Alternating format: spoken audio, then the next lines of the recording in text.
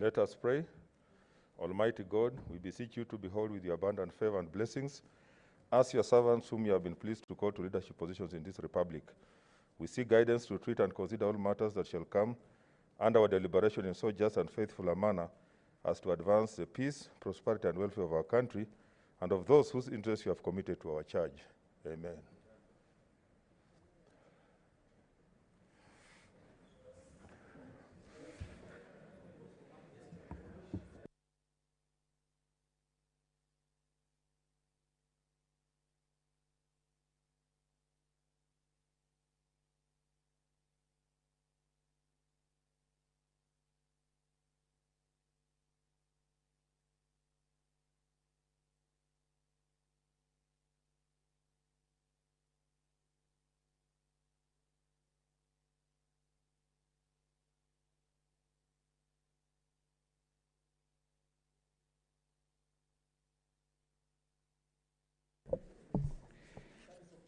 Order number 1, administration of oath.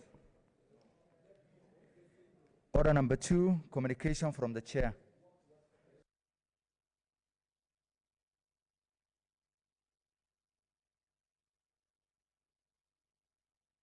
Okay, order senators. Honorable senators, I have a communication. Today, we mourn the death of a patriot, colleague, and friend, the late Honorable Senator Mohammed Yusuf Haji, EGH MP, the Senator for Garissa County, which occurred on Monday, 15th February 2021, while he was undergoing treatment at the Aga Khan University Hospital. The late Senator Haji was born on 23rd December 1940 in Garissa County. He put emphasis on his education during his early years and went on to attain a degree in management and finance control from the University of Birmingham in the United Kingdom. Honorable senators, the late senator was an astute, humble, order, Senator Naomi. Go back to, go back. Okay. You don't just walk in.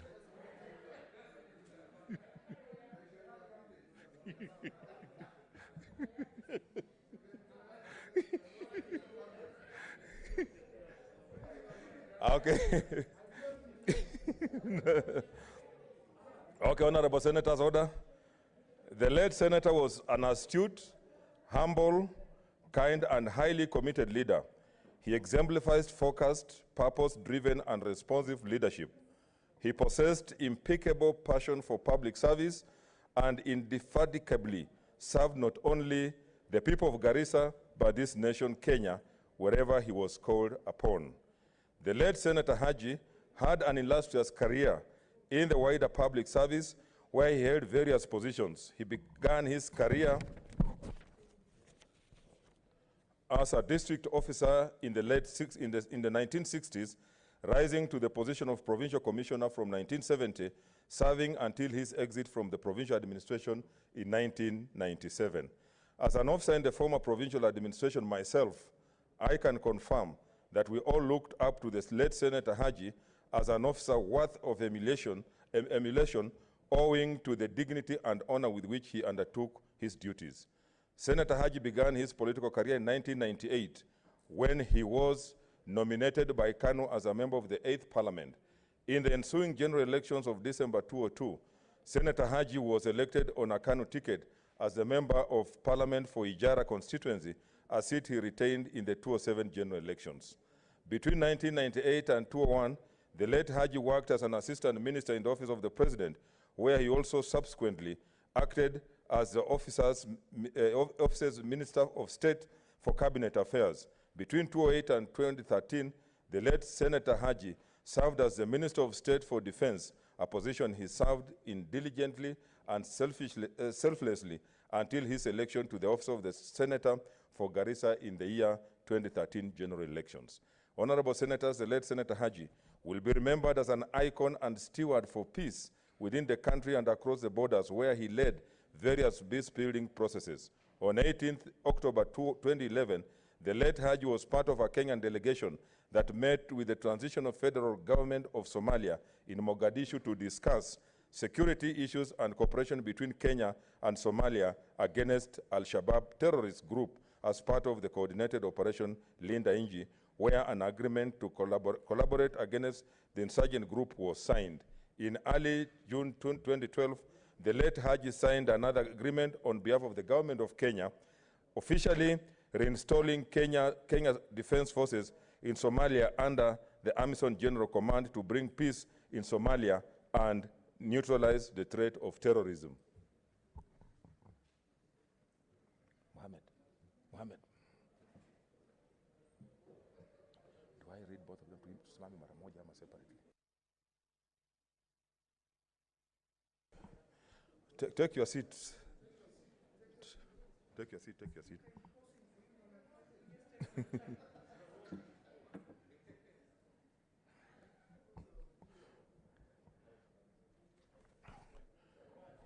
Honorable Senators, take your seat. Take your seat, Senator Maina. You will note that, take your seat, Senator. You will note that in the most recent assignment, he served as the chairperson of the Standing Committee to the Building Bridges to a United Kenya initiative, a process that seeks to unite all Kenyans on the premise that there is need to, and I quote, create an opportunity to unite the country and set in motion a process to identify the comprehensive changes that will strengthen the rule of law, unite Kenyans, deepen our constitutionalism, and launch a comprehensive reform process, end of quote. Honorable Senators in the Senate, the late Mohammed Yusuf Haji was a pillar of wisdom. He distinguished himself as a peacemaker and fighter for justice in his capacity as the chairperson of the Standing Committee on National Security, Defense, and Foreign Relations, a position that he held from 2013. One of the most notable hallmarks in his capacity was leading a delegation of senators to Laikipia, Turkana, Baringo counties in 2015 to address security issues arising out of incidences of cattle rustling and in Mandera County following attacks by the Al-Shabaab terrorist group. This passion for peace and concern on the plight of local communities earned him respect and admiration, and through such efforts, he made a significant contribution to the search for a lasting solution to the perennial problem of cattle rustling and regional terrorism.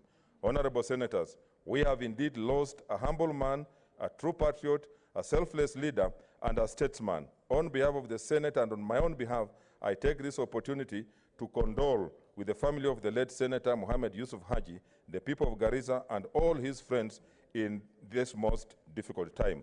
Honorable Senators, in honor of our departed colleague, I request that we all stand and observe a moment of silence. May his soul rest in peace.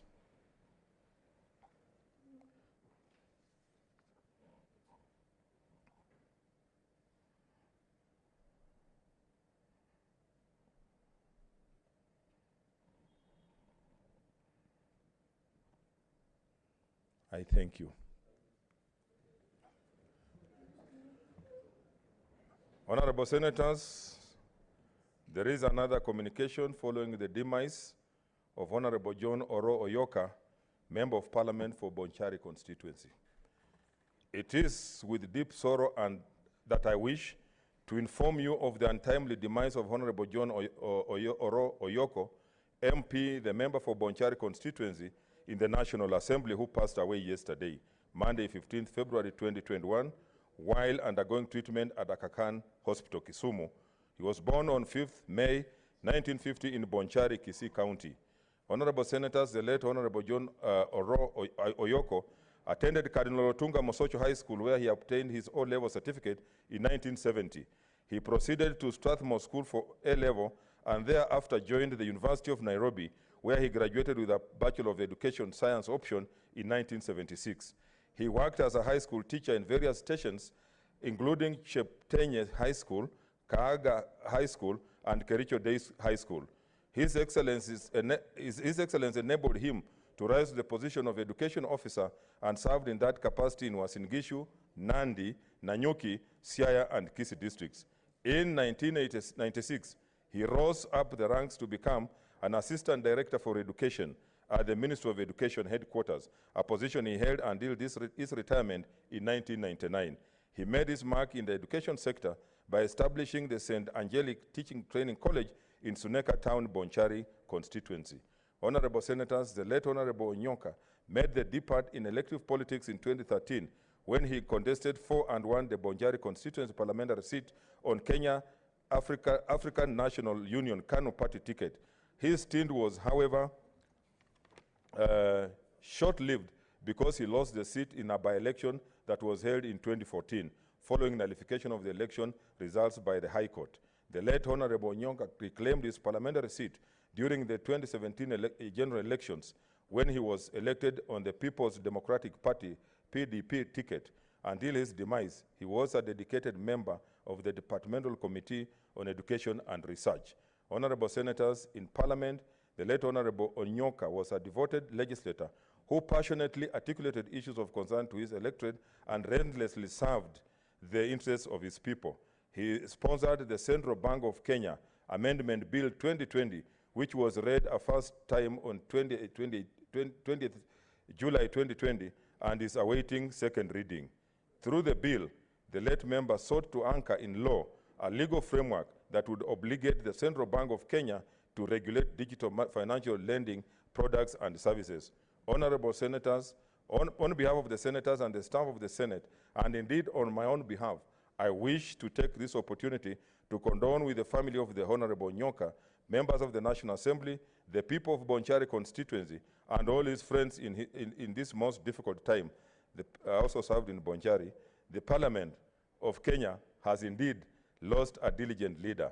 In honor of our departed colleague, I request that in the usual tradition, we all stand and observe a moment of silence. May his soul rest in eternal peace.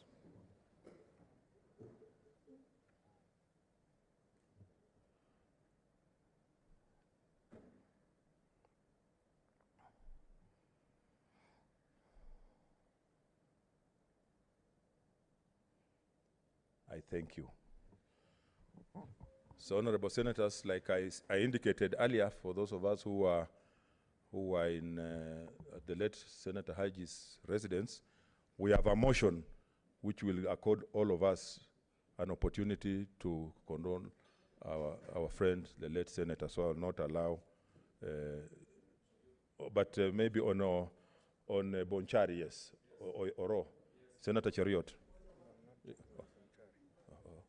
What's your point of order, Senator Murkomen? Mr. Speaker, you saw when you were giving your statement, I need your attention, Mr. Speaker. When you were giving the statement, Mr. Speaker, there were so many senators who came, and you allowed others to walk in. Some were marching, some were catwalking. Mr. Speaker, sometimes the Speaker is giving very important communication that needs to flow without a lot of interruptions. I think, Mr. Speaker, you've been very generous. We thank you.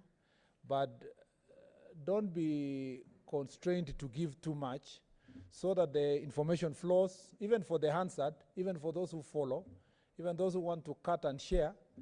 You should not have periods of time where there is a pause and then you continue and so forth. I think it will be in order, Mr. Speaker, people to wait there. You finish the statement, it flows well, and then we proceed. Senator Haneri. Indeed, Mr. Speaker, I want to really support the point of order raised by Senator Murkomen. Senator Orengo and those of us who are here in the earlier parliaments will bear me witness that that used to happen when the communication is too long. But Mr. Speaker, announcing the death of a colleague is a very short communication. When members come in, you don't have to sit down and allow them to walk in. Just finish your communication, then they can walk in. You only do that if the communication is too long. No, I only allowed because, Senator Ephraim, I hope you don't want to defend yourself. No. Oh, okay. No, because you Mr. don't have to. Okay. Mr. Speaker, I want to say that we know you as a calm, magnanimous leader. And let nobody, Mr. Speaker, try to change you from the good man your mother made you. Therefore, Mr. Speaker, there are those who are calm in sheep's clothing, yet they are actually leopards. Please, don't take some of these advices. We believe we are equal to the task, and you conduct yourself, in an honorable way as a good leader, and don't be tempted to change to the whims of some of us who are Order, senators. feelings. Senator, leader of minority, you want to? Mr. Speaker, I really want to support what Senator Murkomen is trying to propose.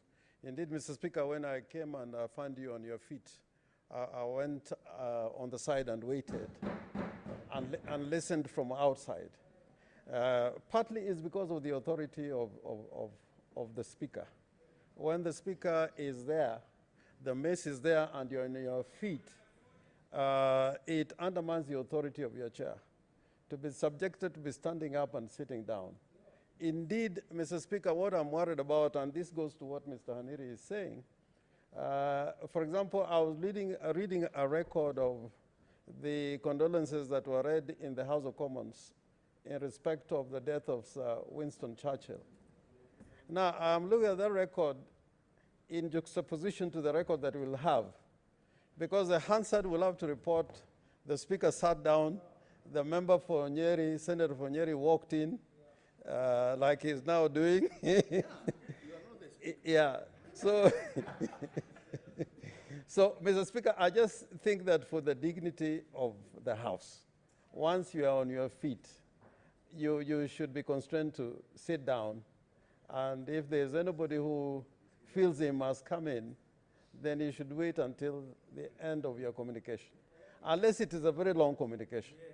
But I think if it is, other parliaments are very different. If you look at what happens in Brazil, and went there with Senator Mutula, people can be having mini meetings while the session is going on. Yeah, even members of the public can come in. Actually, we walked in, and we were mingling with the members. But that is their system, and it works differently. Because in those systems, the issue of debate is not very important. In some houses, in some jurisdiction, the way we debate is very different. For them, sometimes you have to go with a written speech for 5 minutes. So debate is not valued. But in our system, we value debate. And once, like I'm on my feet, the ordinary, the standing rule was that nobody should be between you and myself while I'm on my feet. And I think these rules are just for good order. So I really support what Senator Murkomen has brought to your attention, and similar Senator Haniri. Senator Haniri, I really appreciate him, because in the old days, Shikuku will never let anybody get away with anything. And I think Senator Haniri is filling that void very, very, very effectively. Thank you. Thank you, Honorable Senators. I note your sentiments. I've just been magnanimous at times, looking at the age of some of us. But let us not abuse that opportunity. But I've noted what you have said, because that must also go for the record. Because you remember, even today, one senator forgot and just thought he was in Marsabit, and just walked down the aisle. And I don't know what was causing confusion. But I just expect that we conduct ourselves in an honorable manner, so that we maintain not only the dignity of the House, but even the Speaker's office. Next order. Oh, I had given, sorry, Senator Cheriot on... Thank you, Mr. Speaker. Mr. Speaker, like you have communicated, you will allow us to make our comments with regards to the passing on of our colleague, the Honorable John Oro Oyoka. Mr. Speaker, the reason why I felt it will be in order for me to relay condolences on behalf of the people of Kericho is that this gentleman served the people of the county of Kericho with great distinction during his stint, first as a teacher, and I think second as a district education officer. He served in Cheptenya High School, one of the very old high schools in our county, very close to where I come from, and also in Kericho Day Secondary School, Mr. Speaker. Therefore, on behalf of the people of Kericho, we do pass our condolences to the people of Bonchari on the passing on of this great leader for his service to us as a people and to the nation generally. Secondly, Mr. Speaker, The other reason is that in the month of November, I came up with a question before this House with regards to platforms digital money lending platforms, Mr. Speaker, and that question was referred to the Committee on Budget and Finance. And in the course of our interaction, we were referred by the CBK to a bill that this gentleman was actually sponsoring in the National Assembly that regulate this very bad practice that has inculcated, that has set foot in our country, Mr. Speaker, and is now being used to fleece many of our young people that are trapped in these online loan sharks. Mr. Speaker, I know currently we do have a standoff between us and the National Assembly. But one of the requests that I want to make with you, because in the ruling of the High Court, they urged both you and the Speaker of the National Assembly to embrace a spirit of cooperation and consultation. I want to plead, Mr. Speaker, that when you finally get to sit down and have an agreement on how bills shall be processed in both houses, please have a place for co-sponsorship of bills, such that a member of the National Assembly and the Senate can jointly sponsor a bill without necessarily having to first conclude in other. Actually, the avenue doesn't exist at this particular moment. If one sponsors, then it goes to the other house as sponsored by senator or member of parliament, member of National Assembly from a particular constituency. I say that, Mr. Speaker, to say that the bill that he was sponsoring was so important that I hope our colleagues in the National Assembly will see to it that it is brought to conclusion in the quickest time possible, then brought to this House, where I believe as Committee of Budget and Finance, we shall ensure that we conclude that work in remembrance of the good work that was done by the Honorable John Oro Oyoka. Thank you, Mr. Speaker. Thank you. When we were just sharing with my colleague, one of the issues that came up was also complaining about the bills taking too long in committees sometimes, and my colleague did say that the late John Oyoka has had to die before his bill is concluded, and it has been in the committee for a very long time. So we don't control death, but those who receive these bills in the committees, the various committees, whether it's a bill or a motion or whatever, let us try to hasten the process so that people get results when they are still alive. Next order.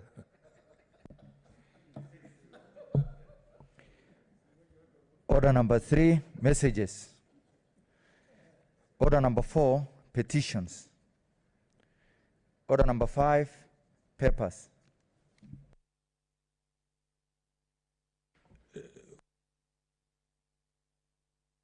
Leader of majority.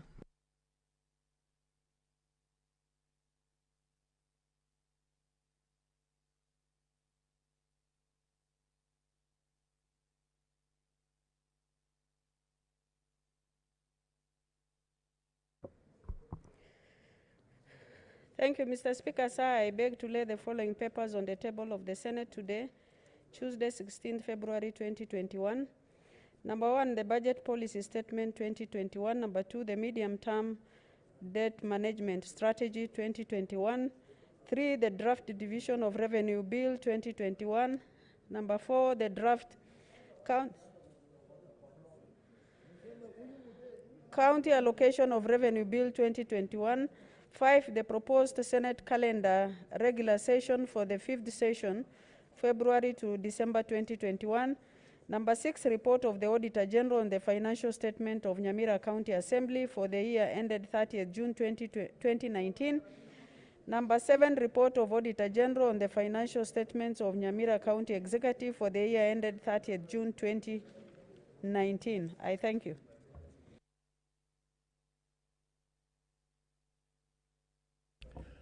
Okay, Honorable Senators, I have a communication. Honorable Senators, as you may have noted, the Senate Majority Leader has tabled the budget policy statement for the financial year 2021-2022. Section 25 of the Public Finance Management Act and Standing Order 180 of the Senate require the National Treasury to prepare and submit the budget policy statement to Parliament by 15th of February each year. Honorable Senators, by a letter reference M of F83/02 TY 5/30 dated 11th February 2021 and received in the office of the clerk on 11th February 2021, the Cabinet Secretary for the National Treasury submitted the following documents for consideration and approval by Parliament. A, the Budget Policy Statement 2021. B, the Medium-Term Debt Management Strategy 2021. C, the Draft Division of Revenue Bill 2021. And D, the Draft County Allocation of Revenue Bill 2021. Honorable Senators, the Budget Policy Statement is an important tool as it sets out the broad strategic priorities and policy goals that will guide the national government and county governments in preparing their budgets before the following financial year and over the medium term. It contains, among other things, 1, an assessment of the current state of the economy and the financial outlook over the medium term, including the macroeconomic forecast. 2, the financial outlook with respect to government revenues, expenditures, and borrowing for the next financial year over the medium term. 3, the proposed expenditure limits for the national government, including those of Parliament and the judiciary, and indicative transfers to county governments. 4, the fiscal responsibility principles and financial objectives over the medium term, including limits on total and annual debts, and the proposed division of revenue, including proposed conditional grants, if any. In a nutshell, it means that any proposal that senators have regarding the division of revenue bill and the county allocation revenue bill, including funds for conditional allocations to the counties, should be canvassed and forwarded to the National Treasury for possible factoring in the budget policy statement, failure to which it will be difficult for changes to be accommodated later on. Honorable Senator, Section 25(7) of the Public Finance Management Act provides as follows, and I quote, Parliament shall not later than 14 days after the budget policy statement is submitted to Parliament table and discuss a report containing its recommendation and pass a resolution to adopt it with or without amendments. Further, Standing Order number 184 requires the Standing Committee on Finance and Budget to deliberate upon and table a report containing its recommendations on the budget policy statement within 12 days, for this case being not later than 25th February 2021. In addition, pursuant to Standing Order number 185, in considering the budget policy statement, the Standing Committee on Finance and Budget shall consult the Cabinet Secretary, Ministry of Finance, the Commission on Revenue Allocation, County Assemblies Forum, among other stakeholders. Honorable Senators, based on the importance of the budget policy statement and the above timelines, I direct that the budget policy statement be considered by all standing committees, each concentrating on its respective mandate. The standing committees will then forward their recommendations to the standing committees on finance and budget for consolidation not later than Friday, 19th February 2021. To enable honorable senators and the committees to interrogate issues contained in the budget policy statement, the Standing Committee on Finance and Budget has organized a briefing session for all senators tomorrow, Wednesday, 17th February 2021 at 9 a.m. in the Senate chamber. I hope we have all heard. I urge the Senate Committee on Finance and Budget to expedite the process and table its report on or before 25th February 2021 to enable the Senate debate and approve the budget policy statements by 2nd March 2021.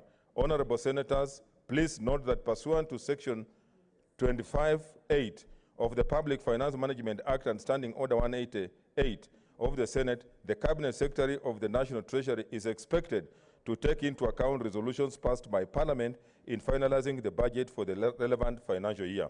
Honorable Senators, I therefore urge you to all prioritize the scrutiny of the budget policy statement, taking into consideration our most important function of safeguarding devolution. I thank you. Next order. What's your point of order, Senator Sakaja? Thank you. Thank you very much, Mr. Speaker. Mr. Speaker, I appreciate the communication that you've just issued on the BPS on this very important process in our financial year. Mr. Speaker, for many years, the PFM Act has been disregarded because when it says that Parliament shall consider the BPS and give a report, Senator Orengo will tell you that they could have said the Senate and the National Assembly separately do a report. But it says Parliament. And what has been happening, Mr. Speaker, is that our committees sit, go through a very tough time, in very short timelines, give recommendations, but the recommendations of the Senate are always ignored because there's a separate recommendation by the National Assembly and the Senate. Mr. Speaker, we even realized that sometimes we even get different briefs from the Budget Office. Mr. Speaker, I'd urge you to consider, since you're saying the third tension, the relationship between you and your counterpart are much better, that ideally it should be one report that goes to both houses and the Senate inputs its recommendations, and the National Assembly does the same. But that notwithstanding, Mr. Speaker, could you consider a way through which Parliament, as envisaged in the PFM Act and the law, actually gives one report on the BPS and has one brief by the Budget Office? Mr. Speaker, that then cannot be disregarded as has been done previously. So during your talks, just consider how we can do one report, either by way of one motion that we both pass, or by consolidating the two different reports from Senate and National Assembly and passing it on to Treasury. And Mr. Speaker, it's a very, very important aspect that many times we ignore. Thank you for your consideration. Thank you very much. I think today, you know, we were, as House business, we were scheduled to meet the budget committee, the budget office, to sort out some of the issues that have been raised on canvas in this House about how they can be advising. They advise the Senate differently and they advise the National Assembly differently. They say this is not a money bill. When you work on it, when it goes to National Assembly, they advise them that it's a money bill. So those are some of the issues that we wanted to sort out, but I've also noted what you have said. We'll see what can be done so that it's Parliament, not National Assembly and the Senate separately. Okay. Next order. Order number 6, notices of motion. Leader.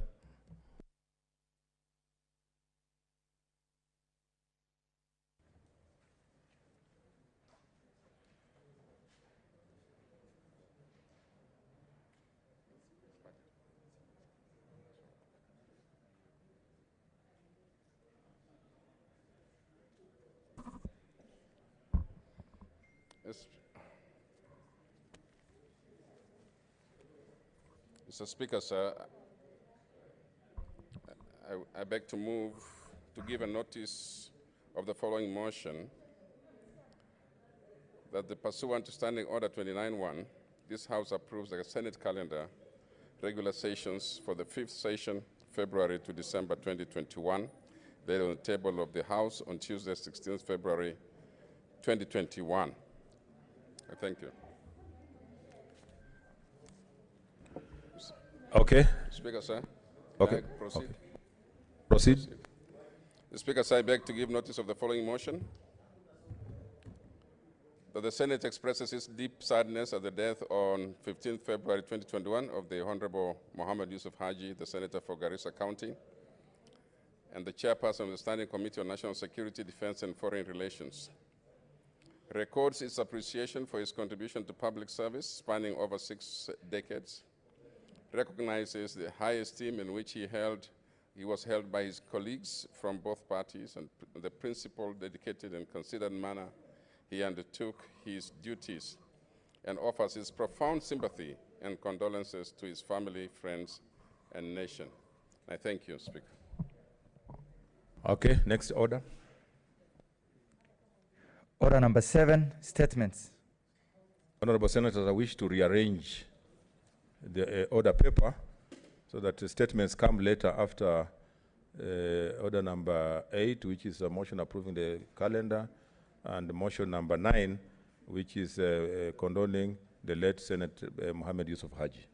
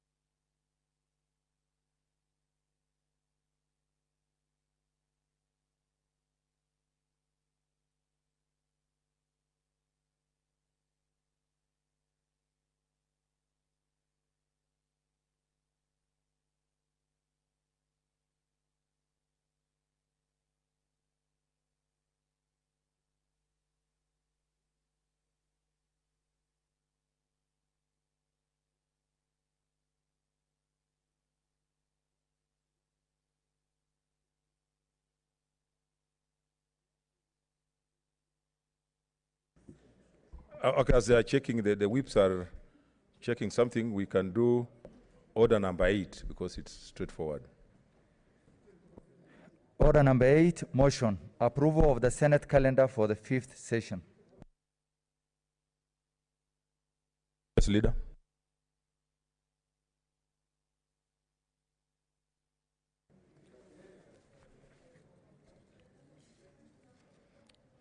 Mr. Speaker, sir, I beg to move that pursuant to Standing Order 29-1, this House approves the Senate calendar, regular sessions for the 5th session, February to December 2021, laid on the table of the House on Tuesday, 16th February 2021.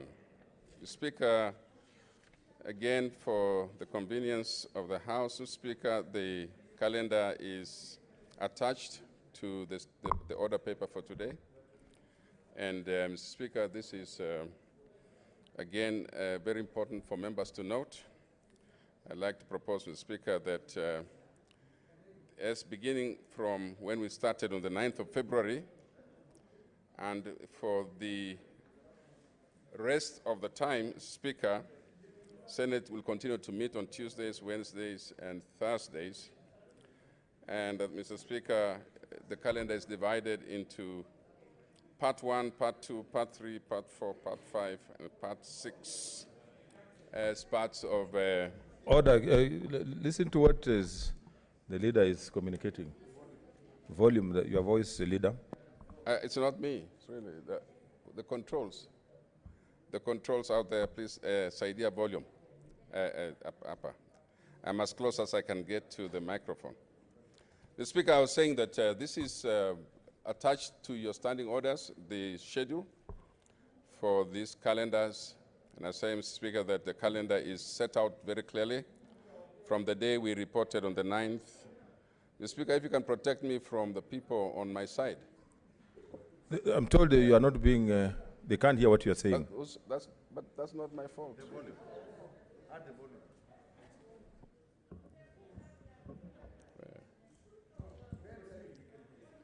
Those who want to hear, I think I can hear. Speaker. Okay, proceed. If you're prepared to hear. You may have to bend. All right, Mr. Speaker, is that clearer? Okay, thank you very much. And if you also stop talking, you'll hear. Mr. Speaker, it is notified for our own good that the calendar is very clear. As I said, it's attached to the order paper. Mr. Speaker, I can still hear people talking on my side of the House. And if I can be protected from Senator Murkomen and his team. Please give us a little time, just attention. It's very brief presentation. The calendar is straightforward. It's divided into parts and sessions. This is all the 5th session. The parts are Part 1, 2, 6. And Mr. Speaker, it's very clear that we'll be meeting on Tuesdays, Wednesdays, and Thursdays in the afternoons, all through to that time. The Speaker also that special sittings shall be notified through Kenya Gazette notices as per Standing Order 30 of the Senate Standing Orders. The annual suspension of committee sittings, which is at the end, Mr. Speaker, is given so that committees can begin to see for themselves how to arrange their work, Mr. Speaker, so that by the 13th of December, they know that that's when sittings are suspended. Mr. Speaker, I think this is a very straightforward motion. If there are any amendments to this, Mr. Speaker, as usual, they'll be brought to the attention of the members, and the members will have to approve them. And so I need to therefore move, Mr. Speaker, for approval of the Senate calendar for this session, and ask Senate Minority Leader to second. I thank you.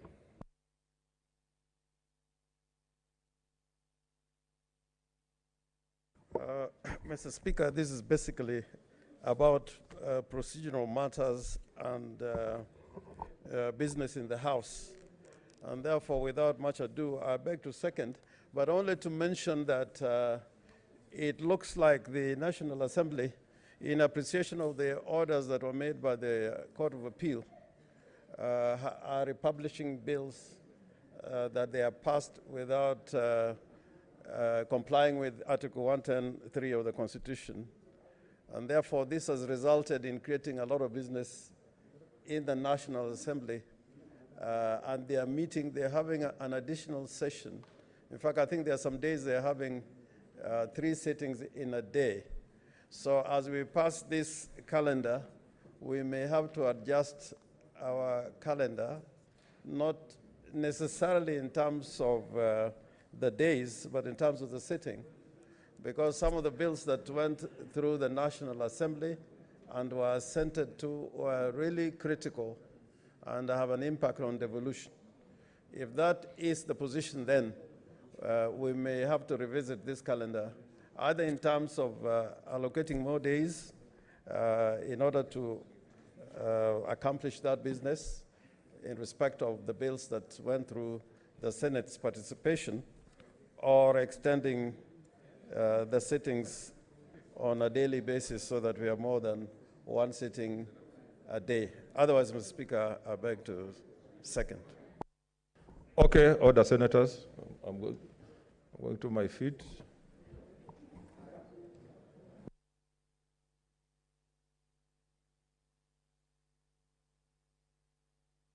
Honorable senators, I propose the question, which is that pursuant to Standing Order 29.1, this House approves the Senate calendar regular sessions for the 5th session, February to December 2021, laid on the table of the House on Tuesday, 16th February 2021.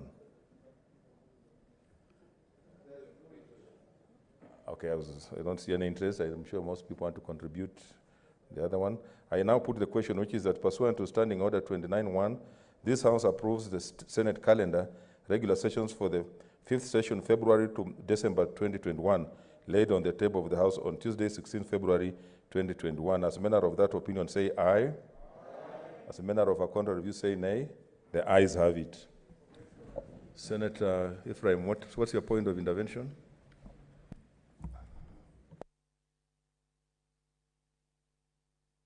Yeah, thank you, Mr. Speaker. I like to raise this point of order, Mr. Speaker, about the conduct of the security as one comes to Parliament, Mr. Speaker. This afternoon, I came to Parliament and the car in front of me at the gate was opened, the bonnet was opened, the boot, and I did not understand.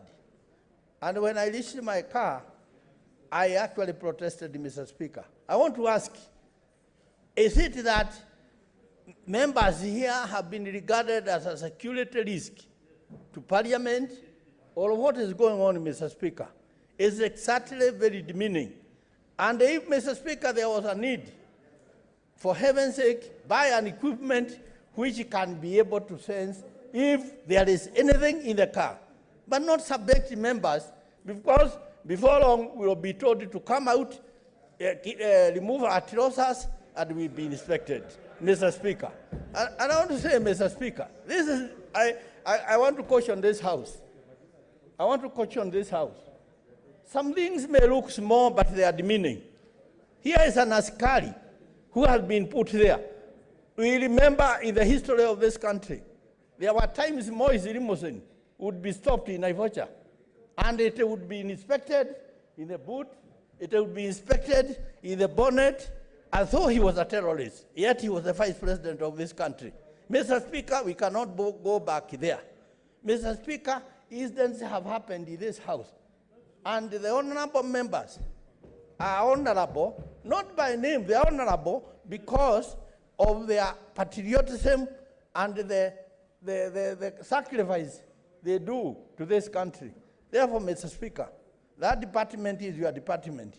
Do they inspect your car yourself? They don't. Mr. Speaker, let us not have this class system. We are all members of the Senate. We are all members of Parliament. We cannot be a threat to ourselves. And if any of us has been suspected to be a terrorist, let him be picked in the right way, Okay, not actually be embarrassed there in front of everybody, forming a line of cars, that cars are being inspected by some policeman whom I don't know where he was trained, what is his political intentions. Mr. Speaker, I want to say, let us protect the dignity, let us keep the dignity of this House, and can this be streamlined? Let things be put in order. We are in the civilization, not in the prehistory periods when there was no law. Law are made by men. Okay, your sentiments have been noted. Since it falls within the administration, we will work on something that respects the dignity of honorable members of parliament, both Senate and National Assembly. Further, want to reorganize the order paper. Just go to order number 10, because we have numbers, we finish and come back. So I directed the bell. Okay, read the order. Read the order. Order number 10, the Mang Beans Bill, Senate Bills number 9 of 2020, division. I directed the bell be rung for 5 minutes. 5 minutes.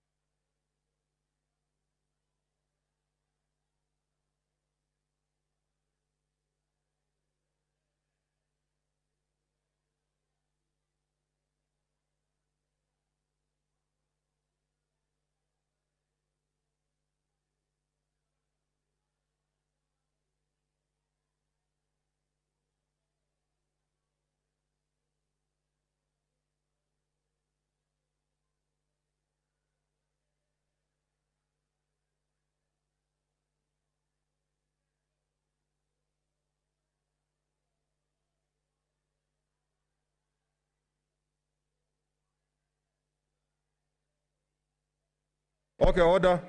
Order, members. Order, order. Order, order. Huh?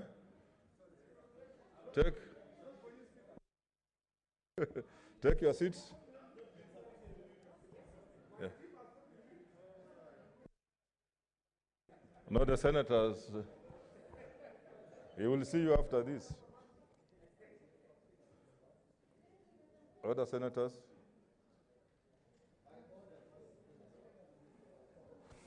I put the question, which is that the Beans Bill, Senate Bills number 9 of 2020, be read a second time.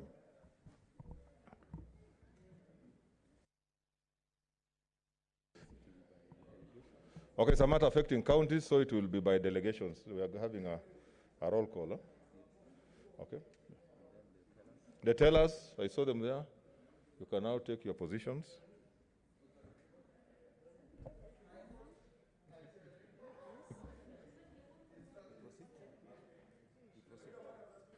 What's your point of order, Senator Murkomen?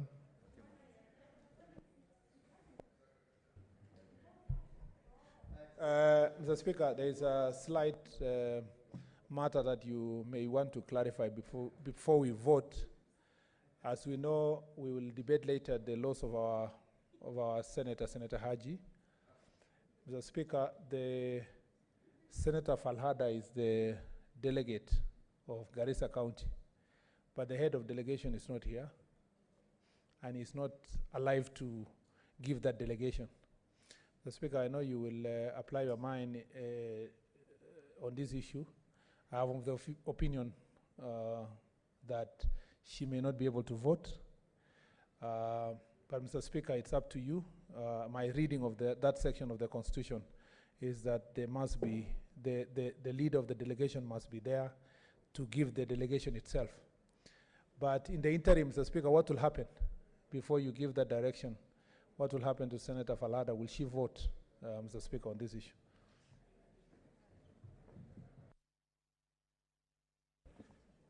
So I think from the records I have, that had been withdrawn, and we have nothing on record to reinstate it. So in the circumstances, you will not vote for, but we'll look at how we can address it later. But he had withdrawn the late. He had withdrawn, yeah. So let's proceed. Adan Dulo Fatuma, Isiolo County. I vote yes.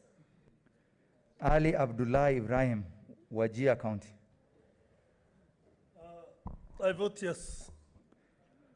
Boy Isa Juma, Kwale County. I vote yes. Cherarke Samson Kiprotich, Nandi County. Cheriot Aaron Kipkirui, Kericho County. I vote yes. Hargura Godana, Marsabit County.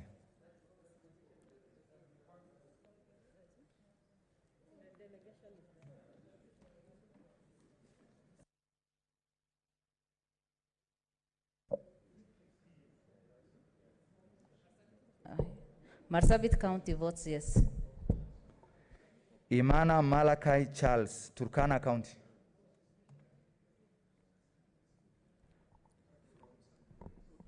Turkana County votes yes. Kajwang Moses Otieno, Homa Bay County.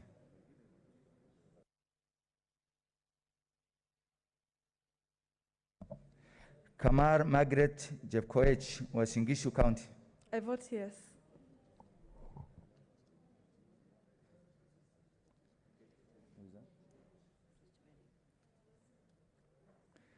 Kangata Irungu, Muranga County. Kaniri George, Vihiga County. Vihiga County votes yes. Kibiru Charles Robinson, Kirinyaga County.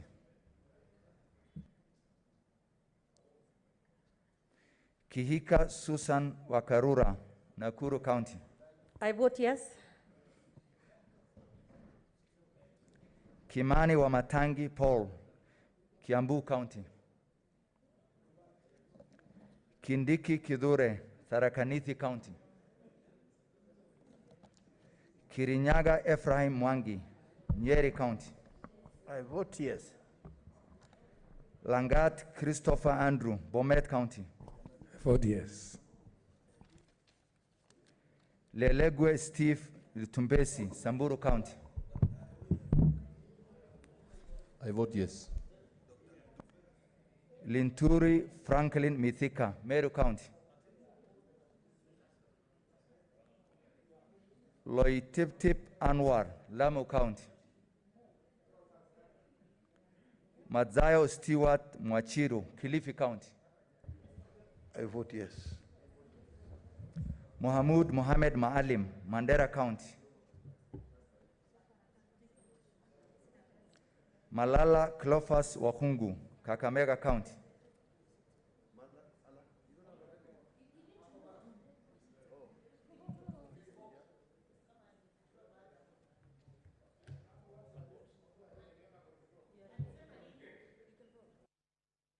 Speaker, I need to know clarity if no, I need to know bwana kama kuna pesa anakataa paka tuchue. Okay, okay. Yes. You vote. Okay. Oh, sorry. Okay, on behalf of Kakamega delegation, I vote yes. Just because he's in the... Mbito Michael Malinga, Trans Nzoia County. Mbogo George Ochilo Ayako, Migori County. I vote yes. Mogeni Eric Okongo, Nyamira County. Moi Gideon, Baringo County. Mpayei Philip Salao, Kajiado County. I vote yes. Murkomen Onesimus Kipchumba, Elgeyo Marakwet County. On behalf of Ndengu Hustlers, I vote yes. Mutula Kilonzo Jr., Makueni County. Makueni votes yes. Mwangi Paul Gidiomi, Nyandarua County. I vote yes. Mwaruma Jones Mwashushe, Taita Taveta County. Mwenye Haji Mohamed Faki, Mombasa County. I vote yes. Nderitu John Kinywa, Laikipia County. I vote yes. Ndwiga Peter Njeru, Embu County. Olekina Ledama, Narok County. Mr. Speaker, I vote yes. Ongeri Samson Kegengo, Kisii County. Orengo James, Siaya County. I vote yes. Outa Frederick Otieno, Kisumu County. I vote yes. Pogisho Samuel Losuron, West Pokot County.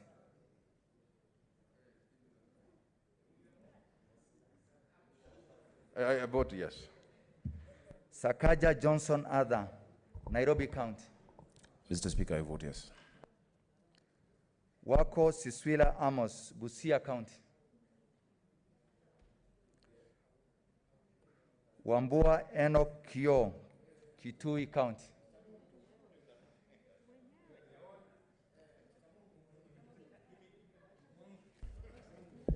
Mr. Speaker, I vote yes. Wario Golich Juma, Tana River County.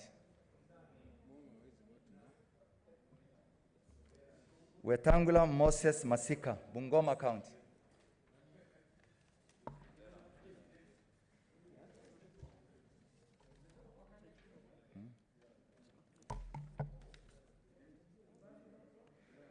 Mahmoud Mohamed Maalim,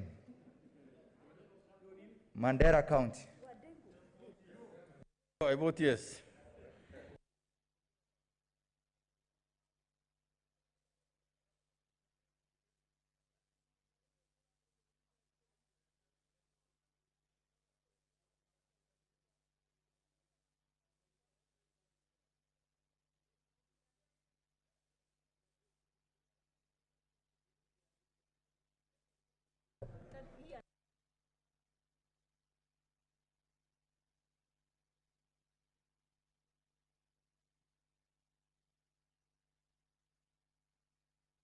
So you will need to log in again, huh? Those who want to speak on the late Yusuf Haji.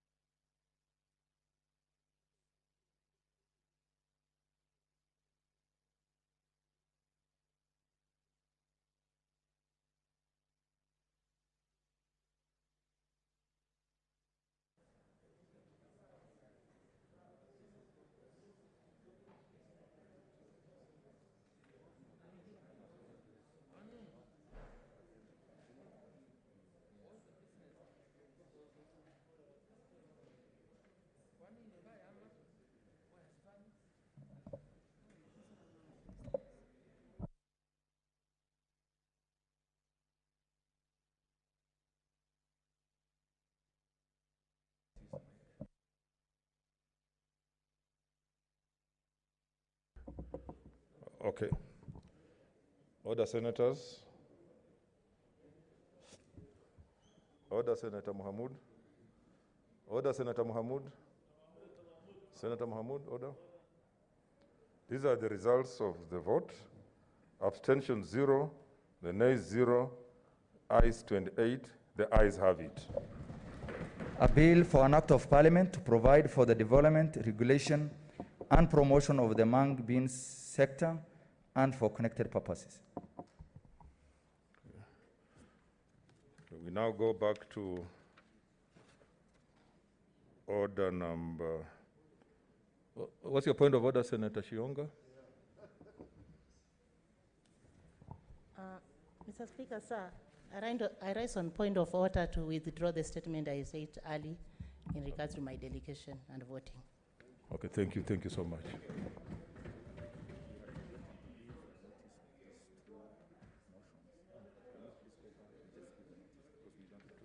People are getting impatient.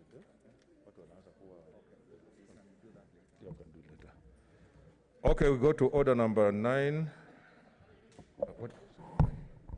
Order number 9, motion of condolence. The late Senator Mohammed Yusuf Haji, EGH MP. Leader of minority.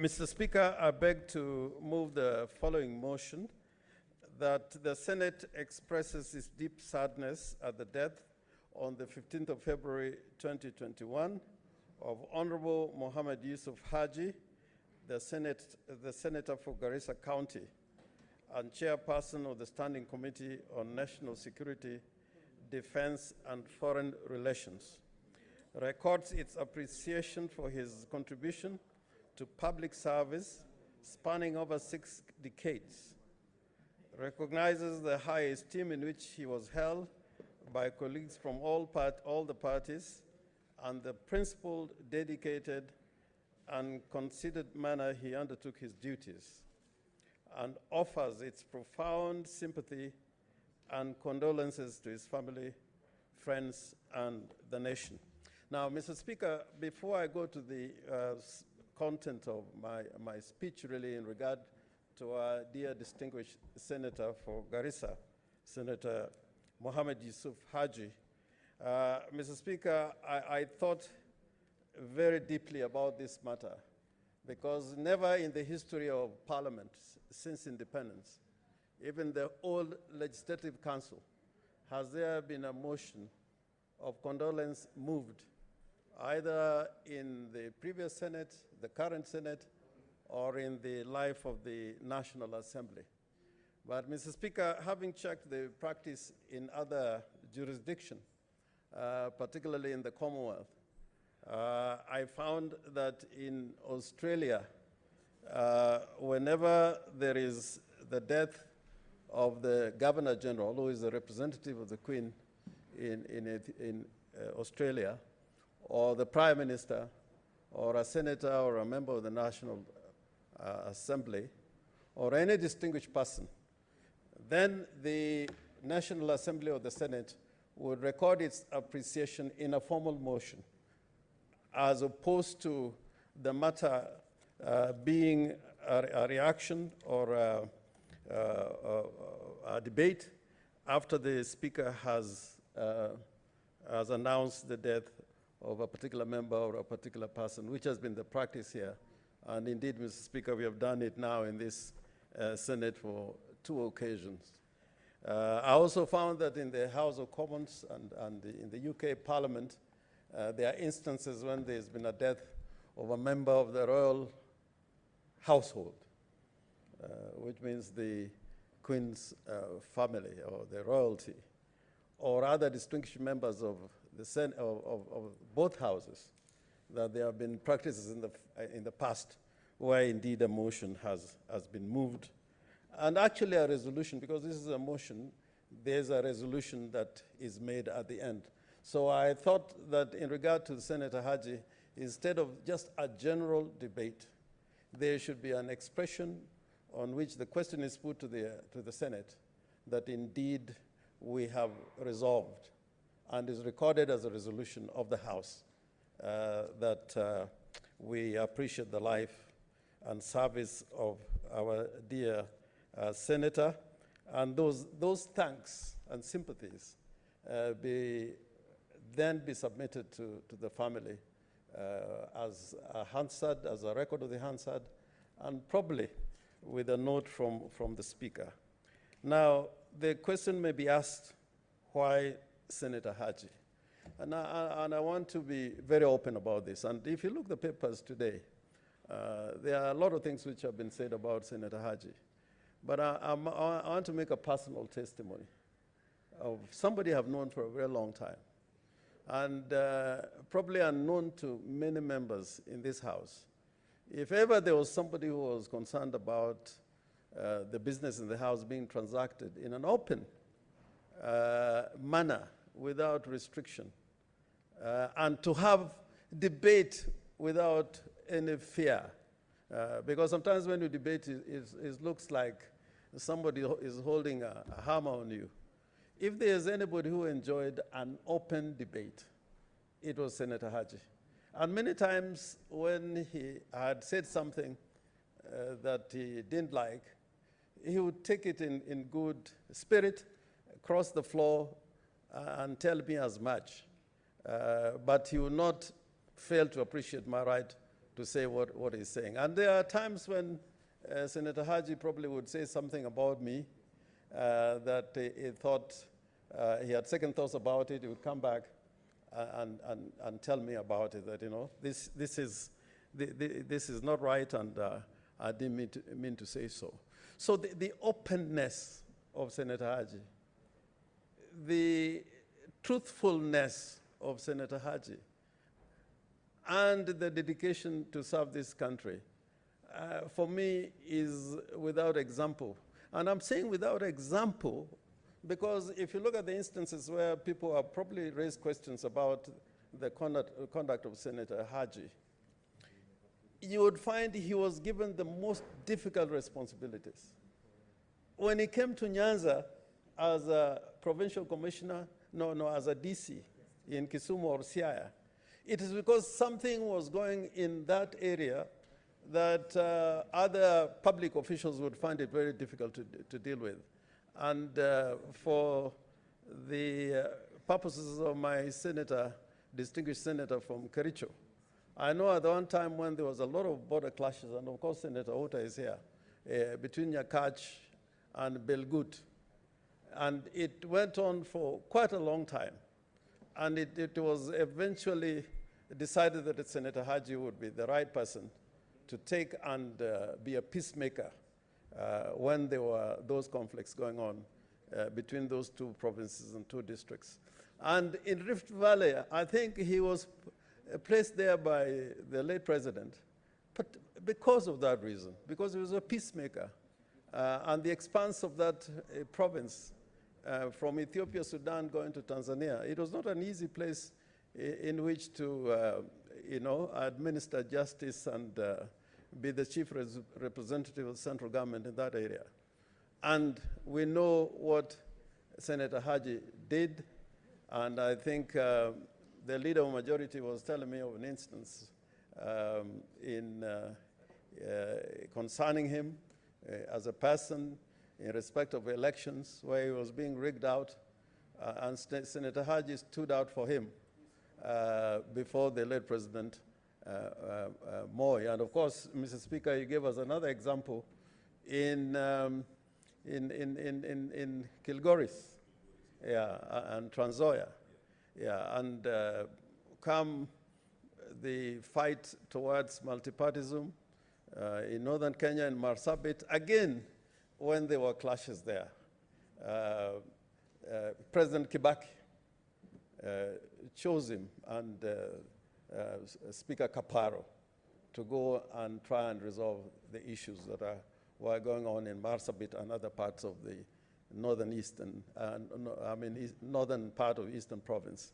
And in the region, in the relations that we have not quite achieved peace as yet, but in the region between Kenya and Somalia, our operations in Somalia, which is in the context of peacemaking, he played a very big role. And I want to say when Senator Haji, I think he's the only person who has been an acting Minister for Defense, a Minister for Defense, an acting Minister for the Interior, and an acting Minister for Foreign Affairs. And in that responsibility, I accompanied him to Ethiopia when we had to, at that time he was just acting Minister for Defense and Foreign Affairs. And we were there with the late late Vice President and Minister there, later on Saitoti. And his presentation, when we were meeting our counterparts in Ethiopia, he occupied the whole room. We could feel him in the whole room. And the legalism that some of us tried to bring, he put it in direct, words, that it is either peace or no peace, but peace requires peacemakers, and both governments must be dedicated towards creating peace between Ethiopia and Kenya. At that time, there was a little problem between Kenya and Ethiopia at Moyale and so on. So he has been felt everywhere in this republic. And of course, as chairman of National Security, Defense, and Foreign Relations, His job speaks for itself. I need not say anything more because he was a chair of that committee for these 2 terms of, the previous Senate and the current Senate. And I remember when I was a member at the first inauguration of that Senate, when we went for the elections, and I think the majority, deputy majority leader was there. It was a time when contestation was at its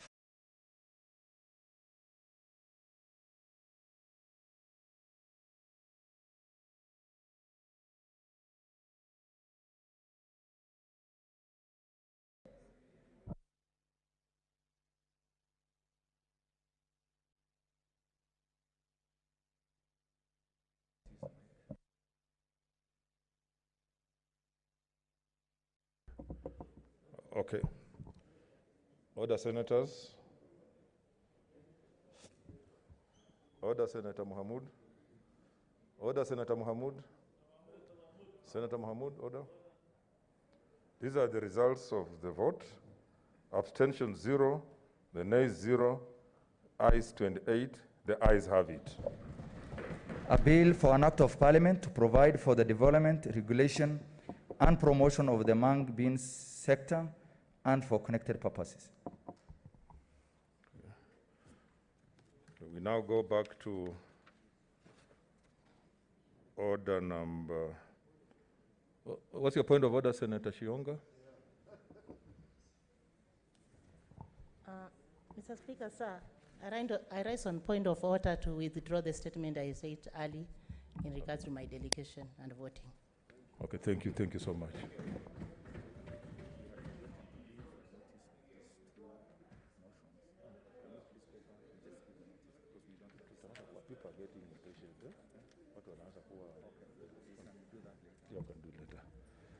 Okay, we go to order number 9.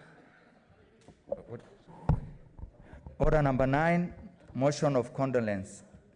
The late Senator Mohammed Yusuf Haji, EGH MP. Leader of minority. Mr. Speaker, I beg to move the following motion, that the Senate expresses its deep sadness at the death on the 15th of February 2021 of Honorable Mohammed Yusuf Haji, the Senator for Garissa County and Chairperson of the Standing Committee on National Security, Defense and Foreign Relations, records its appreciation for his contribution to public service spanning over 6 decades, recognizes the high esteem in which he was held by colleagues from all the parties, and the principled, dedicated, and considered manner he undertook his duties, and offers its profound sympathy and condolences to his family, friends, and the nation. Now, Mr. Speaker, before I go to the content of my speech, really, in regard to our dear distinguished Senator for Garissa, Senator Mohammed Yusuf Haji, Mr. Speaker, I thought very deeply about this matter, because never in the history of Parliament since independence, even the old Legislative Council, has there been a motion of condolence moved, either in the previous Senate, the current Senate, or in the life of the National Assembly. But, Mr. Speaker, having checked the practice in other jurisdictions, particularly in the Commonwealth, I found that in Australia, whenever there is the death of the Governor General, who is the representative of the Queen in Australia, or the Prime Minister, or a senator, or a member of the National Assembly, or any distinguished person, then the National Assembly or the Senate would record its appreciation in a formal motion, as opposed to the matter being a reaction or a debate after the Speaker has announced the death of a particular member or a particular person, which has been the practice here. And indeed, Mr. Speaker, we have done it now in this Senate for 2 occasions. I also found that in the House of Commons and in the UK Parliament, there are instances when there's been a death of a member of the royal household, which means the Queen's family or the royalty, or other distinguished members of the of both houses, that there have been practices in the past where indeed a motion has been moved. And actually a resolution, because this is a motion, there's a resolution that is made at the end. So I thought that in regard to Senator Haji, instead of just a general debate, there should be an expression on which the question is put to the Senate that indeed we have resolved and is recorded as a resolution of the House that we appreciate the life and service of our dear Senator, and those thanks and sympathies then be submitted to the family as a Hansard, as a record of the Hansard, and probably with a note from the Speaker. Now, the question may be asked, why Senator Haji? And I want to be very open about this. And if you look at the papers today, there are a lot of things which have been said about Senator Haji. But I want to make a personal testimony of somebody I've known for a very long time, and probably unknown to many members in this House. If ever there was somebody who was concerned about the business in the House being transacted in an open manner without restriction, and to have debate without any fear, because sometimes when you debate, it looks like somebody is holding a hammer on you. If there's anybody who enjoyed an open debate, it was Senator Haji. And many times when he had said something that he didn't like, he would take it in good spirit, cross the floor, and tell me as much. But he would not fail to appreciate my right to say what he's saying. And there are times when Senator Haji probably would say something about me that he thought, he had second thoughts about it. He would come back and tell me about it, that, you know, this is not right, and I didn't mean to say so. So the openness of Senator Haji, the truthfulness of Senator Haji, and the dedication to serve this country, for me, is without example. And I'm saying without example because if you look at the instances where people have probably raised questions about the conduct of Senator Haji, you would find he was given the most difficult responsibilities. When he came to Nyanza as a provincial commissioner, as a DC in Kisumu or Siaya, it is because something was going in that area that other public officials would find it very difficult to deal with. And for the purposes of my senator, distinguished senator from Kericho, I know at one time when there was a lot of border clashes, and of course Senator Ota is here, between Nyakach and Belgut. And it went on for quite a long time. And it was eventually decided that Senator Haji would be the right person to take and be a peacemaker when there were those conflicts going on between those two provinces and two districts. And in Rift Valley, I think he was placed there by the late president, but because of that reason, because he was a peacemaker. And the expanse of that province from Ethiopia, Sudan, going to Tanzania, it was not an easy place in which to, administer justice and be the chief representative of the central government in that area.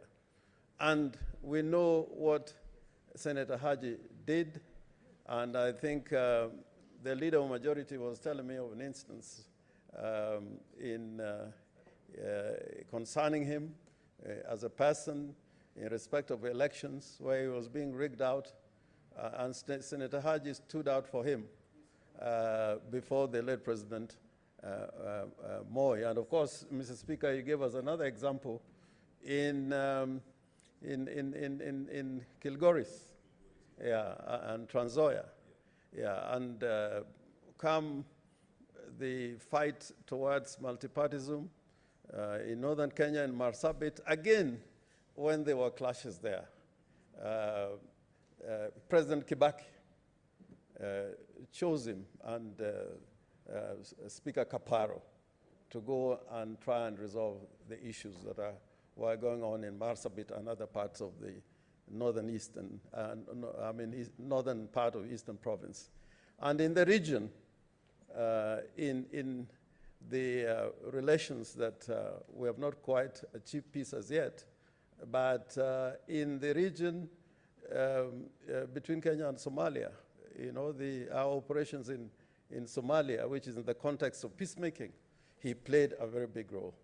And I want to say, when Senator Haji, I think he's the only person who has been an acting minister for defense, no, a minister for defense, an acting minister for the interior, and an acting minister for foreign affairs. And in that responsibility, I accompanied him to Ethiopia when we had to, at that time he was just acting minister for defense and foreign affairs. And we were there with the late late vice president and minister there, later on Saitoti. And his presentation, I mean, when we were meeting our counterparts in Ethiopia, he occupied the whole room. We could feel him in the whole room. And the legalism that some of us try to bring, he put it in direct, you know, words, that it is either peace or no peace, but peace requires peacemakers, and both governments must be dedicated towards creating peace between Ethiopia and Kenya. At that time, there was a little problem between Kenya and Ethiopia at Moyale and so on. So he has been felt everywhere in this republic.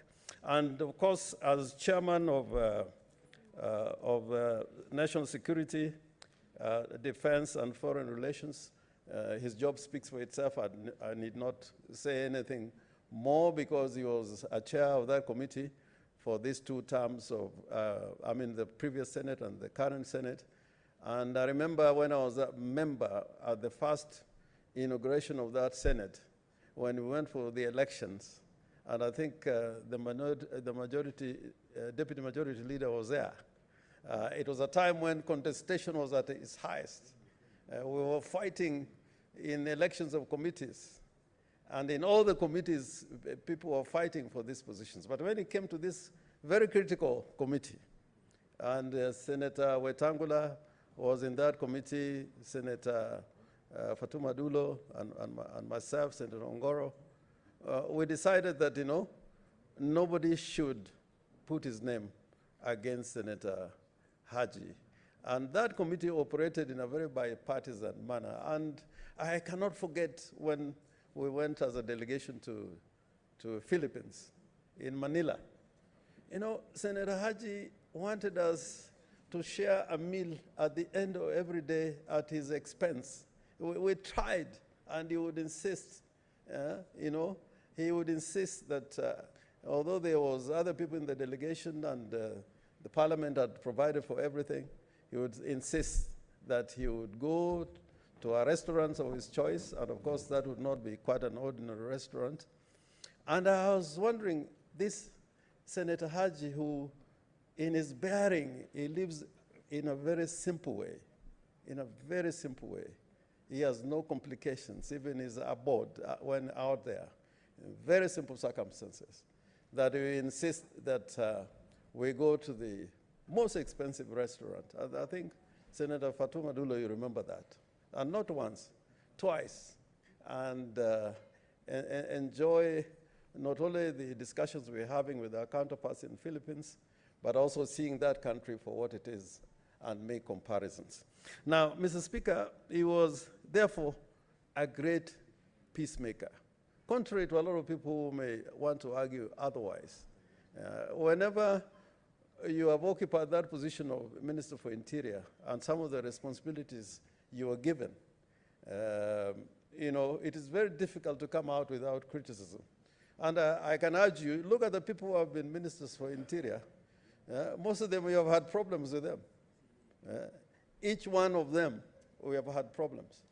But the short period when he was Minister for Interior and when he was an assistant minister in that department after the elections in 1997 when he was nominated to the National Assembly, he served with decorum, he served with humility, and he served knowing that Kenya, as many people have said before, that Kenya is bigger than any one of us, is greater than any one of us. So we mourn a great Kenyan and a great human being. And somebody who loved the truth. Senator Haji really loved the truth to his bone and soul.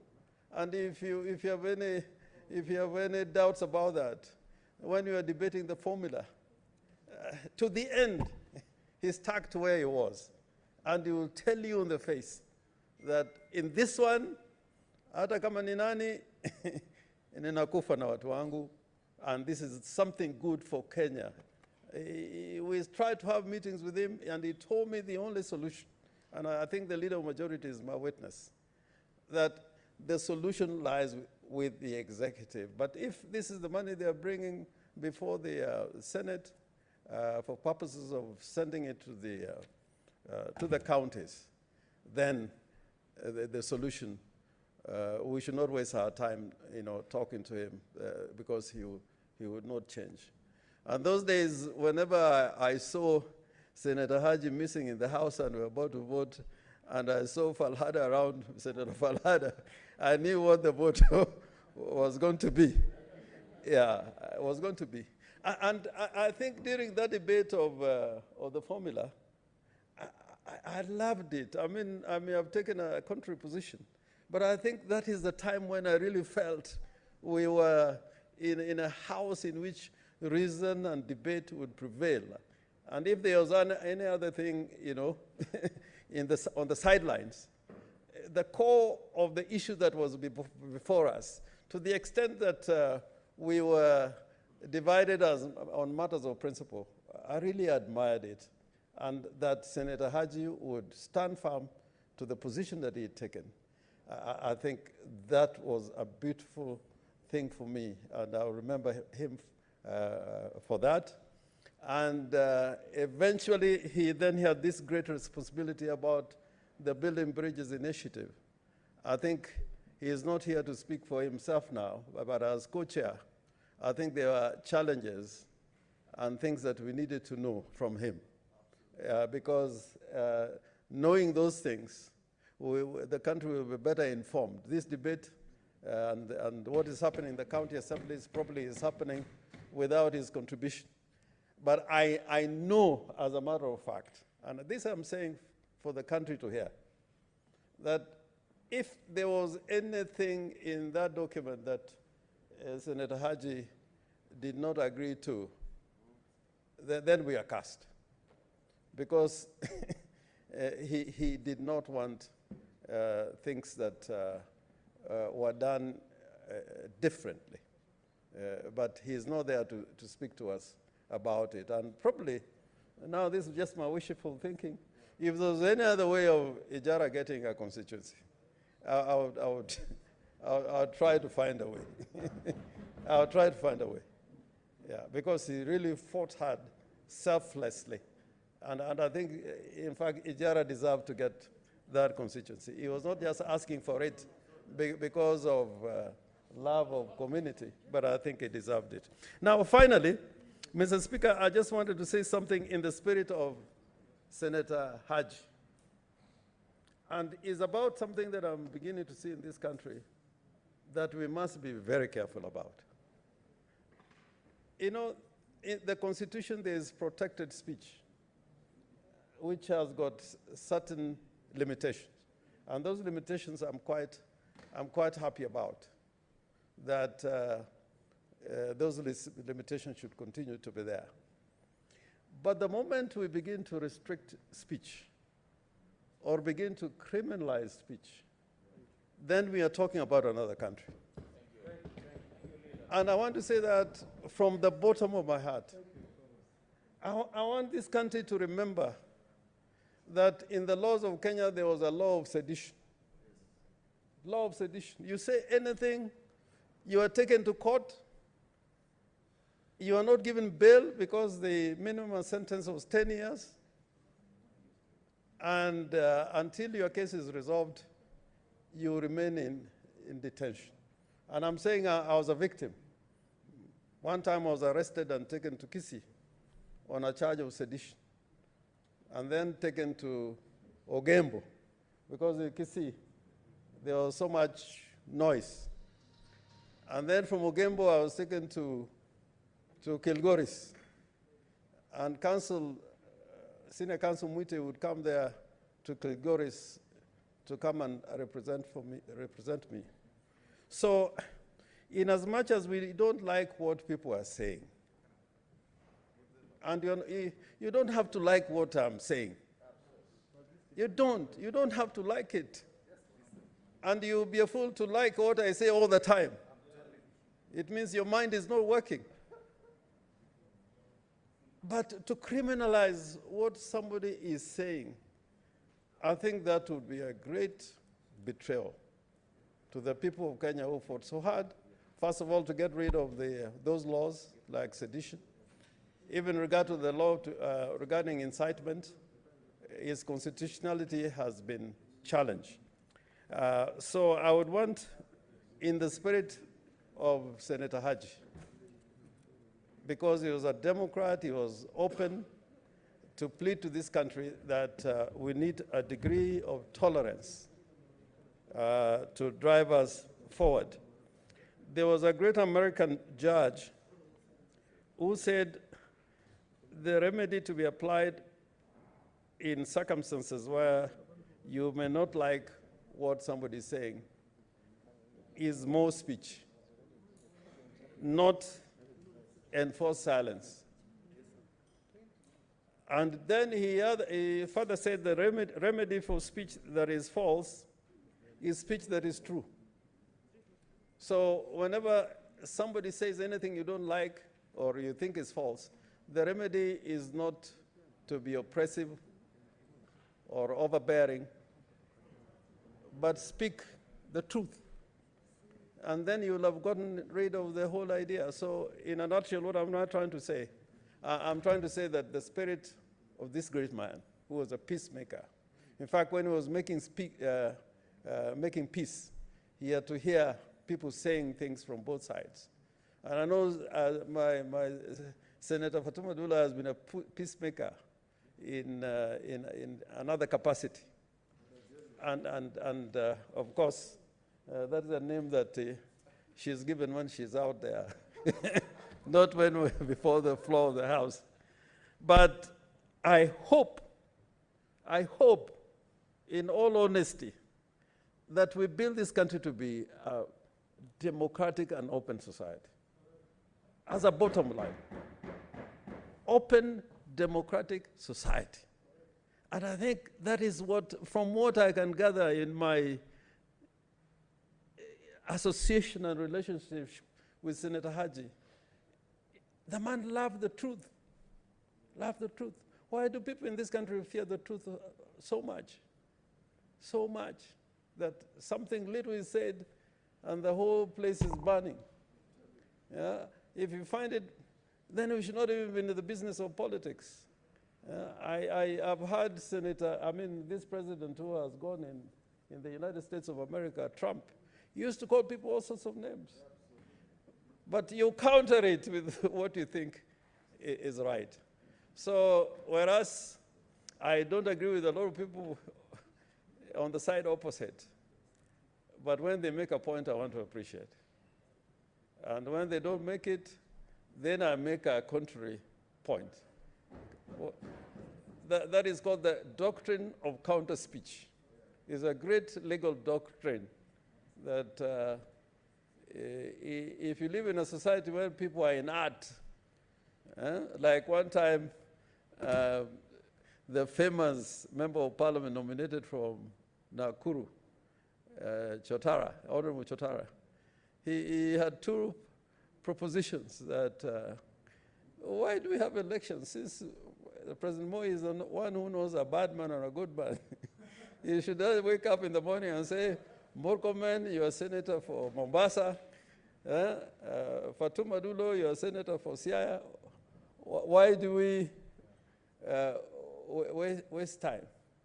And then he said that, you know, this business of coming to Parliament and talking the whole day, and even some people who cannot even make a razor blade or a pin, and we have a garage where we can repair vehicles. He was saying this because, you know, there were some people in Parliament known as the seven-bearded sisters who most of the time had nothing that you could show materially. Yeah.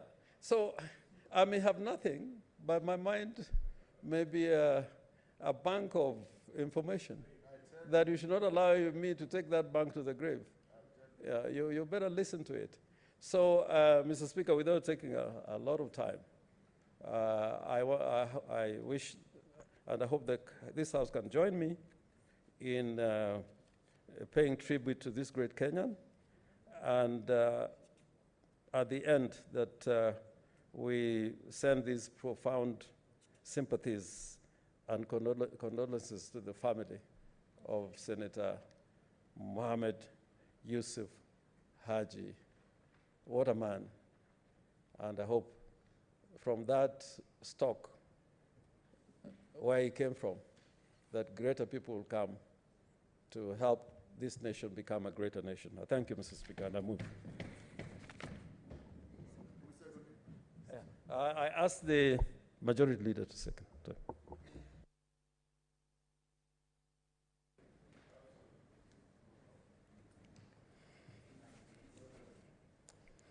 You know, Mr. Speaker, I beg to second. Speaker, you know, in a motion like this, where all members would like to participate and say something, a very special, we'll try and make it short.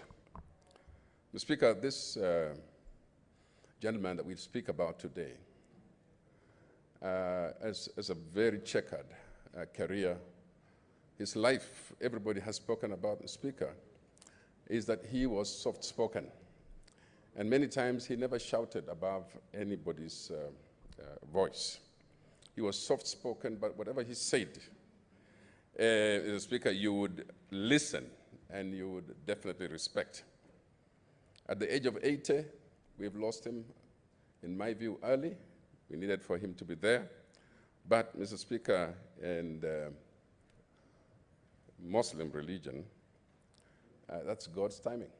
And also in any religion, we leave that to God.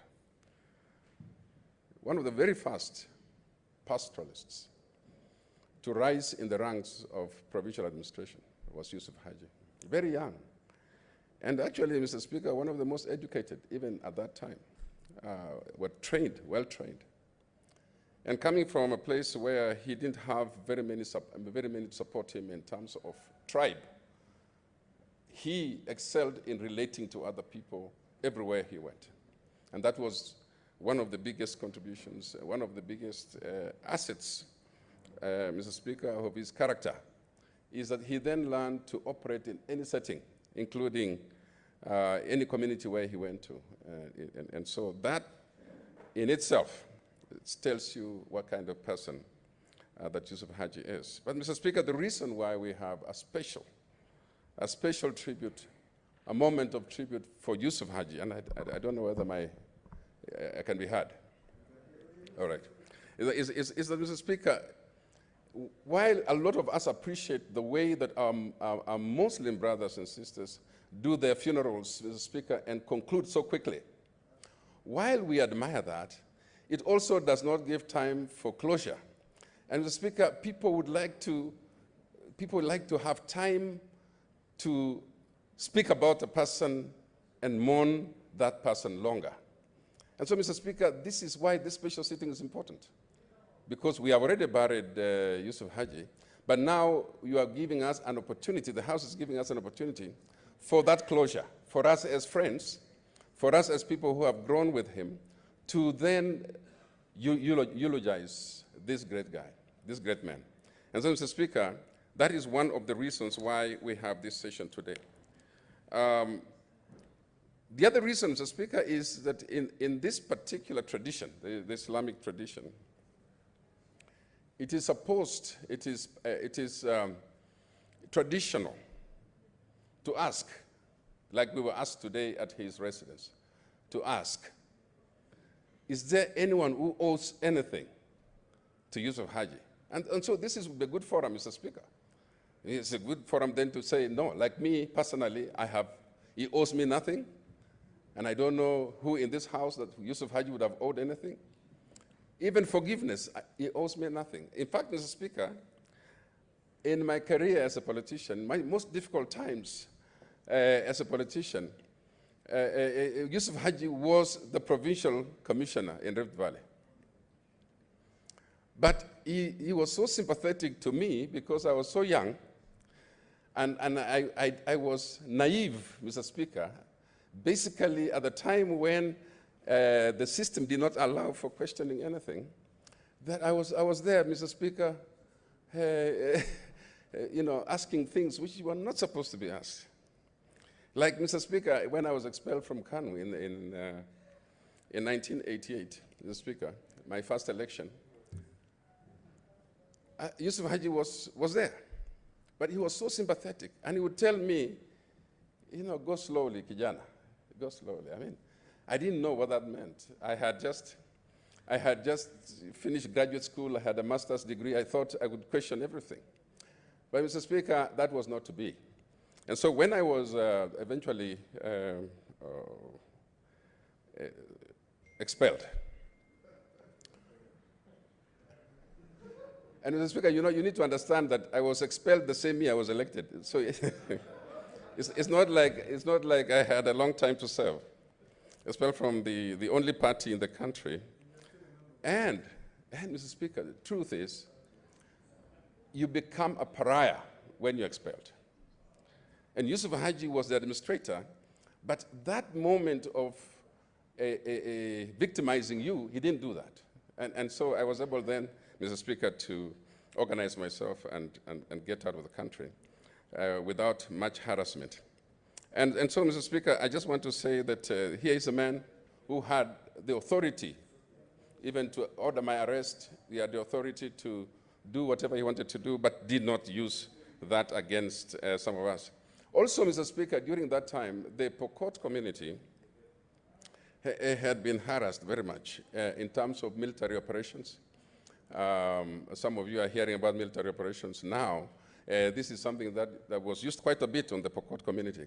And Yusuf Haji, who was the PC at the time, it really handled this thing in a very humane way.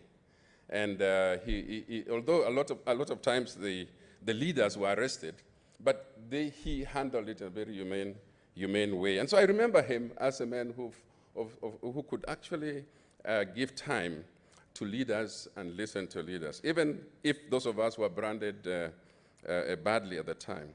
And so, in respect of the question whether he owes me anything, absolutely nothing, and except gratitude. And Mr. Speaker, every time that we had issues, even in the personal lives, and you spoke to Yusuf Haji, he listened to you, he gave you advice which was fatherly. The other thing I must say is that he really gave his family a very good life. He gave his family education, his children.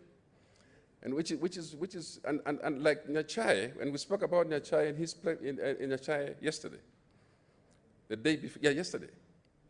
And the Speaker, these were very young people. Nyachai being a PC at 32 years old, those are very young people. And yet, Mr. Speaker, they were able to operate under those conditions. And so Yusuf Haji and his peers at that time who are very well prepared and very well trained. And so one thing which is thankful is that he prepared his family for life, and therefore he prepared his people as well, the people of Garissa and generally the people of Northeastern.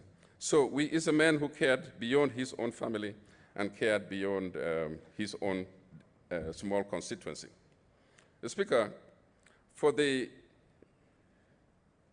one of the last examples I'll give is, and I think it's the one that the minority leader has said, in 1997. In 1997, Mr. Speaker, I came back to Kano, and I ran for the Member of Parliament for Kacheliba constituency under Kano. Those days, the nominations were still Mlolongo, and those days, Mlolongo nominations, the Speaker, could go either way. And in those days, you are a DO. I think you realize the DOs were also presiding officers, and the DCs, I think, were the returning officers. And so, no, the returning officers and then the other ones presiding officers. I don't know which one was bigger than which. But mine was unique because the late former president had a candidate he liked very much at the time. It was called Peter Nangole. And he was an assistant minister, and I was running against him. And Haji was the PC.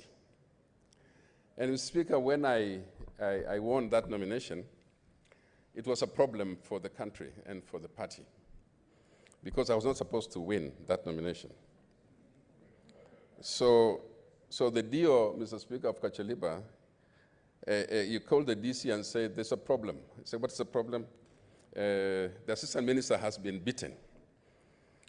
And the DC said, wait for me here, don't do anything, don't announce. Let me call the PC. And guess who was the PC? Yusuf Haji. And so the DC now calls the PC, and the PC says, wait, don't announce, let me call the president. And Mr. Speaker, in the end, when the PC now goes to see the president, and the president was told that there was a problem in Kacheliba, the former president, the President Moi. It so happened that PC Haji and my good friend Lotodo were together, and they spoke very nicely of me, Mr. Speaker. They said, at kijana si mbaya sana. In Kiswahili, meaning I was not a very bad young man, and which is true up to today, Mr. Speaker. I'm not a very bad young man.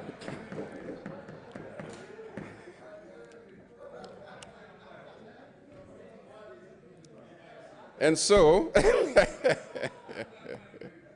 Mr. Speaker, he was a PC, but he was a bit soft, and he understood how to put things. And so the result was announced, and the rest, Mr. Speaker, was history. I served as the MP for Kacheliba for the next 15 years, non-stop. So it was important that I speak very highly of a man who spoke very softly, but very strong and very, very powerful. What else can I say about this gentleman, Mr. Speaker? Apart from being a father figure, he also, Mr. Speaker, supported the political system. And I think, Mr. Speaker, if you look at our president today, Uhuru Kenyatta, if you look at the whole of yesterday, Mr. Speaker, dealing with the situation with Nyachai, and then later in the evening dealing with the situation with Yusuf Haji, Mr. Speaker, what we saw was a very emotional setting. And because Yusuf Haji stood very true and very faithful to the system and to the president, the current president. He was a father figure to him, and just like to me and others. And so, Mr. Speaker, we speak of a man who was true when he was in power, and even, Mr. Speaker, as a nominated member of parliament when he came. And you know, nominated members of parliament did not have much power, Mr. Speaker, but he was consulted more. And I think that's what led to his being elected to Ijara and then the following election. And so, Mr. Speaker, we give this opportunity for us to bring closure to losing a great friend and a great mentor and a man who stayed true, like my minority was saying, true to truth. One time, Mr. Speaker, when we were discussing the formula, he's used very, very strong words. And he said, I'd rather die than to compromise. Those are the words he used. It was very, very strong. And so, Mr. Speaker, for a man like that, it's a great loss, and yet Again, as my friend Minority Leader said, there is probably more where that came from, that stock. And so we wish the people of Garissa God's grace and protection, his family, especially, Mr. Speaker, some of his boys whom we know that they may be, Mr. Speaker, continue to keep the family together, and may God rest his soul in eternal peace. I thank you, Mr. Speaker, and I second.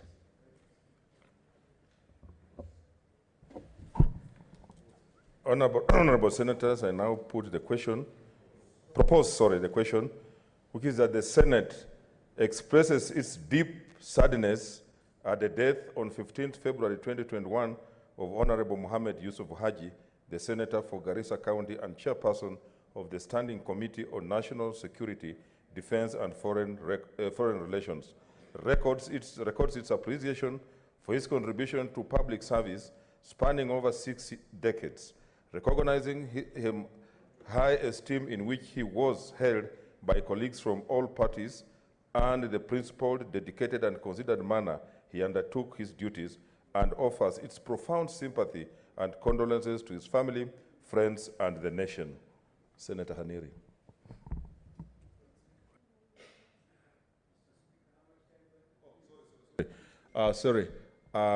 I realize all of us want to say something. So I'll seek your indulgence that each one takes 5 minutes. Just put your thoughts together, thought process together, summarize, and use 5 minutes.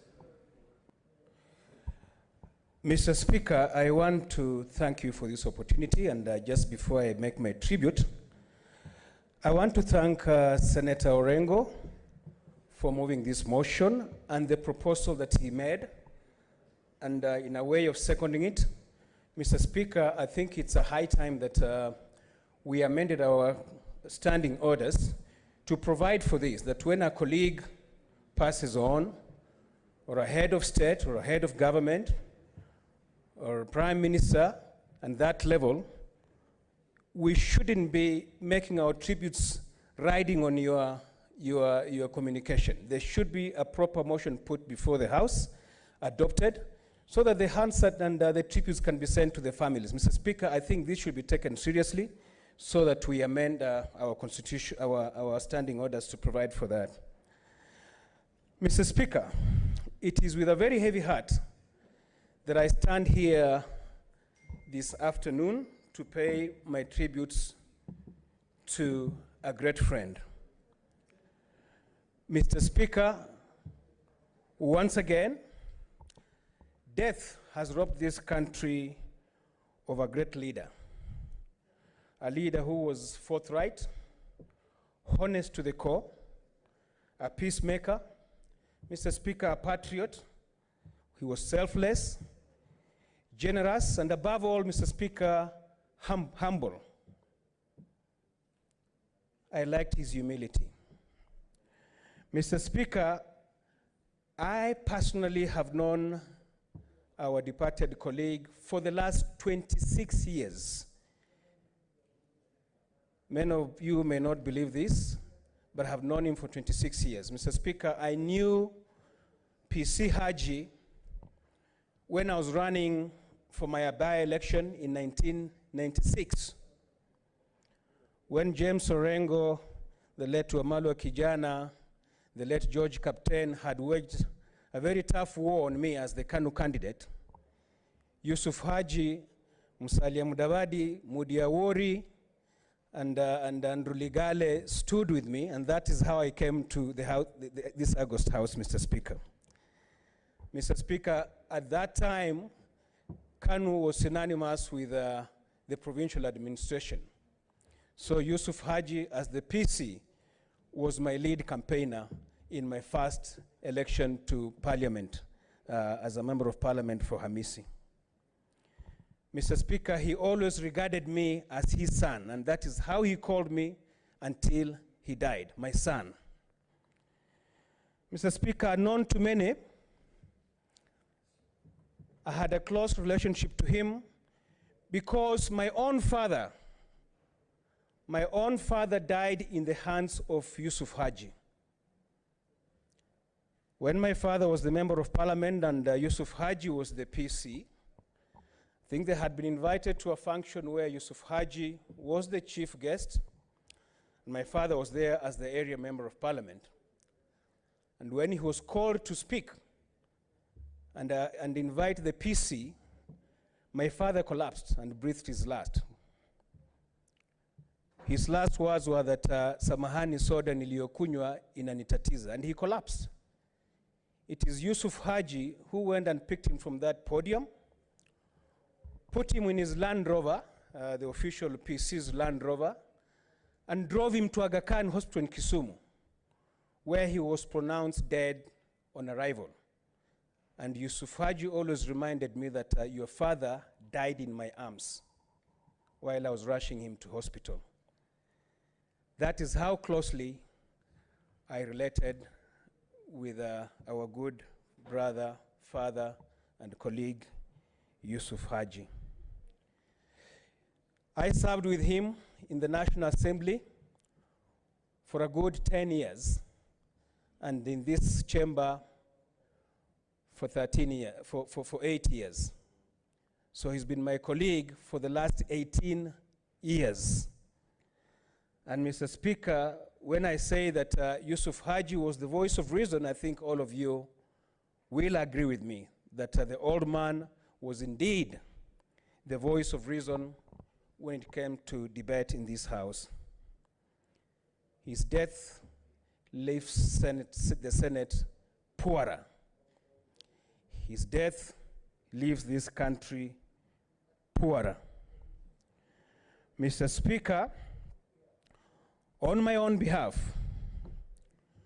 on behalf of my family, on behalf of the people of Vihiga, and on behalf of the people of the former Western Province, where he served as a PC for very many years, I want to take this opportunity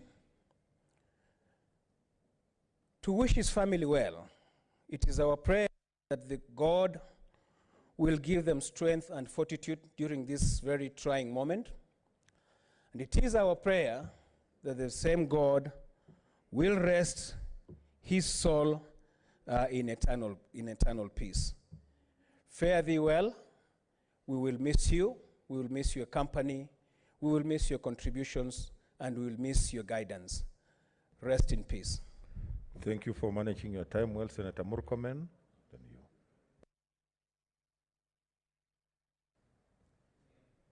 Mr. Speaker, I first start by thanking Senator James Orengo for coming up with this motion and for thinking through the motion, but even more importantly, for his very weighty contributions. Actually, Senator Orengo spoke today like the Orengo we know, Mr. Speaker, and I enjoyed every bit of his submissions, Mr. Speaker, I want to thank him for that. Number two is, Mr. Speaker, to eulogize our colleague, Senator Mohammed Yusuf Haji.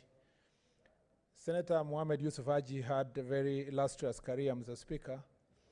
Some of us who cannot speak in the same stature with Senator Orengo and others who just came to public service the other day, Mr. Speaker, we do not have the similar experience like you.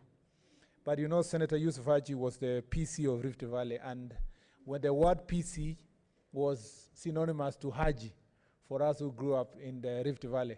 In fact, Mr. Speaker, when he left after 20-something years, Mr. Speaker, anybody else who came would be asked, who is the Haji of Rift Valley?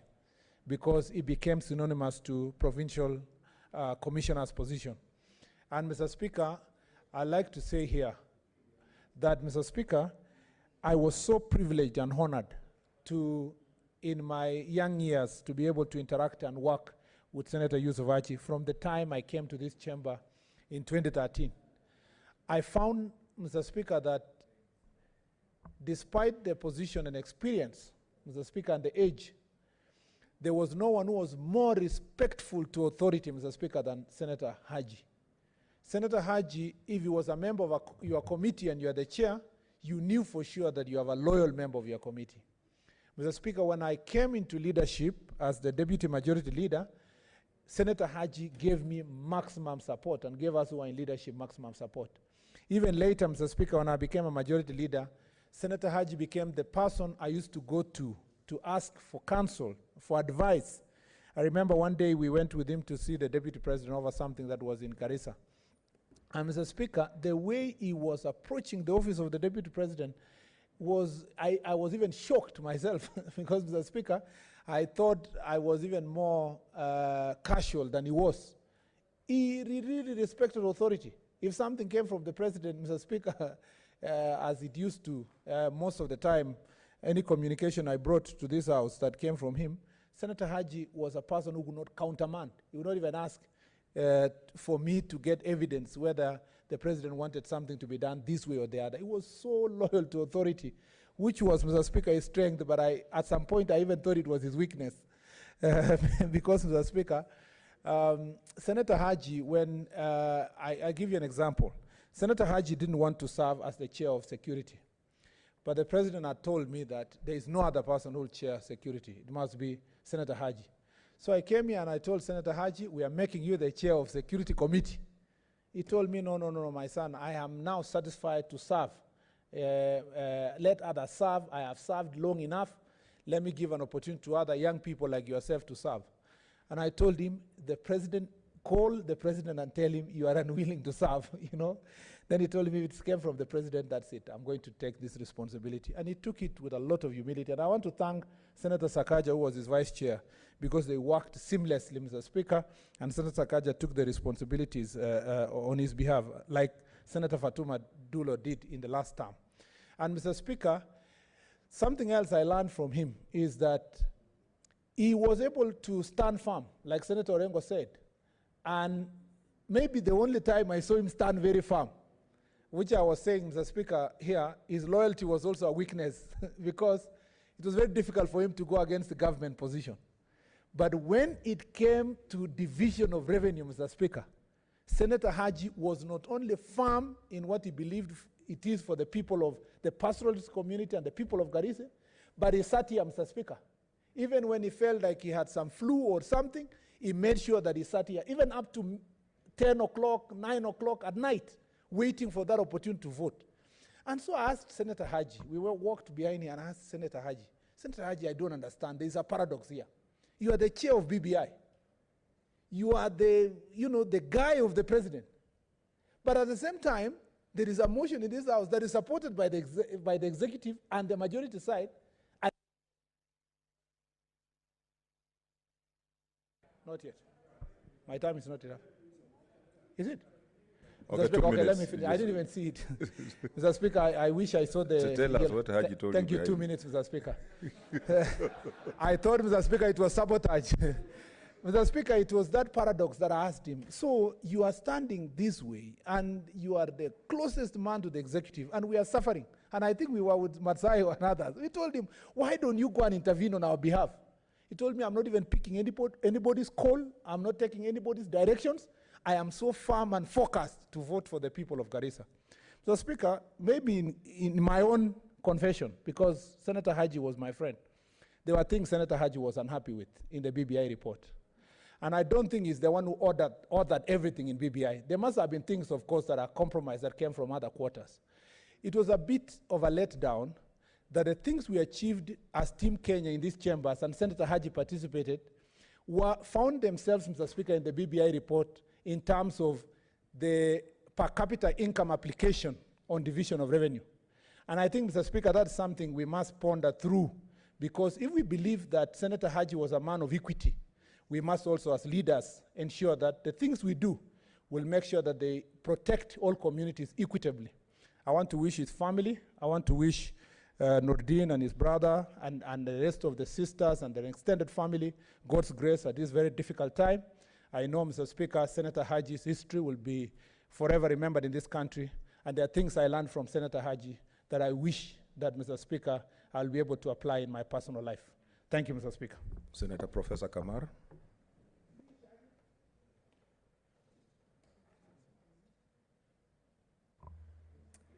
Thank you, Mr. Speaker, for giving me an opportunity to join colleagues in expressing my deepest sadness at the death of our colleague, Senator Yusuf Haji.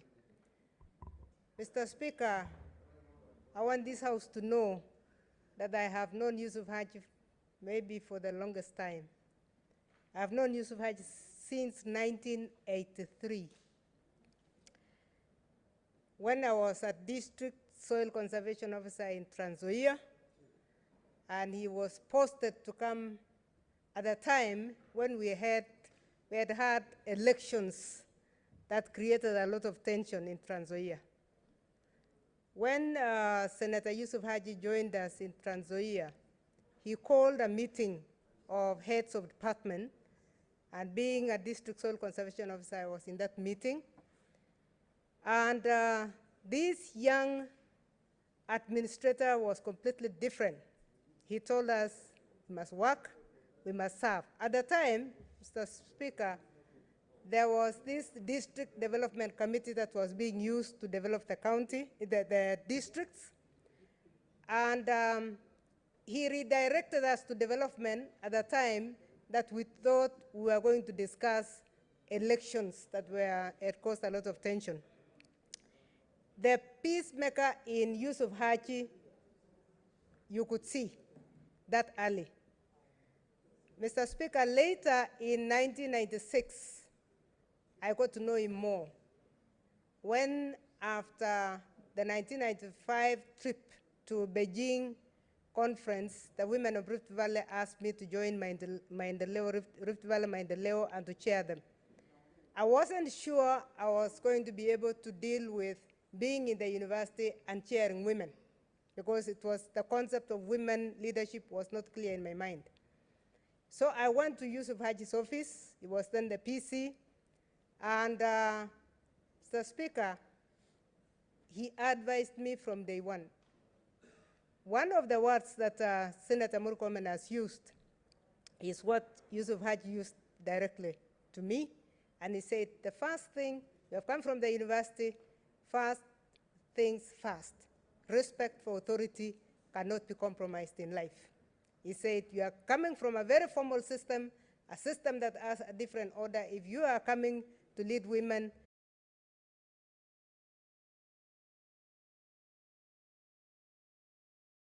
and listening is an art in this leadership. At the time, I was not very sure how I was going to discuss, because women squabbling was very high. You would have women from one district complaining over issues of a nature that would disrupt, in fact, the very organization of Maendeleo ya Wanawake. But he did something that was even more unique. He told me to avoid all these things as you are learning, use my boardroom for your meetings.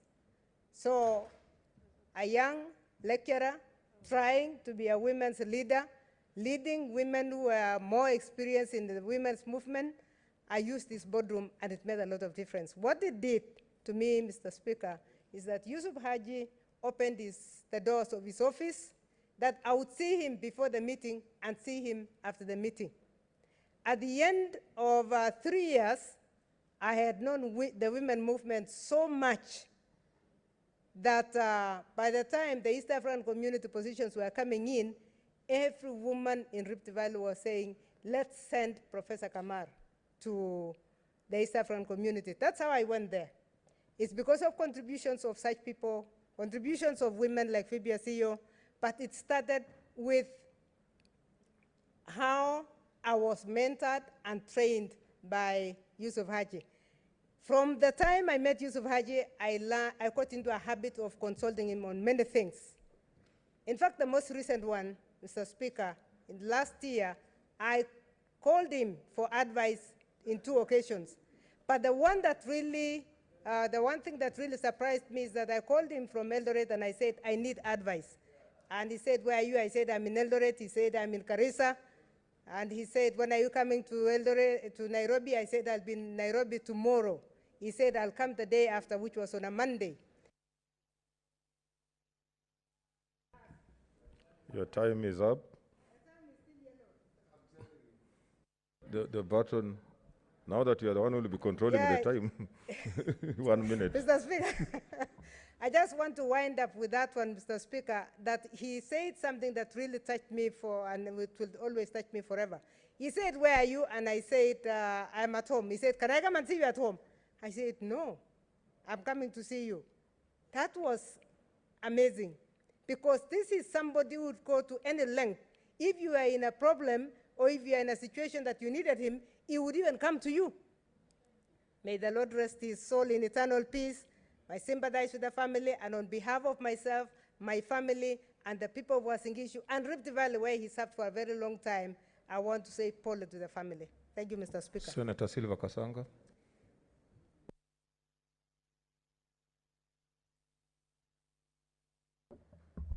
Thank you, Mr. Speaker, for giving me this chance. Also, to eulogize our colleague and friend, Senator Yusuf Haji. I also want to thank the House leadership, Senator Orengo, for bringing this motion that has given us the opportunity to add, our voices to this. And also, just for the fact that Senator Orengo's submission was so powerful. And without a doubt, I can say then I am very privileged to have rubbed shoulders with the late Senator Yusuf Haji. And I must say, as I count my blessings every morning, I count my blessings that I do rub shoulders with some of the most distinguished gentlemen in this House, and there's always something to learn from our leaders ahead of us. So I want to thank you, Mr. Speaker, and I want to say from the submissions of the leaders ahead of me, what I had written here then stands true. For me, Senator Haji was the epitome of humility. And without a doubt, from his colorful, distinguished career in public service, I can't believe he walked so gently amongst us, spoke so gently amongst us, and yet he carried all those accolades with him. I can add words like approachable, warm, open, candid, thoughtful, respectful, wise, when I think of the late Senator Haji. My last encounter with him was during the time of the revenue sharing. And he came and he would sit in Senator Mutula's office, which I consider my pit stop. I always stop there for one thing or two. And I found him seated there on his own. And I sat next to him and started just a small conversation with him. He looked quiet. I asked him, "Senator, are you okay?" He says, "I'm okay." I said to him, "But you look very, heavy-hearted. What's going on?" And he said, "This thing is not good." He was referring to the revenue sharing standoff that we had had. And he said, "This thing is not good. This thing is not going in the right country, in the right direction." He said, "This thing is not in the spirit of BBI." Those were his words. And like Senator Murkomen said, I also asked him, "But you are the chair of BBI. You can make this thing go right." And he said, "Nonetheless, this thing is not going well, but we shall see what to do." Then we went on to have, a small conversation where he wanted to find out a little bit about me. And I told him what I'm doing in the House and what my intentions are and what I do when I'm not in the House. And he said something to me that I'll carry for the rest of my life. He said, in the end, when you take stock of your time in public service, you must be able to stand proud for what you have added to moving this country forward in the right direction. And that touched me so deeply because I could see in him and the way he conducted himself throughout the revenue sharing. He really did stand firm for what was right for his people, and he was ready to die for it like we have had. He went on to encourage me in our conversation, and he said, "As a nominated member of parliament, you have been granted a platform to build upon and transform the communities that you represent and the people you serve, and to make the people who brought you here very proud." And he said, "Don't forget that." And he said, "You must aim higher." So for me, that was a whole mentorship session. And like we heard from Senator Dulo earlier today, he has mentored very many. So I have to say, this is the kind of leadership we must emulate. A leadership of gentleness, openness, firmness, knowing that you need to move your country forward. A leadership of mentorship. We hold younger people. We hold their hands and be ready to let them lead when it is their time to lead. Because that's what Senator Haji did, and I think we owe him that kind of respect as we are eulogizing him. You know, the politics of shouting. I watched Senator Haji during the revenue sharing formula. When this house, you know, we had brought it down with shouting and pointing, and you know, he sat quietly the whole time. And you know, there's something about that. Sometimes it is in silence that we resolve issues. And indeed, he has been such a long-serving public servant, resolving a lot of disputes like we have had. It must be because of his gentleness and his silence that he's able to have such wisdom to pursue peaceful methods of dealing with conflict. So I must say we have a lot to learn.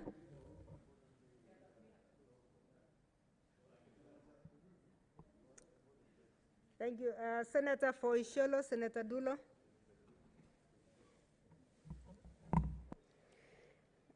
Thank you, Madam Speaker. Madam Speaker, let me take this opportunity to eulogize Senator Yusuf Haji. I'm sure the 5 minutes might not have been enough for me.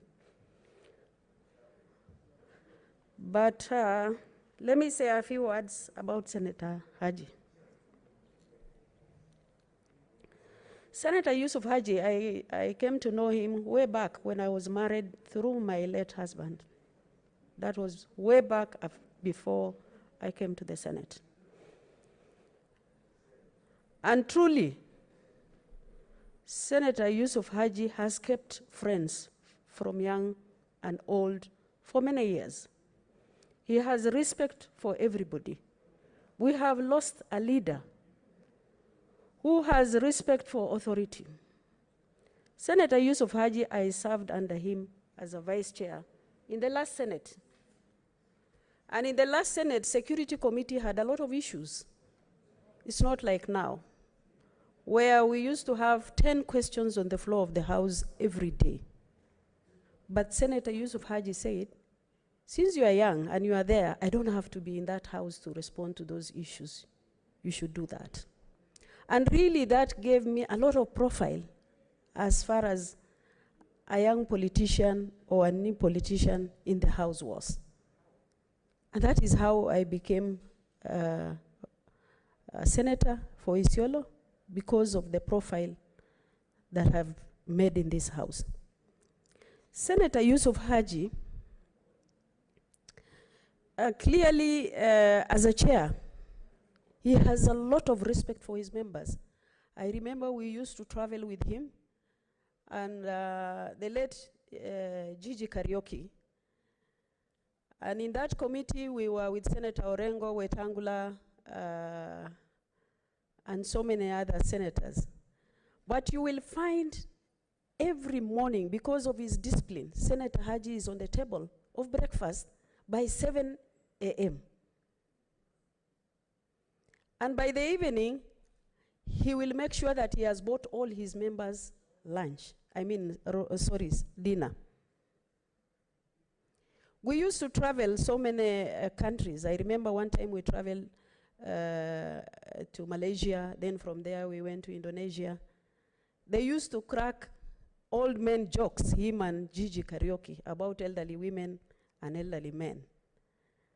Which means, in as much as he's humble, you will see sometimes he will crack very many funny jokes.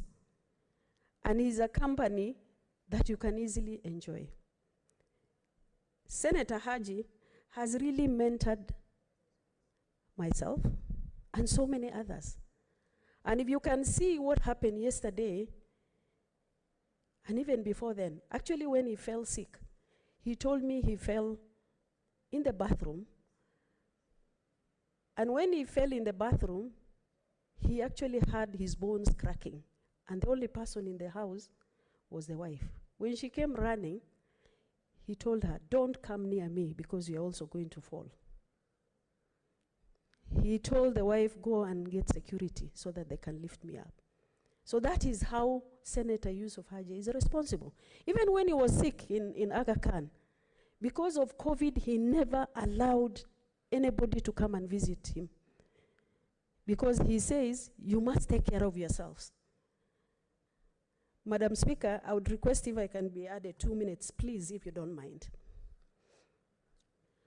When he recovered and he went back home, I used to visit him with my children. He could sit down, those girls, I have 2 girls, and really talk to them. I know you are mother, I know you are father, you must be this, you must be that. You know, he could actually even sit and say, let me pray for you, because Islamically, a sick person, when he prays for you, the prayers will be answered. That is the kind of person Senator Yusuf Haji is. Yesterday, you will see that his own grandchildren, his own children, you know, unlike some families, people mourn and sit in a room and cry. But in that house, you will see everybody running with a responsibility. The girls, the boys, the grandchildren, and they are the ones who lowered the body of the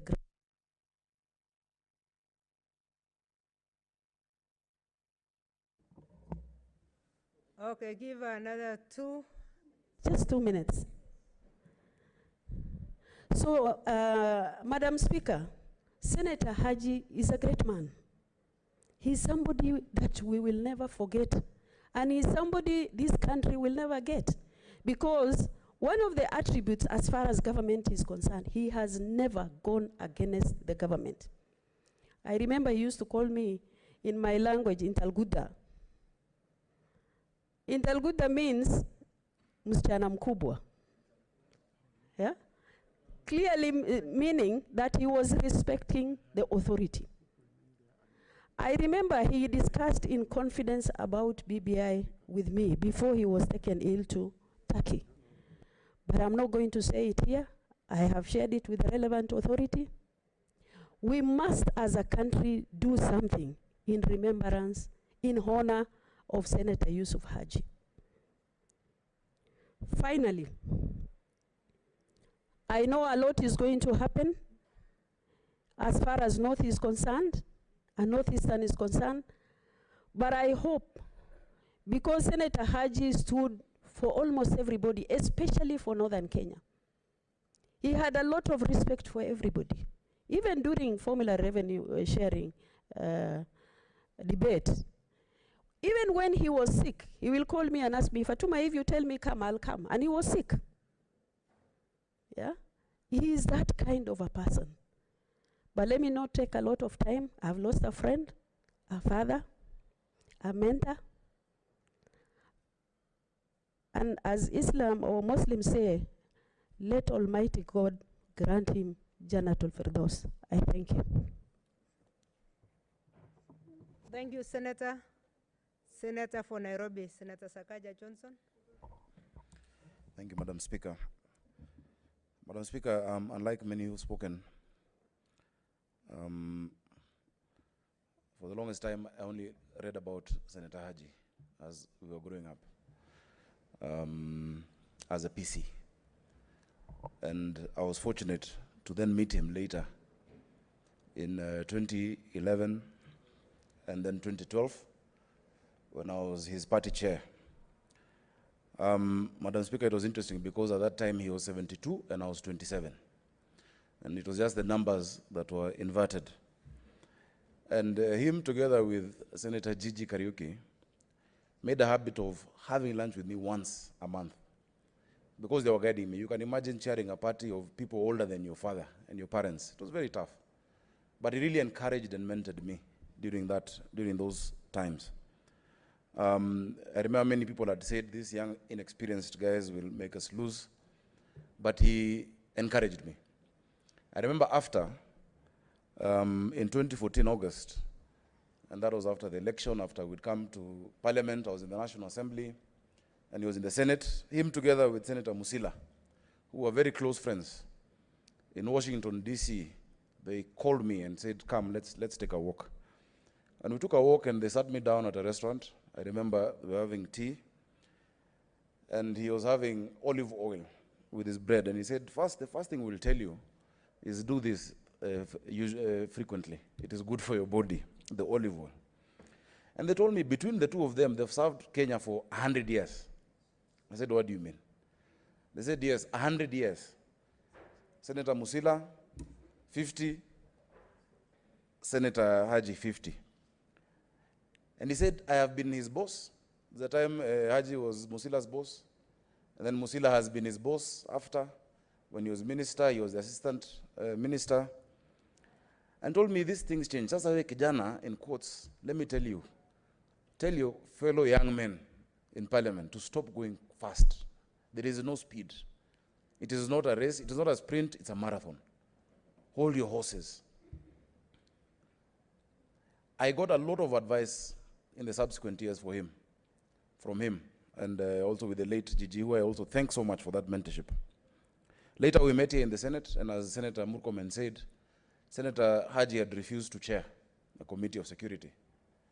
But he was told that he has to chair it, but he was told he'll be given a helper.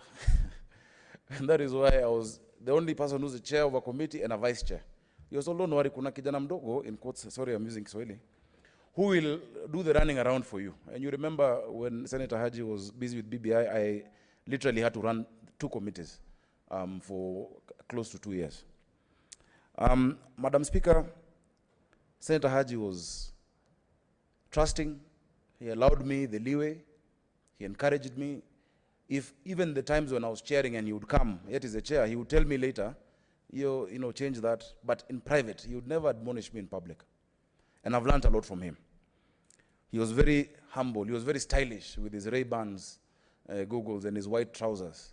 You know, even at his age, he had a good fashion sense, you know, in his white suits. Madam Speaker, I just want to say that we have lost a father, a friend, a mentor. And I want to encourage the older politicians here. Please, a candle does not lose its light by lighting another candle. Mentor other people, hold their hands. As I finish, I just want to reiterate that indeed, even when you had to take a stand on the revenue formula, and it came here at 1, despite being unwell, and sit and wait for 2:30, that it is not easy, it was not easy for him or for us, for many of us to go against what we felt the president wanted. But we did it with humility, we did it by being steadfast, and I'm sure ultimately people came to understand. It's not something to be proud of that we went against. It's not about going against. And he told me, you know, when you're doing the right thing, don't worry about people misunderstanding. If your conscience is clear and your heart is right, do it. They will understand later. On behalf of the people of Nairobi and my family, may his soul rest in peace. Thank you. Thank you, Senator. Senator Kirinyaga Ibrahim? Amanda, okay. So the next one is Senator Mohammed Mohamud.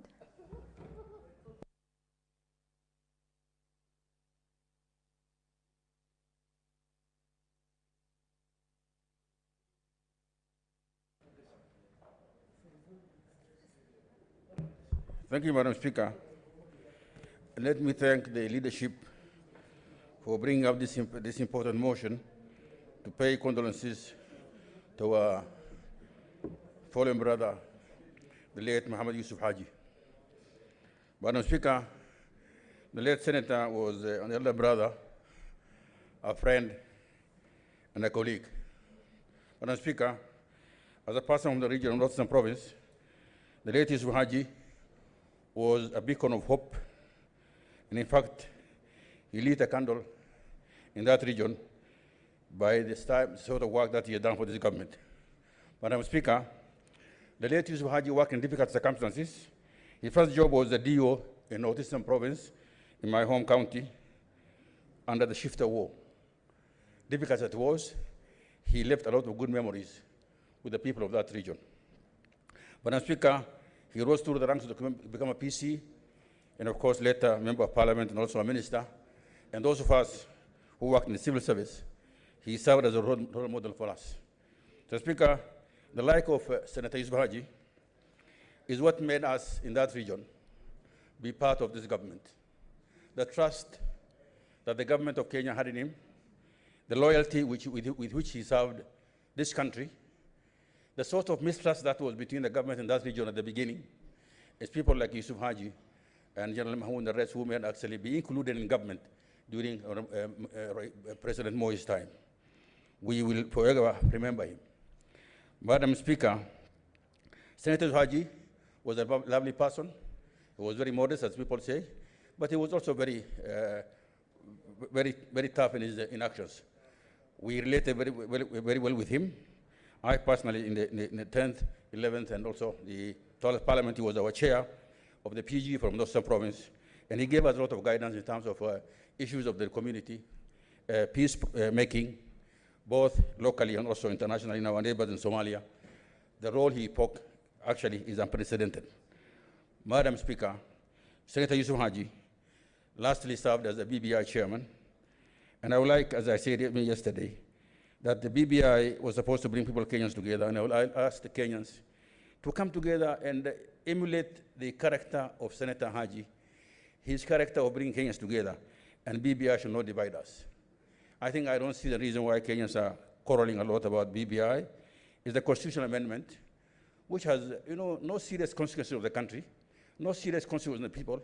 But for us in the region, it's got some consequences because my only worry is that the Article 203 of the Constitution has got some negative impact on my own, in our region. But having said that, I think it is no reason for us to fight. For us to pay tribute to him, let us emulate the sort of peacemaker he was, the seriousness with which he served this country, and use BBI to unite Kenyans and not to divide Kenyans. Madam Speaker, Senator Yusuf Haji will be remembered for the seriousness with which he served this country, the loyalty he had for successive administration, and the seriousness with which actually he served his people also as a senator for Garissa County and also as an MP for Ijara. We wish his people well. We condole with the family, Nuruddin and Abdul and the rest of their sisters, and the greater family of Yusuf Haji, because it's a large family. We condole with the people of Garissa County, people of Ijara, and also the people of Northeastern Province. Those of you who don't come from that region, please emulate Yusuf Haji. The loyalty of our people is undoubted. Kenyans will respect Northeastern Province, and in fact, whatever issues we have, let us be thought of as this country, and the people of Yusuf Haji should actually, make sure that we, because at every occasion, people talk negatively about that region in terms of resource sharing, in terms of our, even security challenges, in terms of loyalty. Still, there are some people in this country doubting us. We are part of this country, and we are not going anywhere. We are nobody's guest, and I think our brother Yusuf Haji was a good example. With those many words, I condole him. May Almighty Allah rest him in peace and admit him to the highest of heavens as God promised. Those of us who have a difficulty with him in terms of maybe he alikosea kidogo hapa na pale, I'm sorry for the language. Please let's forgive him and beg God that he rests in peace. May Almighty Allah rest him in peace. Amen. Thank you, Senator. Senator Cheruiyot. Aaron Kipkirui. Thank you, Madam Speaker. Madam Speaker, I want to join the rest of my colleagues in eulogizing a great man, somebody we had the rare pleasure of serving with in this House for 2 terms, Mr. Speaker, unlike our senior colleagues who have had the chance of knowing him, including yourself, Madam Speaker. Earlier on when you mentioned that you knew Senator Yusuf Haji in 1983, my colleague here, Senator Falada, was quick to remind me that I had not even been conceived. So that's a disadvantage of being young among great people like you, Madam Speaker. But Madam Speaker, I'd wish to be quick because I understand the pressure of time and what our colleagues want to say. Earlier on today, Madam Speaker, when his son Abdul spoke to us and told us that in his last days before he lost consciousness, that the senator actually wrote a resignation letter because he felt it wasn't right for him to continue receiving salary. Sorry? Wanted to, yes, that's what I've said. Sorry if I didn't mention it well. That the senator wanted to write a resignation letter because he felt it wasn't right for him to continue receiving salary as senator yet not serving the people. Many people were surprised, but I was not, Madam Speaker, because that is a senator I know. Madam Speaker, last time, let me tell you a story that confirmed and came clear to my mind when his son was speaking. We had a dispute, the normal disputes that we had between us and National Assembly. And at one time, it was a time like this when you are handling the budget policy statement or maybe division of revenue. And there was a proposal that was brought to this house. We were seated in our Kamkunji. Then Speaker Ekwe was chairing the session. And we were all gathered here and we were told that the long-drawn battle between us and the Assembly was about to be brought to an end by executive offering, I think it was about 300 or 500 million, but only under one condition, that we had to spend that money within 2 months, because it was almost towards the end of the financial year. So many of us, we spoke excitedly and said, okay, we're toying here with ideas, what can we do with that funds? We could maybe buy motor vehicles to be used in the county for oversight purposes and many such things.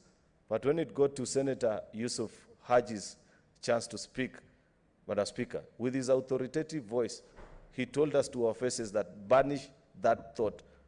Don't ever imagine that you can use public funds in the way that I have heard many of you speak today in this house.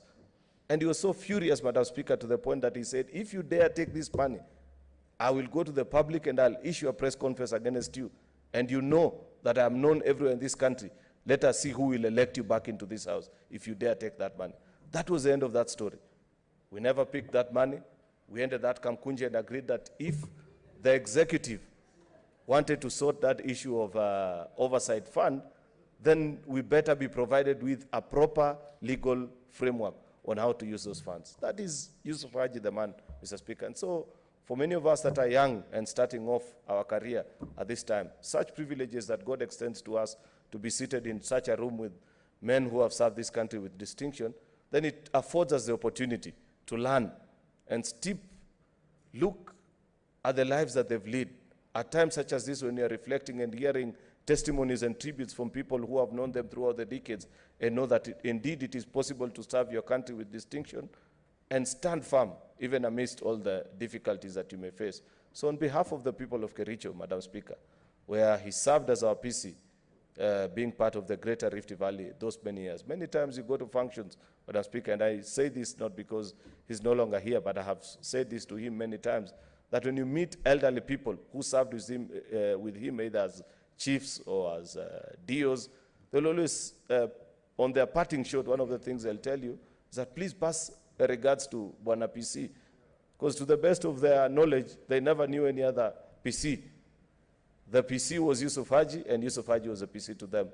They'll pass their message of condolences. So therefore, this afternoon, Madam Speaker, on behalf of such men who are still alive, who served with him and come from the county of Kericho, I do pass their condolences also to his family.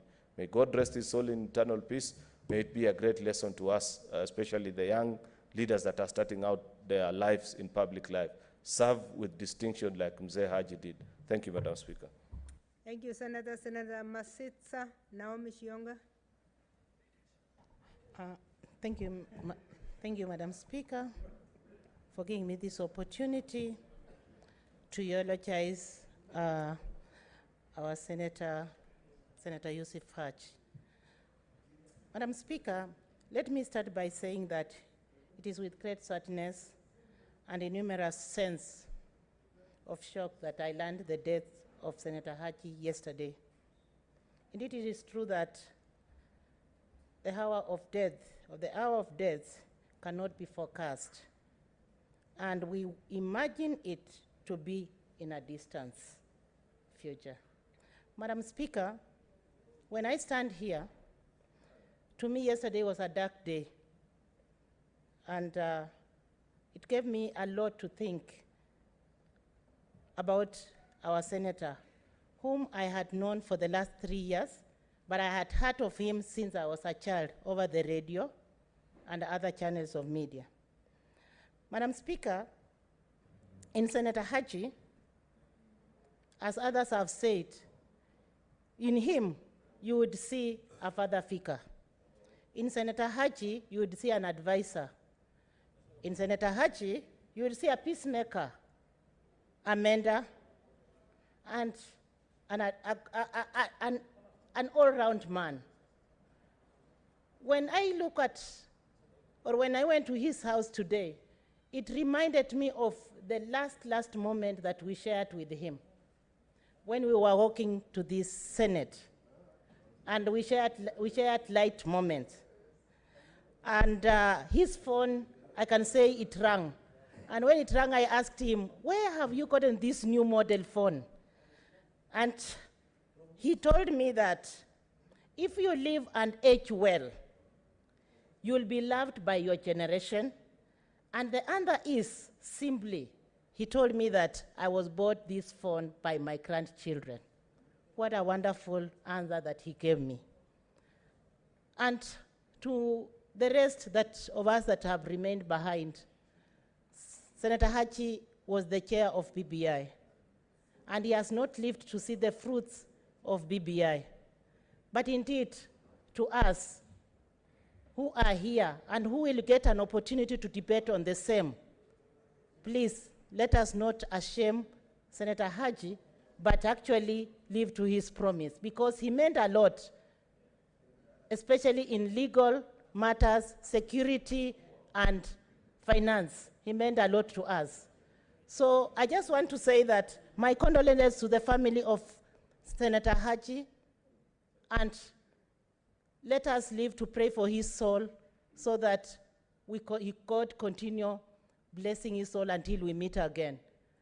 Madam Speaker, I want to finish by saying that my prayers to this Senate, we have lost 3 now, and we do not need it anymore. Enough is enough. Let God hear our prayer. Thank you, Madam Speaker. Thank you. Senator Auta Frederick Otieno Kisumu. Thank you, Madam Speaker. Madam Speaker, I stand here with a very heavy heart and sad because Senator Yusuf Haji is no longer with us. Yesterday morning was a dark day for me, Madam Speaker. It was a dark day because, as you know, Senator Haji was the chair of the National Security, Defense and Foreign Relations, and during the elections of our committee, he stood with me and advised the people who are members of this committee to elect me unopposed as his vice chair. And so I've been really looking upon to work with him. But unfortunately, his death now leaves me in wondering what God had planned between me and Senator Yusuf Haji. Senator Yusuf Haji, we met in National Assembly. And as you know, when I came to National Assembly, we've been in what we call the opposition side. And I had resisted everything in the name of the government, all the bills that would come at that time. But because of his demeanor, he's such a peaceful man, and a man who loves people would always approach me and tells me, the young man, I know you have a long way to go in politics, but I want you to understand that there is a government, and government is the final authority. That time I could not listen to him, and I was known in that parliament throughout my 2 terms in the National Assembly as a man who would resist anything, whether it is a bill, whether it is good.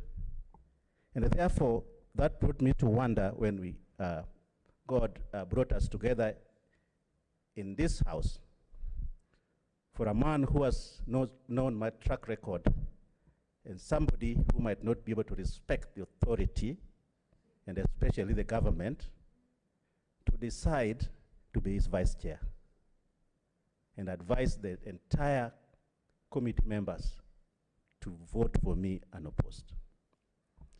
And therefore, I interacted with him, and he was telling me why the government must be respected.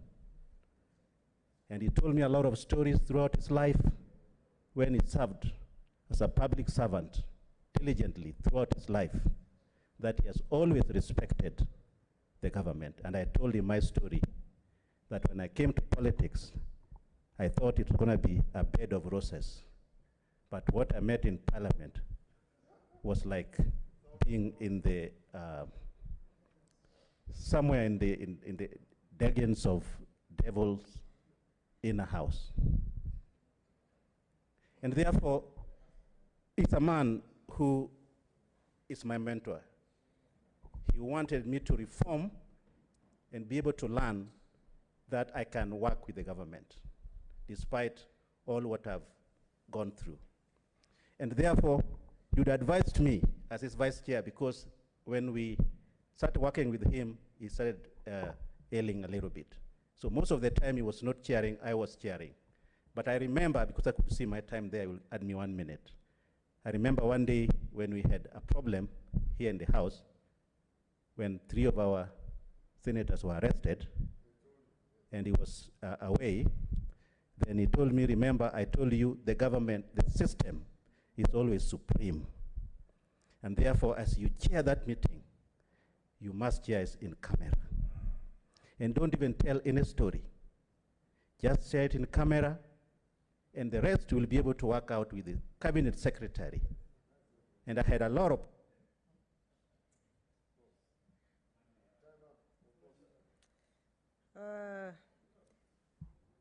please wind up in 1 minute, because we don't have enough time for everybody. And therefore, I had really a big challenge to be able to respect that, because I thought we needed to defend our senators. But I remember what he told me, and therefore I did exactly what he told me. And when we came in this house, I would remember Senator Murkomen. They all, they really busted me. But I want to thank him for being a friend, and as somebody who looked at my heart and thought I could be changed to be a responsible leader who will also always respect the authority. And his last breath, Madam Speaker, we had organized this week to go and see him, but unfortunately that never happened. And therefore, I want to assure him that I will be instill that committee, and I will remember his words to respect the government of the day. May God rest his soul in eternal peace. Amen. Thank you, Senator Stewart Matsayo.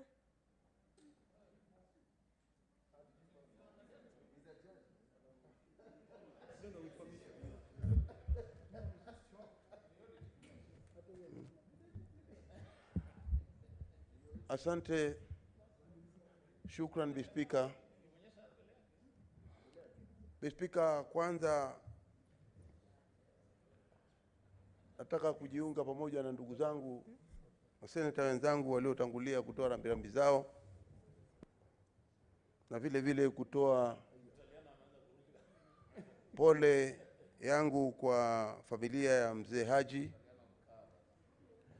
Niko na matumaini na imani kubwa ya kwamba ndugu yangu Nurdin ataweza kuiweka familia pamoja, na sisi kama tukiwa tumepiga magoti tukiombea Mwenyezi Mungu wakati huu wa shida waweze kupita janga hili la kupotelewa ama kumpoteza mzee.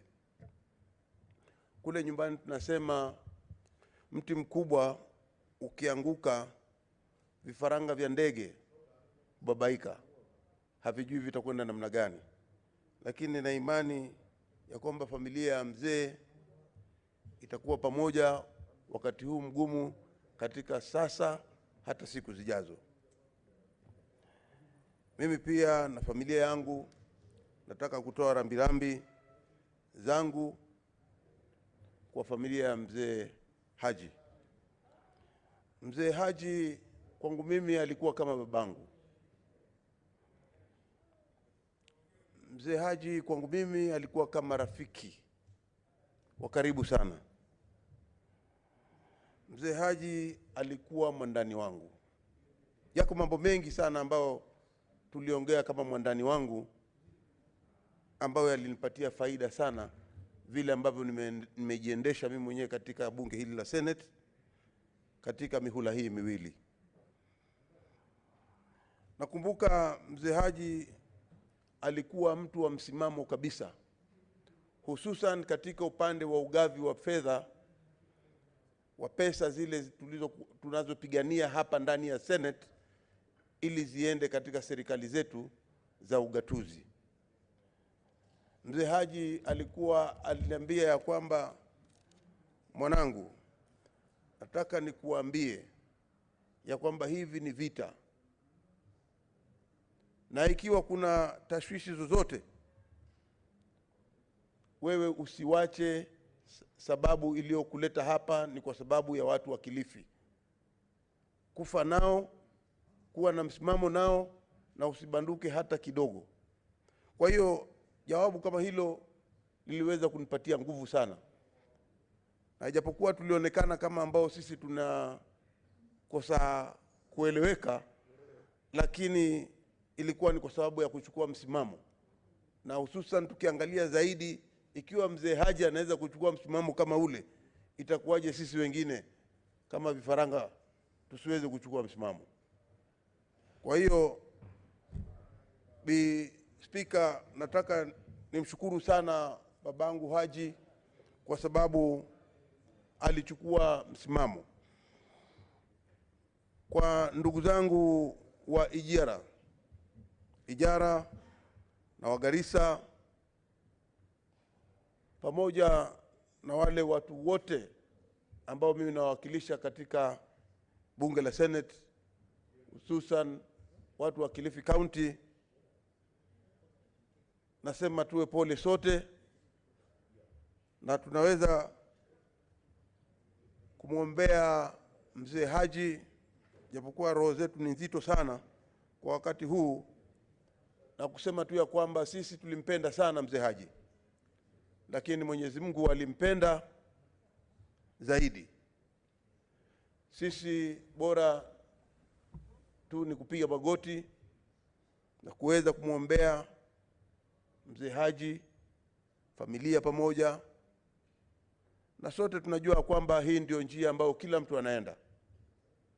Tunasema ya kwamba na kila wakati wote tukiwa tumepiga magoti yetu ni kuombea familia iwe na nguvu kuweza kupita janga hili la wakati huu, kupotelewa na mzee.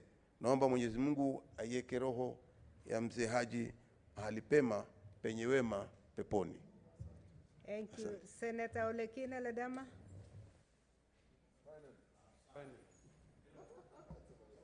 We are following the order, senators, the way it was. Can I get the mic? Madam Speaker, I rise to support the motion.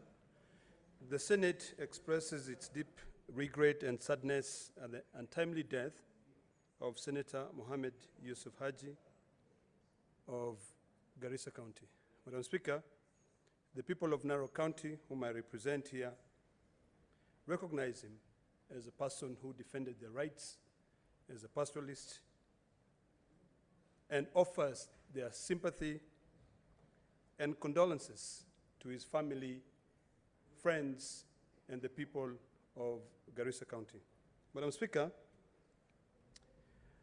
I would also like to thank the mover of the motion, Senator Orengo, for the historical motion which allows the Senate of the Republic of Kenya to place on record my profound grief and that of my colleagues after the loss of our friend and our colleague. Madam Speaker, Senator Haji was a big man.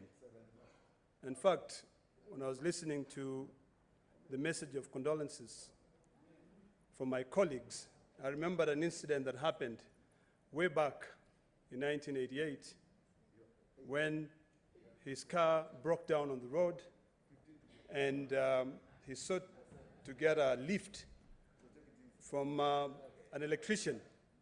And when the electrician did not give him the lift, the electrician ended up being arrested, jailed for 3 months. But that just shows you what loyalty really means and what it means when you're working for a government, the thing that you have to do. I would joke with him about those things. And having said that you have to respect the government of the day, I wouldn't even fault him for that occasion. He was a man with a great heart, Madam Speaker. I remember talking to him about the challenges in the Mao forest. And I remember one day I said to him, my friend, I've seen something closer to your name as one of the beneficiaries of the forest. And he said to me, let me go check and I'll let you know. When he went and he checked, he came and said, yeah, maybe there's something like that. You know, but we'll see what we can do. Madam Speaker, in our day-to-day exchange inside and outside Parliament, we may not always live to the expectations of everyone, and particularly people of the opposing sides. But we must always be able to respect the integrity and the position of every member.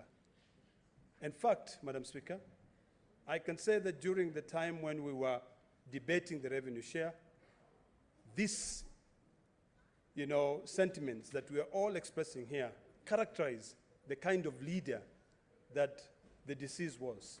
He's a person who respected the government of the day, but when it came to respecting the will of the people, and particularly the pastoralists, he stood firm and he said, I will forever fight for our people to be able to get resources. That was a friend. And Madam Speaker, I always say a friend in need is a friend indeed. Our counties were losing money. He came together, we all came together, and we made sure that we fight for what we believe in. Madam Speaker, in that spirit, I would like to end by saying this. I hope that the proponent of BPI will remember that aspect of the revenue share that the late fought so hard for, so that it does not continue dividing this country, and for all of us to be able to move together. I wish the family all the best during this time, and I want to assure them that Kenya, and particularly the people of Narok, are praying with them and wishing them all the best. May the good Lord rest his soul in eternity. Thank you, Senator. Senator Iman Falhada Deko. And please, if you can save a minute each, it will allow everybody. I can see there are 2 members who might not get a chance. So reduce from 5 to something like 3 or 4. Thank you. Senator Iman. Thank you, Madam Speaker, for giving me this opportunity to eulogize with the family. Mzee Haji was a father, a mentor, a friend, my best friend, and I'm going to miss him in this house. He taught me a lot, Madam Speaker. Beside him being my senator, he was a relative too. And I came, despite us coming from Garissa County, I came from Ijara as well, and he is a relative. Madam Speaker, Mzee Haji, words cannot describe him. He was a humble man, he was a respected man, and a very a quiet man who doesn't like to hurt no one, and he likes, he's a peace maker. He makes everyone happy. He tried his best. And despite him being, he's very authoritative, the way the rest of the senators said.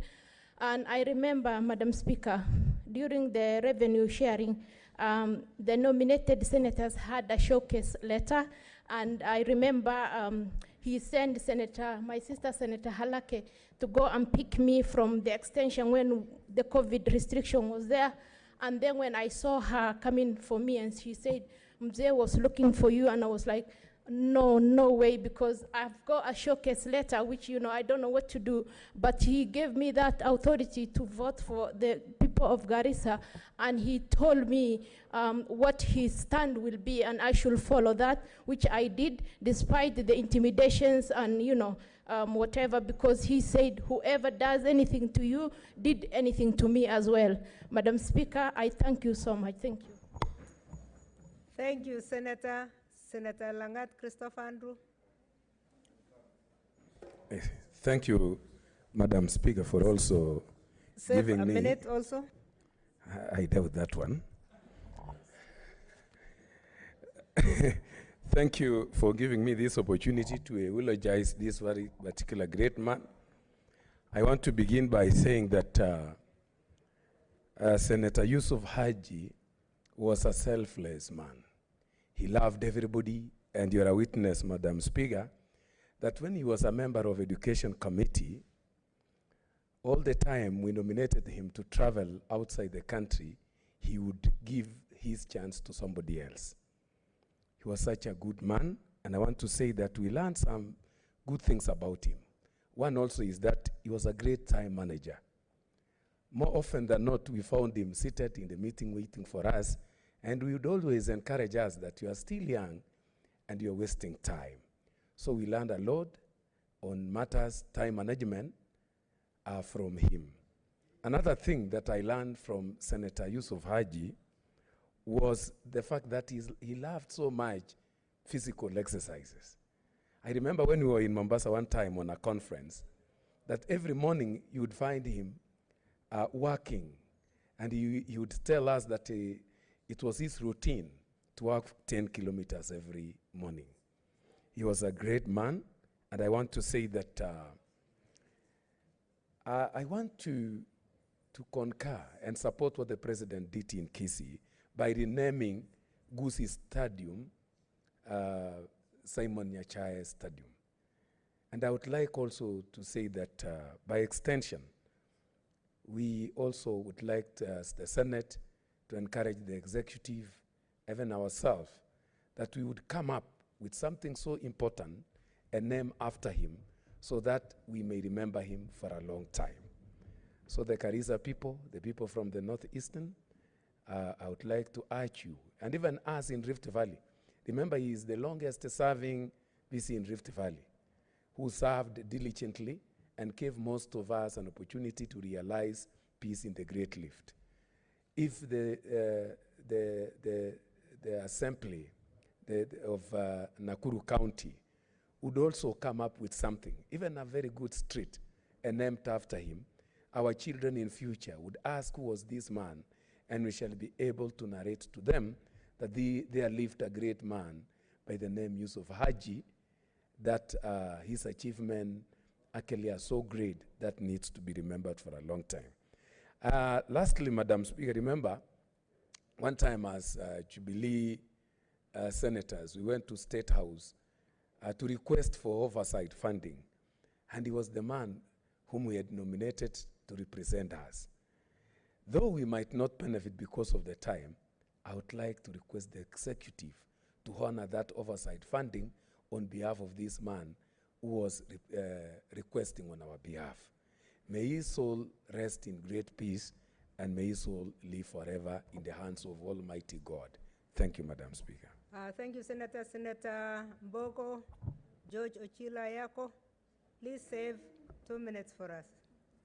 Well, I'll try, but I don't want to guarantee. Now, thank you, Madam Speaker, and thanks to leadership for bringing this motion. This is a very important motion. Madam Speaker, you have noticed lately the bad manners politicians have in funerals, where they pretend to be going to condole with the families. They pretend to be going to mourn with friends and those who are gathered to give a dignified send-off to their beloved ones. But they fight, they abuse one another, and they do such things. So for the leadership to have thought of this opportunity where we can somberly and where we can, in a very dignified way, speak about our colleague, I think this is something that deserves an accolade and should be part of the tradition here. Madam Speaker, I want to say two things because many things have been said. But before I say them, I want to bring my condolence and the condolences of the people of Migori. They knew Senator Haji. They loved him. He was an ideal citizen, and all of them have been motivated and inspired by his life and the way he carried himself. Madam Speaker, I want to speak about loyalty. It has been mentioned here that Senator Haji was without a doubt a very loyal public servant, an elected public servant loyal to leadership and government, an appointed public servant loyal to leadership and government. Now, some of us, particularly politicians, who are big-headed like I used to be when I was a younger one, and we served with him in this house, we didn't believe in issues called loyalty, and we thought that if you are so radical, you are admirable. Madam Speaker, loyalty breeds trust.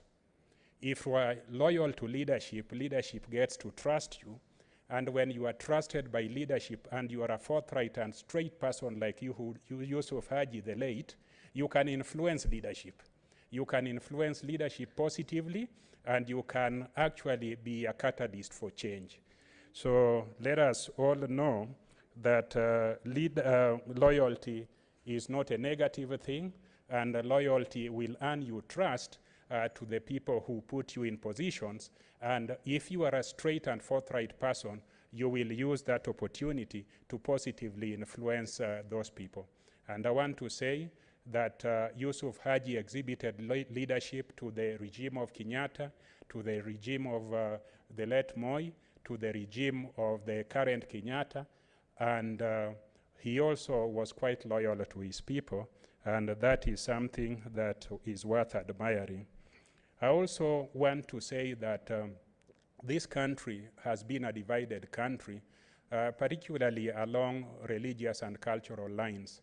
And the late Haji, coming from an Islamic background, Somali background, and the tension that had been there between Kenya and Somali made him suspicious, and his community be suspected of being disloyal to this nation.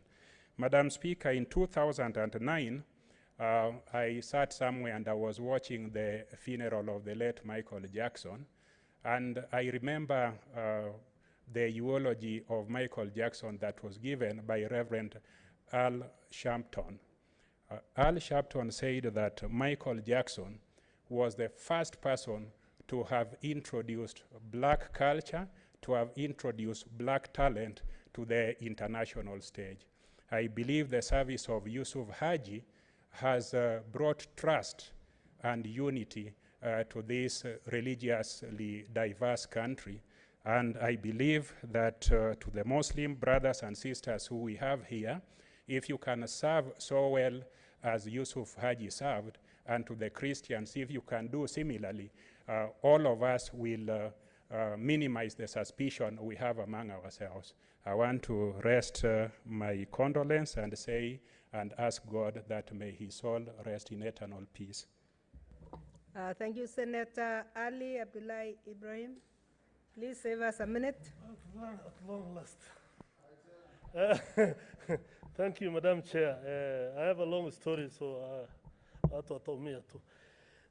First and foremost, because of the time, I am afraid that my time will not be enough. I wish to start by my condolences to the family, the people of Garissa, and the country at large. Inna lillahi wa inna ilayhi raji'un.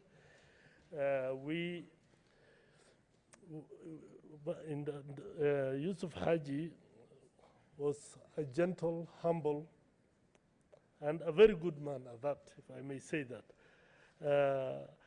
As has been said, one time in 2002, when we were traveling together as members of parliament, we went to Elwak, where he was brought the, the book, which he signed in 1965 when he was DO. He visited Elwak Health Center, dispensary at that time, and they brought us the visitor's book, which he signed. So this is somebody who has been working from that time to date. And I was privileged to have been with him from that time, from 1998 when he joined Parliament to date. Madam Speaker, there's a story I will never forget. One time when I was a member of parliament sometimes back, and I decided to support, well, that's when President Moi was still in power, I supported a motion which was to change the calendar of parliament.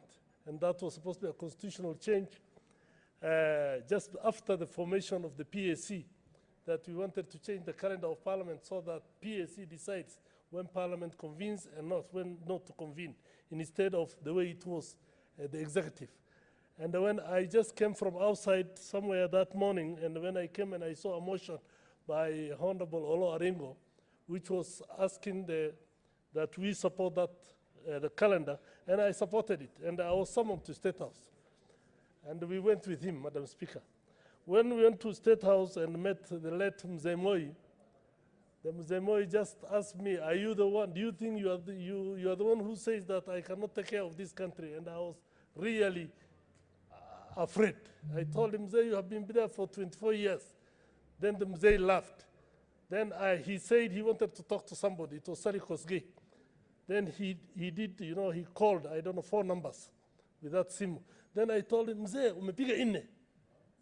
The Mzee Haji, Allah Rahma, carried me out of the office. I didn't know he was calling a hotline. I didn't know anything called hotline. Kumbe, he was calling hotline to Sali Kosgei. And I was telling him, because the numbers I knew were 6, and he dialed 4. So I told him, we have done 4. And the Mzee, I don't know how he carried me. That is how loyal he was. And when I told him, why are you doing this? He told me, how can you talk to the president like that? So that is somebody who respected leadership and respected the government that way. I was given a story one time that when he was appointed a DC to Kiambu in 1978, the DC who was there, who happened to be from the family of the president, refused to vacate office. Over the weekend, he went there, dealt with the Askaris APs. Everything of the DC was removed from the office, from his house, and it was parked in a vehicle, so that when the DC came on Monday, Haji had occupied everywhere. So that's how tough and how he knew if he came back and said, the guy has refused to go, he will be told, we'll look for you somewhere else to stay. So because of the way DCs were prestigious, he had to deal with the APs and promote several of them in the absence of the DC. And he was able to do that so that he occupied the office. And that is somebody who knew what he wanted and will do what he wanted that way, Madam Speaker. Madam Speaker, the only thing possibly this government can do for Yusuf Haji is to create Ijara constituency. Give it another constituency for the BBI. I will not talk much about the BBI, what he did or what he did not do. But whatever the government can do, they can do anything. Even if it is an amendment after the referendum, creating Ijara another constituency for Ijara will be something which will be very helpful for the people of Ijara, and they will be very grateful. The president today said in his residence that he was going to name somewhere in Nairobi and also Garissa in his honor. But I will urge the president also to look into that later after the referendum, Madam Speaker. That will be, and there's one thing he used to tell me. He used to tell me that you are supposed to be. Thank you, Senator. Senator Rose Nyamunga, I don't see her. May I give that chance to Senator Ongeri Samson? Thank you, Madam Speaker. Let me also add my voice to the loss of a great friend. Senator Yusuf Haji, we worked together in many situations, right from the time of Mzee Moi, the President of the Republic of Kenya, through the time when we had some difficulties in 2007, 2008, and became the Minister for Defense, and I was the Minister for Education. And we had several issues that were bothering him at that stage. And it was during his tenure and my tenure in the Ministry of Education that we were able to create a very special relationship and develop a policy on nomadic education, and which was so critical and important for the people in the ASAL regions. And I remember him for that. Secondly, during that period of time, when we were in Kanu, I think we did a lot in terms of free milk distribution to schools and various places, and particularly his interests. And I noted that one of his major interests was one of peace. And we struck a common note, because that's also equally my interest, that he was so much interested in anything that will bring about peace for this nation. And even when we had very volatile situations developing in the country, we'll always compare notes, and we always move to the level where it needed them to hear the alternative view on how this issue can be resolved. And I can say behind the screens that a lot of issues were resolved that ended up amicably without placing this country into jeopardy. He did a wonderful job as the PC Nakuru, and that is not in doubt whatsoever. And when he decided to join politics, again, he did a wonderful job in his ministerial appointments as a cabinet minister. And we were together for all those years that he was a cabinet minister, I was also a cabinet minister. And I remember his contribution, particularly in the docket of security, having been an old hand in provincial administration and the sensitivities of security nature of issues, both in the Rift Valley and in the northeastern, it was quite easy for him to handle these dockets. And no wonder President Moi put him in a very sensitive docket of the Ministry of Defense and subsequently in the provincial administration. We've seen a man, even in this Senate, when issues have tended to break this Senate, he's been one voice that has always stood firm and clear on how this must proceed. And it's a tragedy that we lose such a person in such an hour and such a time. And for me, it's been a double tragedy, because a triple tragedy, because only yesterday that we buried another great man in the name of Honorable Simon Nyachai, who also worked in the provincial administration before he scaled his interest to politics and subsequently served in the cabinet. And all of us at one time were in the same cabinet. And only again, a few hours later, we hear about the death of Honorable Yusuf Haji. It was heartbreaking. It had to make me fly from Kisumu this afternoon to be able to join in this eulogy of mourning a great man. And in the same vein, let me also say that we have lost another very important member of parliament for Bonchari, Mzee, the Honorable Oro Yoka. We lost him last night again. And this month of February seems to be a very catastrophic month. And we mourn and we send also condolences to the family of those who are bereaved, particularly the Honorable Member Oro Oyoka, and also the family of Mzee Yusuf Haji.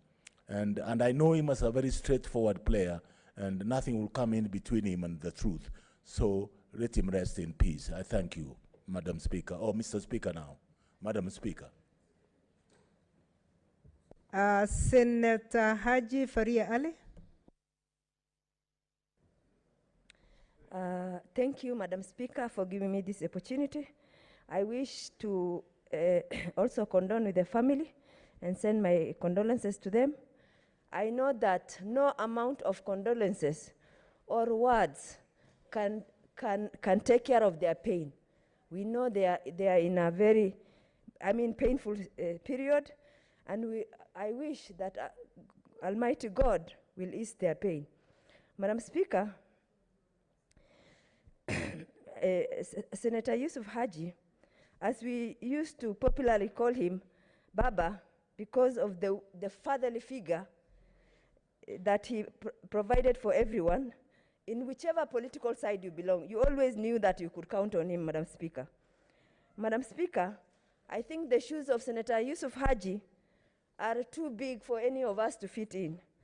And I pray that by the time we leave this world, we will have achieved even half of what he was able to achieve in terms of public service and public good for betterment of everyone in this country and the world over. Madam Speaker, I also had a personal experience with Senator Yusuf Haji. There was a brewing clan conflict. Samahani, Mheshimiwa Farhia, ni Mheshimiwa Speaker, sio Madam Speaker. Sorry. Mr. Speaker, I had a personal experience with Senator Yusuf Haji, whereby there was a brewing conflict within my community in Wajir that I didn't know what to do about it. And I approached him and I said, this is what is happening. And I even gave him a clip of somebody speaking. And I told him, can you bring us together, the two of us, so that we speak about this issue? He's one of the other leaders. And he told me that will bring confrontation. He doesn't want to do that, but he wants to solve this problem for once and for all. He said, I will not even tell the person you're the one who sent me this clip. I will manage this my own way. And there's also another interesting thing that he told me, Mr. Speaker, that it is easy to start a clan conflict, but it is very, very difficult to contain once it escalates. And true to his word, Mr. Speaker, Senator Yusuf Haji must have spoken to that person, or whatever happened, because he only told me that problem, consider it done, without him telling me the details of how he handled that. So, Madam Speaker, that shows somebody with a lot of wisdom, Mr. Speaker, somebody with a lot of wisdom, and somebody who can handle conflict easily, especially in our region where there is, because of scarcity of resources, there are always conflict. Senator Yusuf Haji will be missed greatly by my community and any other community, pastoral community that had conflict among them, Mr. Speaker. And then, and that thing disappeared. I have never heard about that issue again, and those communities lived together. Up to today, there is no problem. And then he also had a fatherly figure. Sometimes you feel like, you know, you achieve something, and he acknowledges that you have achieved that and encourages you to do so, just like any other person, father would do for their sons or daughter. He was also a team player, Mr. Speaker. It didn't matter, you know, whatever that he believed, he would support it to the core, especially where government business is concerned. He would always support, most of the time. Mr. Speaker, for people of Northern Kenya, we have lost 33% of the elected senators in this house, in just one person, because we are only 3 counties. So you can imagine how much great loss we are facing as a region. Mr. Speaker, finally, I pray that the Almighty God will forgive his sins and grant him the highest ranking paradise, Jannatul Firdaus, and all said and done. There is everything, everything we do, I think we need to learn from him that you do with thoroughness, eagerness, and the best way to tackle a problem. That was Senator Yusuf Haji for you. I thank you, Mr. Speaker. Asante sana, Mheshimiwa Farhia, ingawa umeniita Madam Speaker mara nyingi sana, hata baada ya kukosoa, lakini nafikiri kwa sababu ya jazba za kupoteza, jazba za kuweza kumpoteza mzee wetu Yusuf Haji, ambaye ni mzee wa heshima na taadhima nyingi mno, ambaye hakuwa anaonyesha hisia na alikuwa ni mwaminifu sana kwa ule upande ambao yeye mwenyewe alikuwa anaunga mkono. Alifika mpaka akaonekana kama yeye ndiyo sura ya serikali katika jamhuri hii yetu ya Kenya, kwa sababu tawala zote aliwahi kutumika aidha kama mkuu wa mkoa ama waziri. Kwa hiyo ni jambo ambalo ni la kusifiwa sana, na kwa sababu ya hilo nampa nafasi sasa kiranja walio wachache, Mheshimiwa Mutula Kilonzo.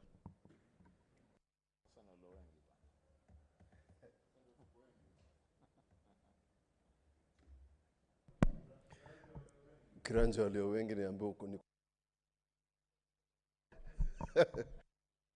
inalingana na mienendo ya kisiasa. Mumepungua. Asante. Thank you.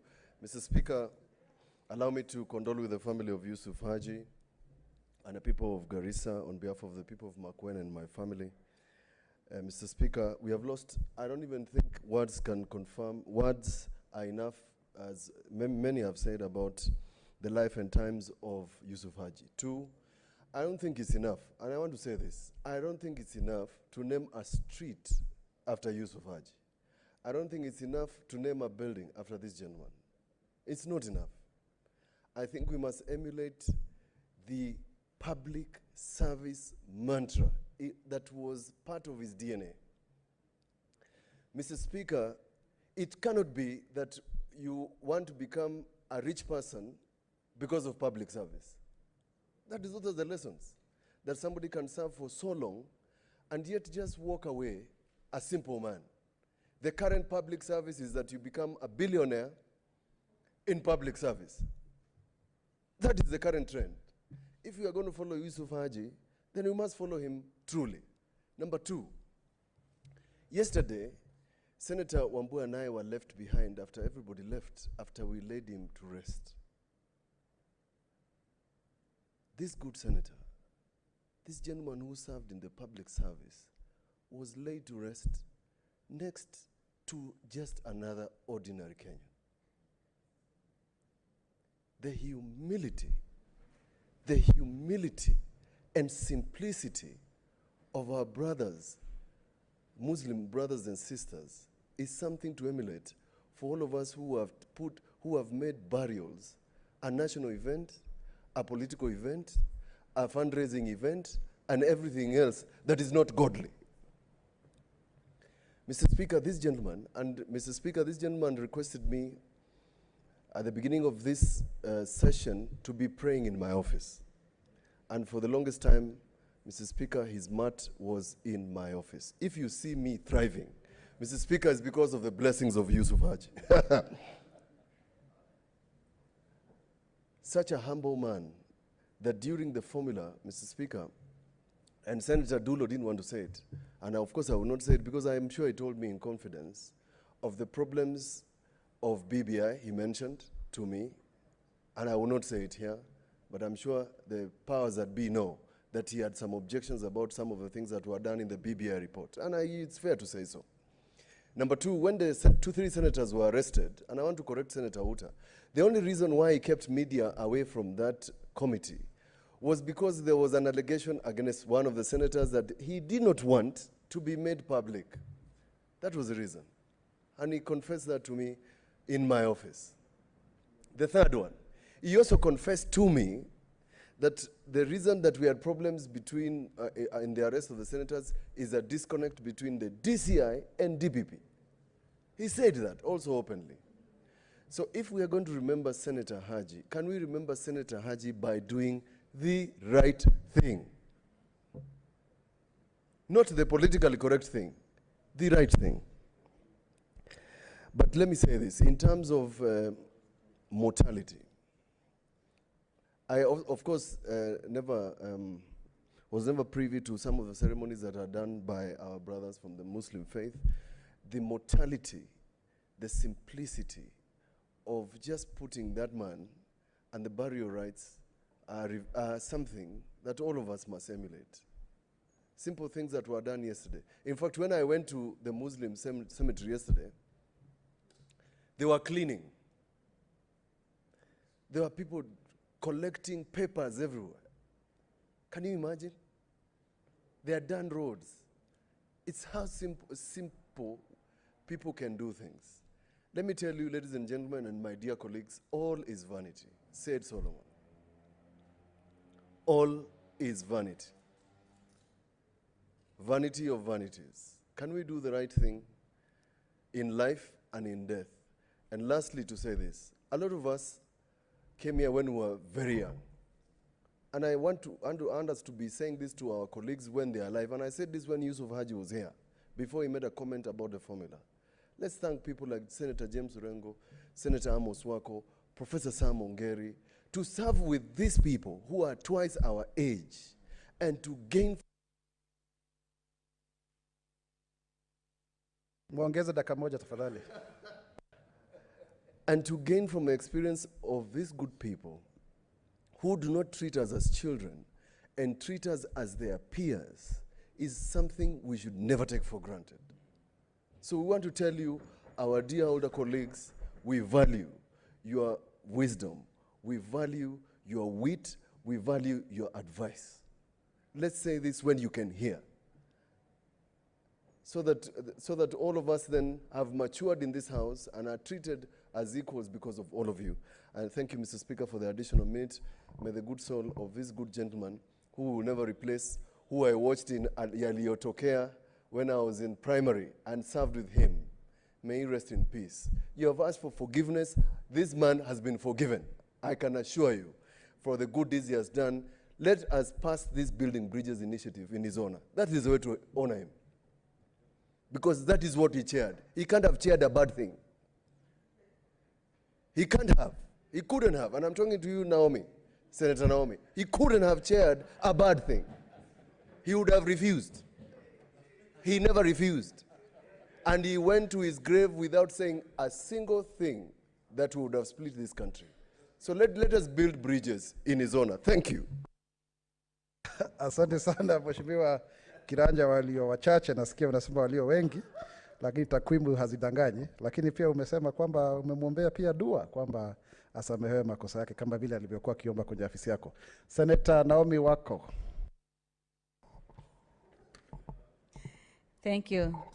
Thank you, Mr. Speaker, sir.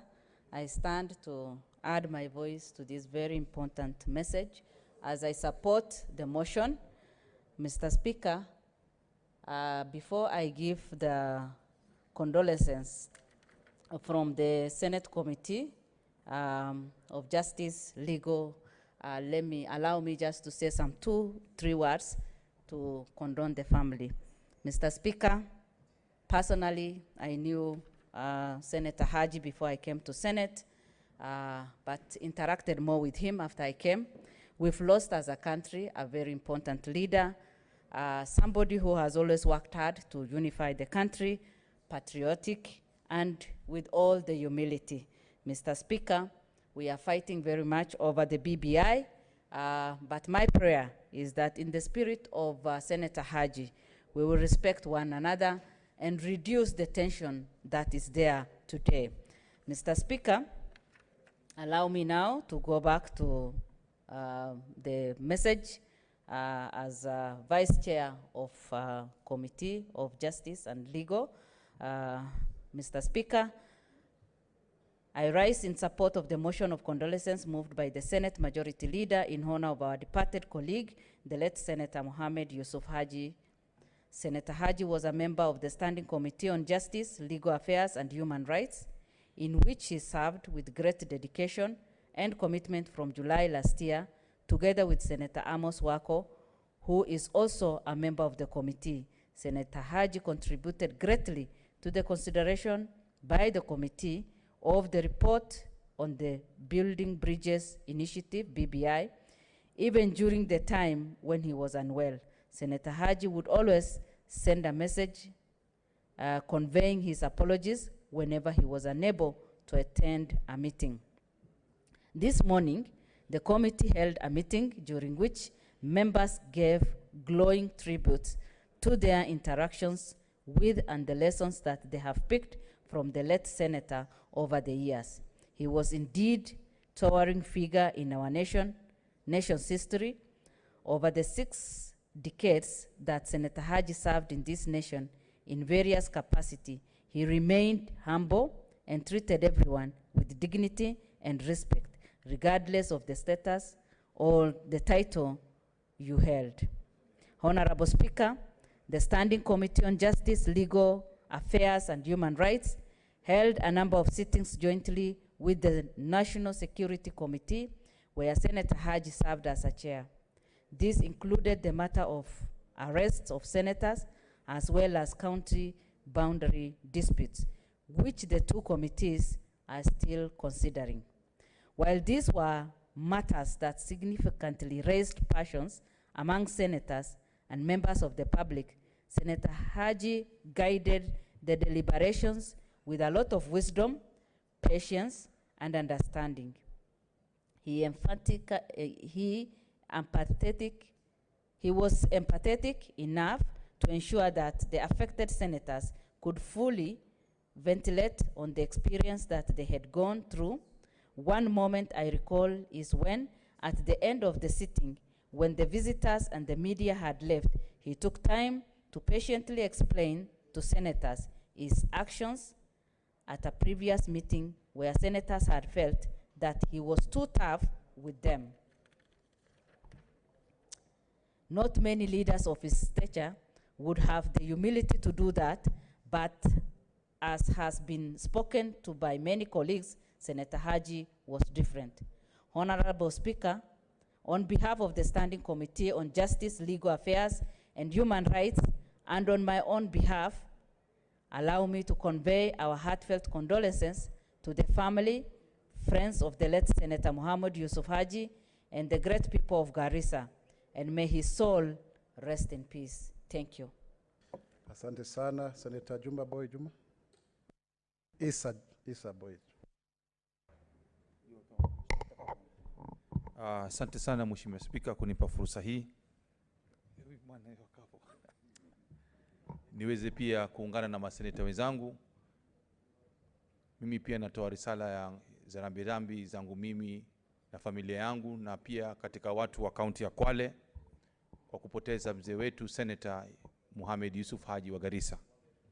Mheshimiwa Spika, kuna wakati fulani wakati mimi tumechaguliwa tumeingia katika seneti hii mwaka 2017 katika seneti hii, mzee aliniita siku moja akaniambia, kijana wewe, mimi nimefanya kazi na babako, marehemu babako alipokuwa mbunge, wakati kwa babangu nilikuwa ni mbunge wa Kwale Central, na yeye pia yuko mbele za haki, marehemu Juma Boy alifanya kazi na babangu katika serikali ya hayati Kenyatta, na pia akafanya kazi, ameniambia amefanya kazi na kakaangu mkubwa wangu marehemu katika seneti hii katika mwele 2013 pamoja akiwa hapa. Na akaniambia, na wewe kijana una bahati sana, nimekuwa na wewe katika bunge hili la 12 2017. Kwa hivyo nashukuru sana kijana wewe, na uchukue mwendo huo kama anavyoenda babako na ndugu yako. Kwa hivyo mimi nakumbuka sana maneno ya mzee alikuwa akizungumza, na pia hatutaweza kumsahau mzee, maneno yake alikuwa akizungumza hapa ndani ya seneti yetu. Na jambo la mwisho pia Mheshimiwa Spika kuzungumzia ni kwamba wakati tukingangana wakati wa mgao wa pesa, mzee alikuwa na msimamo mkali sana, na alisema kwamba hakuna kaunti itapoteza hata ndururu katika huo mgao wa serikali, na ni kweli alisimama imara na tukaweza kufaulu sote katika bunge hili la Senate. Mwenyezi Mungu alaze roho yake mahali pema peponi kwenye watu wema. Na pia mwisho nikimalizia, marehemu Yusuf Haji ni lazima katika kumbukumbu yake katika serikali hii ikumbuke kumfanyia kitu kama alivyosema Mheshimiwa Kilonzo, si barabara au nyumba yute marehemu Yusuf Haji, kufanywe kitu cha maana kionekanike katika Kenya hii kwamba huyu alikuwa ni shujaa pia katika nchi yetu ya Kenya, aliweza kuhudumu kama PC, akaweza kuhudumu kama DC, na mpaka amekuwa mbunge, mpaka amekuwa senator, na pia amefanya mambo mengi ambayo sisi kama wa Kenya ni lazima tuweze kuwa kumbukumbu, tumkumbuke. Watu wa Garissa na waombea Mwenyezi Mungu pia nao wawe na subra. Kaunti ya Garissa nayo pia iweze kutenga sehemu, hata kama ni kujenga kama ni hall au kujenga kama ni shule katika eneo bunge la Garissa, ihakikishe kwamba shule hiyo iweze kuitwa jina la marehemu Senator Muhammad Yusuf Haji. Asante sana Mheshimiwa Spika kunipa fursa hii. Karibu sana Mheshimiwa Alice Milgo. Thank you. Kila seneta tapatiwa nafasi, lazima tusawazishe. Thank you, Mr. Speaker, for allowing me this chance to also pass my condolences to the family of Senator Yusuf Haji for this great loss. It is a loss that is so painful. I lost my mother recently, and it is so hard to actually replace that particular loss. Mr. Speaker, I want to mourn this great leader of no mean character, a humble leader, a peace lover, a leader who loved each and every individual, irrespective of tribe or political affiliation, and indeed a leader who is worth emulating.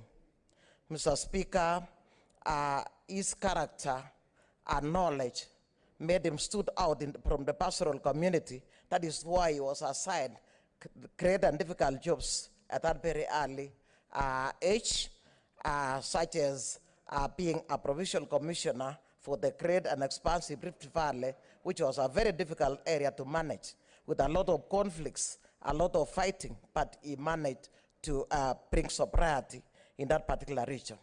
I remember meeting Yusuf Haji in the year 1992 when he had come to commission a school bus and a generator in an institution I led.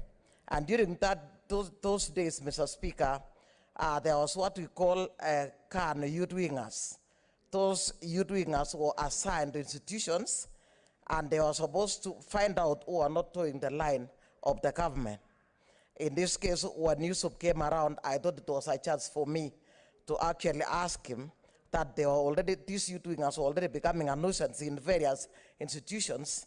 But then with this no-nonsense administrative ability as well as humility, he managed to sober up the youth wingers. However, at the course of interacting with me, he taught me to be a good listener, to be firm, make good decisions that will not affect each and any individual, and even those youth wingers, and more specifically, respect the authority and the government of the day. A virtue he upheld, Mr. Speaker, until his death. Mr. Speaker, sir, I think many of my colleagues have spoken that maybe some buildings, some roads can be named after Yusuf Haji.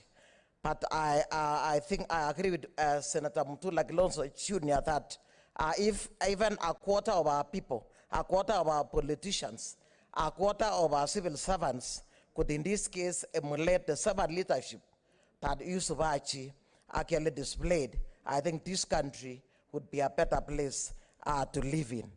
Mr. Speaker, sir, this is a great loss to the Senate. Indeed, that has robbed the Senate, the family, the people of Garissa County, and Kenya at large, of a servant leader, a husband, a father, a great mentor, and in this case, a person worth emulating. I think his legacy shall remain forever, and I'm encouraging my colleagues that in this case, we should emulate what Yusuf Haji did. That was a great muse. May his soul rest in eternal peace. Thank you, Mr. Speaker. Asante sana kwa rangi yako pia ya manjano. Asante sana. Mheshimiwa Kieo Wambua Enoch.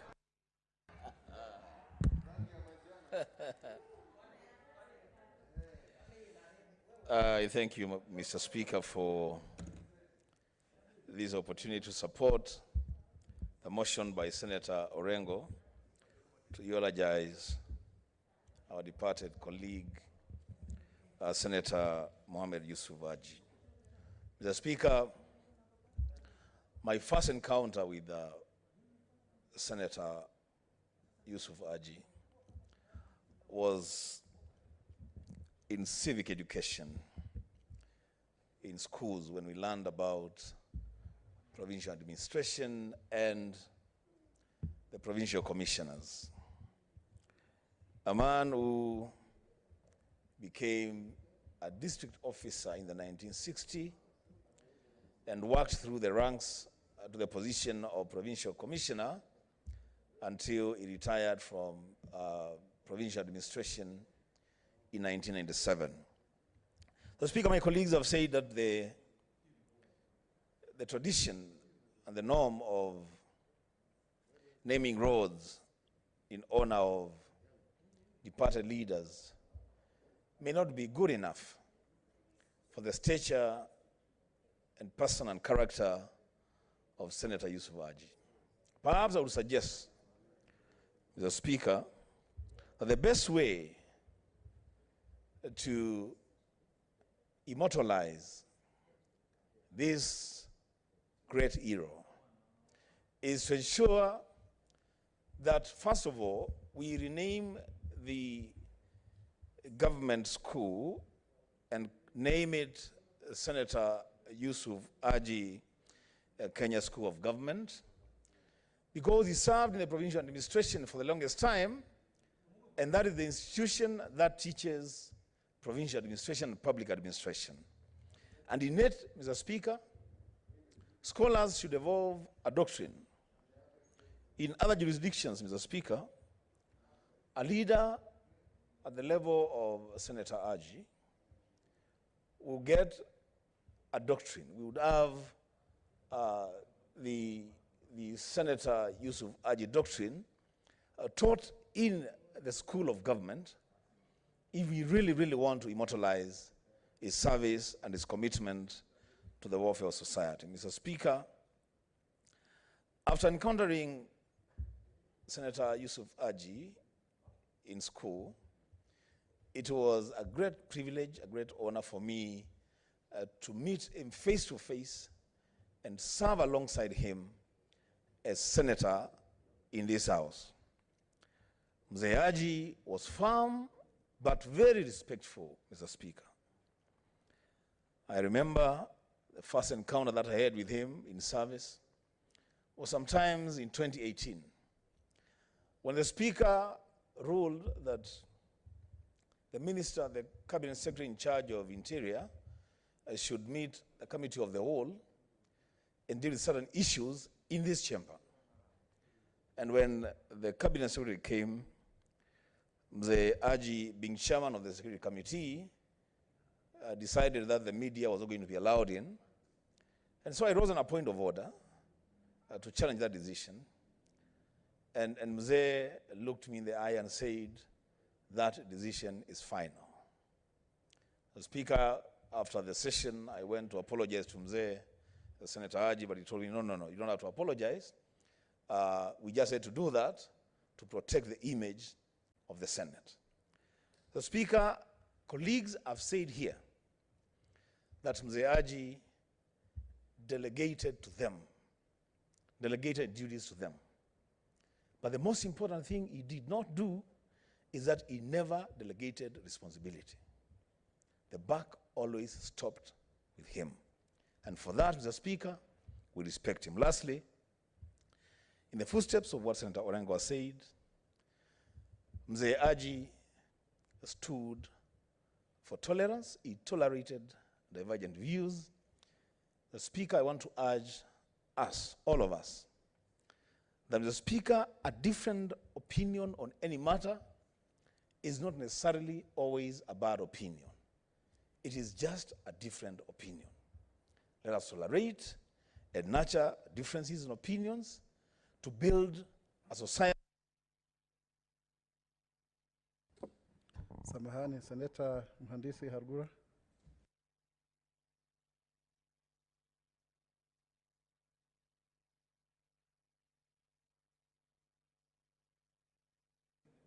Thank you, Mr. Speaker. Mr. Speaker,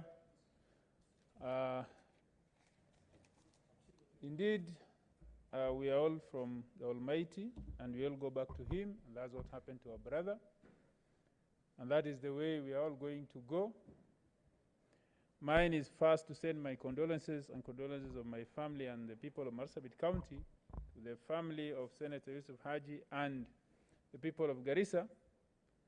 And also, we pray for patience and perseverance for the family during these trying times so that they can go through it. And we also ask forgiveness for our brother. I also like to thank the Muslims who came out to pray for him, because I've witnessed a phenomenon I didn't witness in this country before, where because of the funeral prayer, the whole mosque and the whole of South Sea around the environment of the mosque were all filled 30 minutes to the prayer, meaning people had that kind of goodwill for him. I hope that will be a good sign for him that his deeds have been accepted by the Almighty. Mr. Speaker, as people of Marsabit, we benefited from Senator Yusuf Haji's wisdom. During our trying times, we had clashes in 2013 in Moyale, and the President, His Excellency Uhuru Kenyatta, appointed Senator Yusuf Haji and former Speaker Ole Kaparo to mediate. And I saw what leadership was that time, when he brought the elders from warring communities and told them that they have to sit down and talk to each other and they are not going to leave that room until they came up with a solution. And that is when the 35 members elders committee was formed, and that is how the clashes in Moyale ended. And personally also, I had experience serving with him in the last Senate in the Committee for National Security and Foreign Relations. And I had the privilege of watching actually and following two elderly senators, Senator Gigi Kariuki and Senator Yusuf Haji, when we were discussing on even visiting Kapedo, Laikipia during the clashes. And you could see in them, sitting just watching them, you could see what this country has gone through in terms of democracy and all that. To them, it's like we are not taking our responsibility seriously. There's a kind of a lot of liberalism, even in the way we conduct our things. There were people who went through a system where decisions were made and followed, unlike now where leaders can make decisions, they can make statements and nobody follows. Also, even internationally, I had the privilege of traveling with him to Tehran as the chair. He was the chair and I was a member of that committee. You could see also how he was dealing with the international relations in terms of talking to those foreign countries. You could learn a lot from them. I learned a lot from him by interacting with him, and I think that gives me an insight as to what leadership was and what it is now and what we need to take into account as leaders so that we can deliver our services to our people. Lastly, his focus for representation of the people of Garissa is very clearly stated. And when it comes to even the BBI issue, I heard what Mutula said, that much as he was the chair, he had reservations.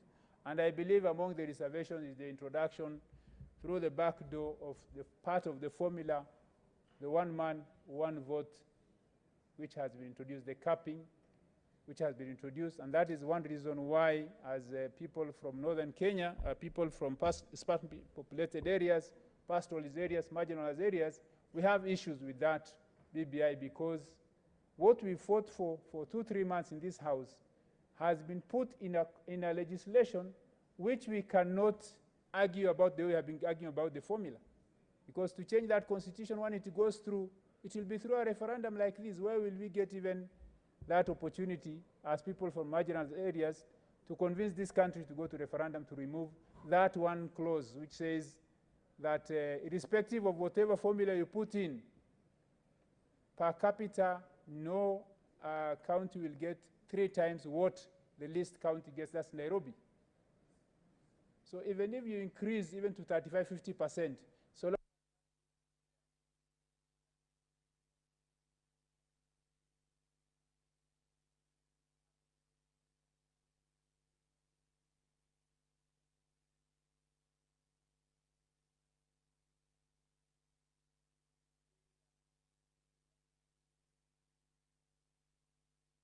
Asante sana Mheshimiwa Halgura. Sasa hivi nampa nafasi Mheshimiwa wakili mwandamizi mwenye Haji Mohamed Faki. Asante Mheshimiwa Spika kwa kunipa fursa hii kumuomboleza marehemu Mohamed Yusuf Haji ambaye alikuwa ni senator wa kaunti ya Garissa. Mheshimiwa Spika, ningependa kumpongeza Senator Orengo kwa kuleta mswada huu wa kuweza kumkumbuka mheshimiwa mwenda zake Mohamed Yusuf Haji kwa mchango mkubwa aliofanya katika taifa hili. Kwanza akiwa kama afisa wa serikali ambapo alifanya kazi kama DO, kisha baadaye akawa mpaka PC. Na nakumbuka kuna wakati fulani alikuwa anafanya kazi kama PC katika Coast Province ambapo headquarter yao ama makao yao makuu ni Mombasa. Mheshimiwa Spika, Senator Haji alikuwa ni senator mnyenyekevu sana. Na alikuwa ukimuona katika shughuli zake huwezi kudhani kwamba huyu alikuwa ni mtu mwenye mamlaka makubwa, na vile vile alikuwa amefanya kazi kubwa katika serikali yetu ya Kenya.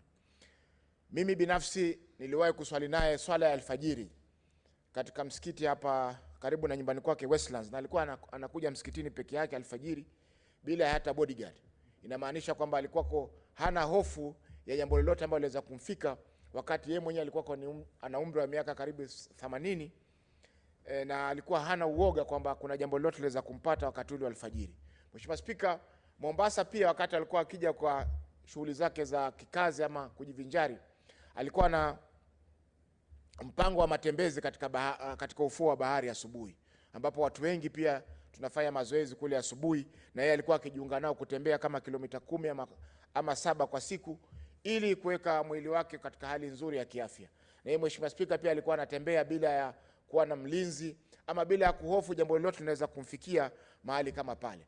Kwa hiyo Mheshimiwa Spika, kitu ambacho tunasoma katika maisha ya Mheshimiwa Haji ni kuwa alikuwa ni mtu mnyenyekevu, mtu mpole, na mtu ambaye ilikuwa kauli yake ilikuwa ni kauli thabiti, kwa sababu ulikuwa uwezi kumuondoa katika msimamo ambao amechukua bila ya kuwa na sababu nzuri za kimsingi za kuweza kubadilisha msimamo wake.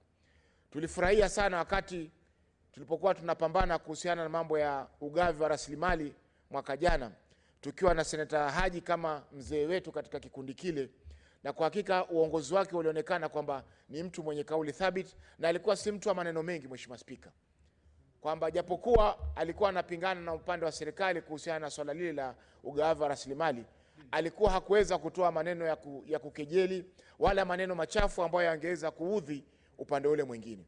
Kwa hiyo Mheshimiwa Spika, somo tunalopata ni kwa Mheshimiwa Haji alikuwa ni mtu mpole, mnyenyekevu, na aliweza kuhudumia nchi hii bila ya kuwa na mambo yote makubwa ambayo alikuwa anaweza kufanya. Mheshimiwa Spika, kama alikuwa ni mtu wa kutaka mengi, angeweza kuwa amepata mambo mengi kabisa kutoka kwa serikali kutokana na nafasi aliyokuwa nayo kibinafsi. Lakini huwezi kusikia Seneta Haji alikuwa na kashfa ya aina yoyote. Na ndio maana alipochaguliwa kuongoza BBI, kila mtu hakuweza kupinga uteuzi ule, na alifanya kazi kulingana na vile ambavyo alikuwa amepewa kufanya na mwenzake seneta wako. Kwa hiyo Mheshimiwa Spika, wakati tunaomboleza kifo chake, lazima tukubali pia kwamba katika ulimwengu sisi tuko hapa kwa muda maalum ambao Mwenyezi Mungu mwenyewe ametuwekea, na tutakapoondoka lazima tuondoke na sifa nzuri za wale ambao watakaotufuata. Waislamu, Mwenyezi Mungu anatuambia katika kitabu chetu takatifu kwamba kila nafsi itaonja mauti. Kwa hivyo mwenzetu yake ilikuwa jana, na sisi tuomba Mwenyezi Mungu aweke roho yake mahali pema peponi, na sisi ambao tumebaki tuweze kuiga mfano wake ili tuweze kuishi maisha mazuri hapa duniani na kesho akhera tutakapokuwa kwa Mwenyezi Mungu. Asante Mheshimiwa Spika kwa kunipa fursa hii. Asante sana. Sasa hivi kwa sababu muda umeyoyoma, nafikiri tutaongeza huu muda mpaka kila mtu ambaye yupo hapa aweze kuzungumza, kwa sababu nina majina matatu tu peke yake kabla sijamuita kiongozi walio wachache aweze kujibu. Kwa hiyo sasa hivi nampa nafasi Seneta Abshiro Halake. Ila Mheshimiwa Mwenye Haji, unamaanisha kwamba wale wakora ndio wanatumia bodyguards kwa sababu vile ambavyo umesema kwamba Mheshimiwa Haji hangeweza kutumia. Mheshimiwa Halake, una nafasi yako sasa. Thank you very much, Mr. Speaker. Mr. Speaker, a lot has been said about Senator Haji, but for me, as I grieve for Senator Haji, I'm here to honor his life. A lot has been said about his career,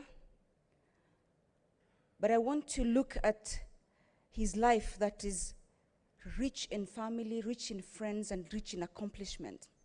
And I'd like to give my condolences, the condolences of my family and that of the entire people of Isiolo, to the family of Senator Haji, and directly to Mama Zainab Mumin, his wife, to my sisters Muraya and her husband Ismail, to my sister Amina Haji and her husband Ahmed, to my sister Zaitun Haji and her husband, retired Colonel, Lieutenant Colonel Ali, to my brother Nurdin Haji, and my sisters Fauzia and Aisha,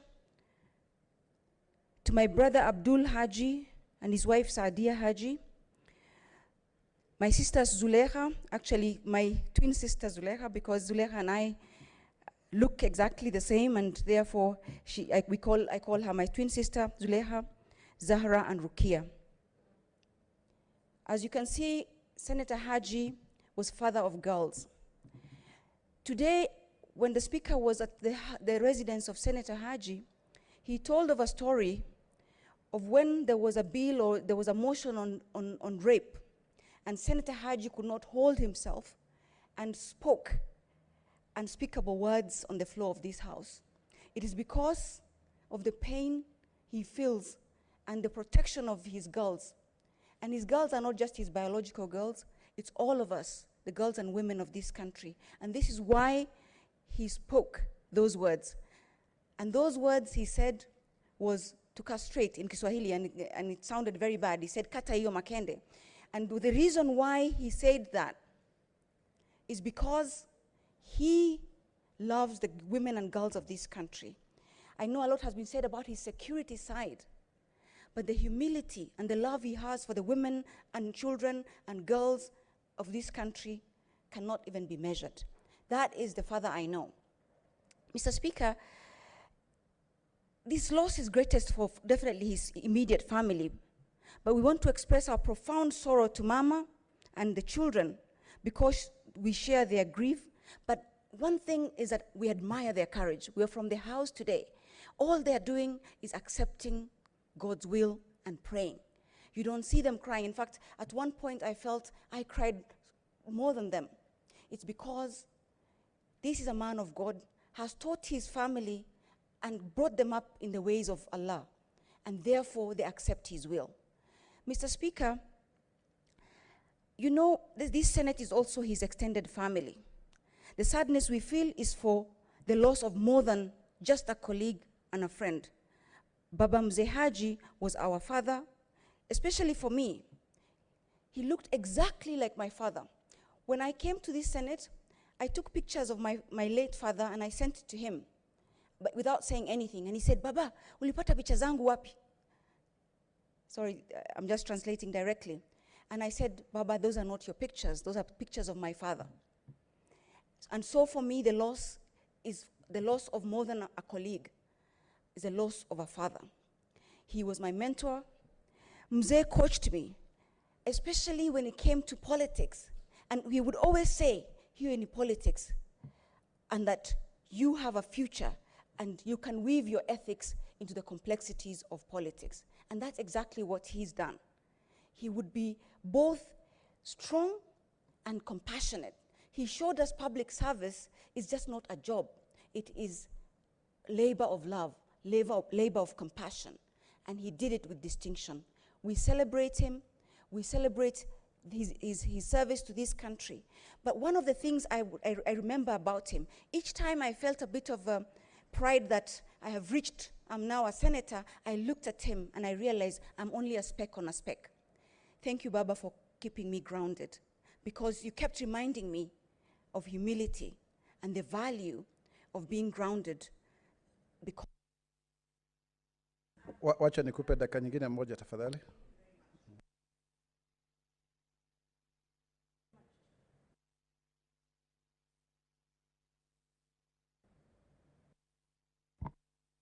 Thank you very much. So in the course of my being here, I worked closely with him and relied on him for guidance and relied on him for grounding, because each time I felt, now I know it all, even the order paper is, the standing orders are in my head. I just looked at him. He sat there, humble. And when I know the accomplishments, both in family and in career and in service to this nation, I always reminded myself, Abshiro, you're a speck on a speck in comparison to the giants that are in this house. I'm honored and I celebrate his life. But most of all, I really would like to thank his family, Mama Zainab, and my sisters and brothers for giving him to us, because it's at great sacrifice that he has really accomplished so much, because they must have supported him, but they must have also missed him a lot as he served all of us. I thank you, Mr. Speaker, and I celebrate my father and look forward to really making sure that his legacy of humility, his legacy of leadership of nerve, because he feared nothing, fearless leadership will be taken forth by those of us that he leaves behind. Inna lillahi wa inna ilayhi raji'un. May Allah put him in the best of places where he's put the best of his people. Thank you. Asante sana kwa umahiri na ufasaha mkubwa sana kwa kutoa hiyo taarifa. Nafikiri umejieleza, na nafikiri mimi pia naweza kusema kwamba Mheshimiwa Halake Abshiro, pia nyota yako bado inang'aa, bado hujagonga ndipo. Sasa hivi nitampa nafasi Mheshimiwa Seneta wa vijana, Seneta Mercy Chebeni. Thank you, Mr. Speaker, for giving me this opportunity to also condole with the family of Senator Haji and the great people of Garissa County. Mr. Speaker, a lot has been said about Senator Haji. He was indeed a great leader. He was humble, very soft-spoken, but also he was very firm in what he believed in and what he did as a leader. And Mr. Speaker, a lot has also been said about his loyalty and respect to authority. And that is something that a young leader as myself, I can pick from him and learn a great deal from his style of leadership. Mr. Speaker, he was also very respectful. And when it comes to respect, most of the times they say respect is two ways. But when you look at Senator Haji's age and my age, we have a very big age gap. And therefore you would imagine that I am the one who's supposed to respect him more. But when I interacted with him, he really respected me as a young leader. And he always encouraged me, gave me guidance, and I really loved that about him. On another important note, which I think I really found it interesting, that he was really great company. There's a time we traveled to Jordan together. We accompanied the speaker there. But during dinner, I was amazed that he would crack jokes. And I found myself laughing at his jokes. And therefore I said to myself, oh my, he's really a great, great company. And I would never imagine that, when I came here as a senator, the first year, I was really, amazed and very respectful, very fearful of him. But when I went, I traveled with him, I realized that, he has a different side of him, that he was really great company. And he loved to crack jokes here and there, and I really admired that. Mr. Speaker, he was very dedicated to his service. I mean, he served the people of Garissa diligently, and the people of Kenya at large with integrity. He was made the chairperson of BBI, and I think he took it up because of his passion, his love for this country. And therefore, Mr. Speaker, I think he was a true patriot. He wanted the country to remain united and for peace and harmony to prevail. He was a patriot and a servant leader, Mr. Speaker. I think we have lost a great man, a great leader, and I don't think words can even make up for what we will miss in him, Mr. Speaker. Therefore, Mr. Speaker, even as a young person, I think I do not want to take this for granted. I am privileged to serve in this house with very many great young men and women in this house. And therefore, as Senator Junior said, as young people, we don't take it for granted. We seek your guidance, and you sometimes mentor us, lead us in whatever thing we ask you of. And therefore, Mr. Speaker, I really like to take this chance to thank each and every one of them. As a young person in this house, I really have benefited a lot from their wise counsel. And Mr. Speaker, finally, I think I will miss him. I will miss seeing him seated right there in front of me.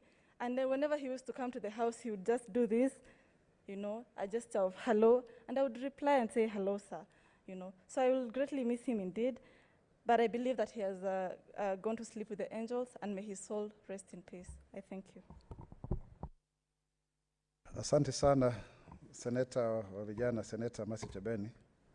Umezungumza kama kabisa mtoto wake, na ukaelezea kwamba mzee alikuwa pia ni mcheshi kwa tawasifu yako ambao umetupa sasa hivi.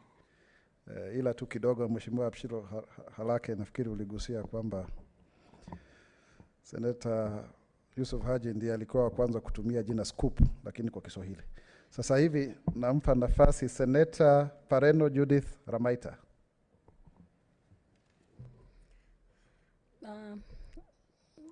Thank you, Mr. Speaker. I join the rest to condole with the family of our dear departed Senator, Senator Yusuf Haji. It is yet another sad day for the Senate. We were hit hard last time, just as we were closing the year when we lost our Senator Kabaka. And here we are again starting the year with another loss of our dear father, the Senator for Garissa. Mr. Speaker, Senator Yusuf Haji, the late Yusuf Haji, was my chair in the Security Committee.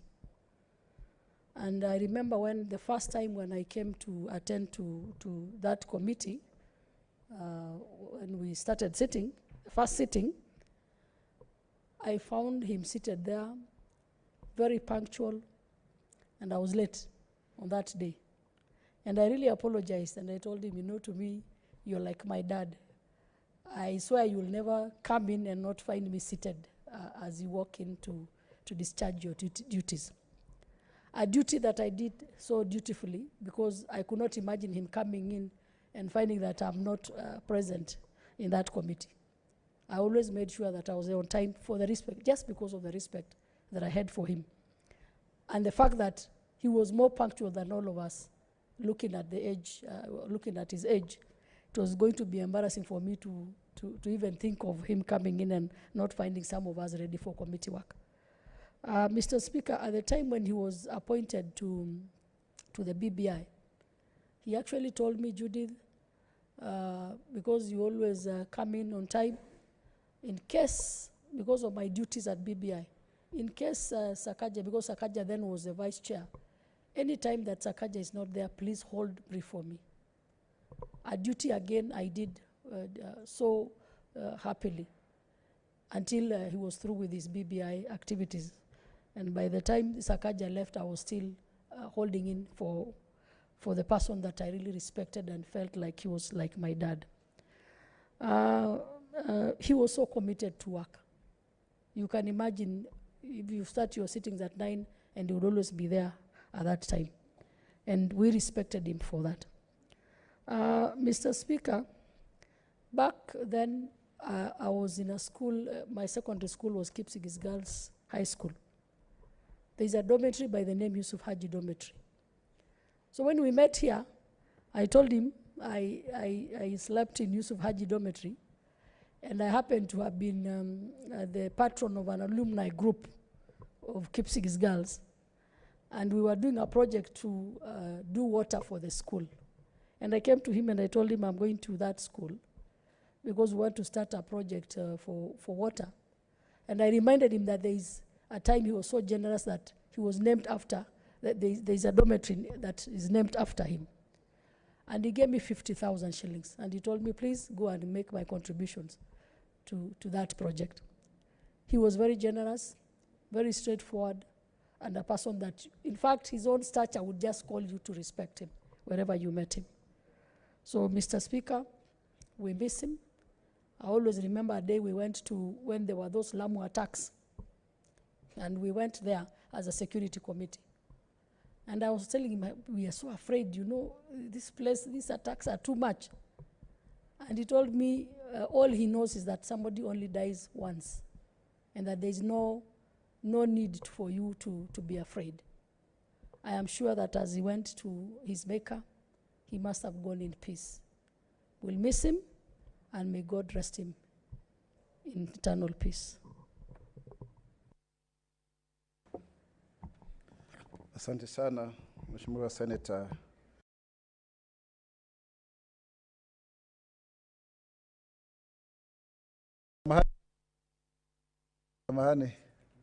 Samahani Senator Kithure Kindiki Profesa, kulikuwa na kasheshe ya mtandao hapa kidogo. Tafadhali wacha nikupe nafasi. Samahani tena. Thank you, Mr. Speaker, sir. Mr. Speaker, my heart is burdened to eulogize Senator Mohammed Yusuf Haji, the late Senator of Garissa County.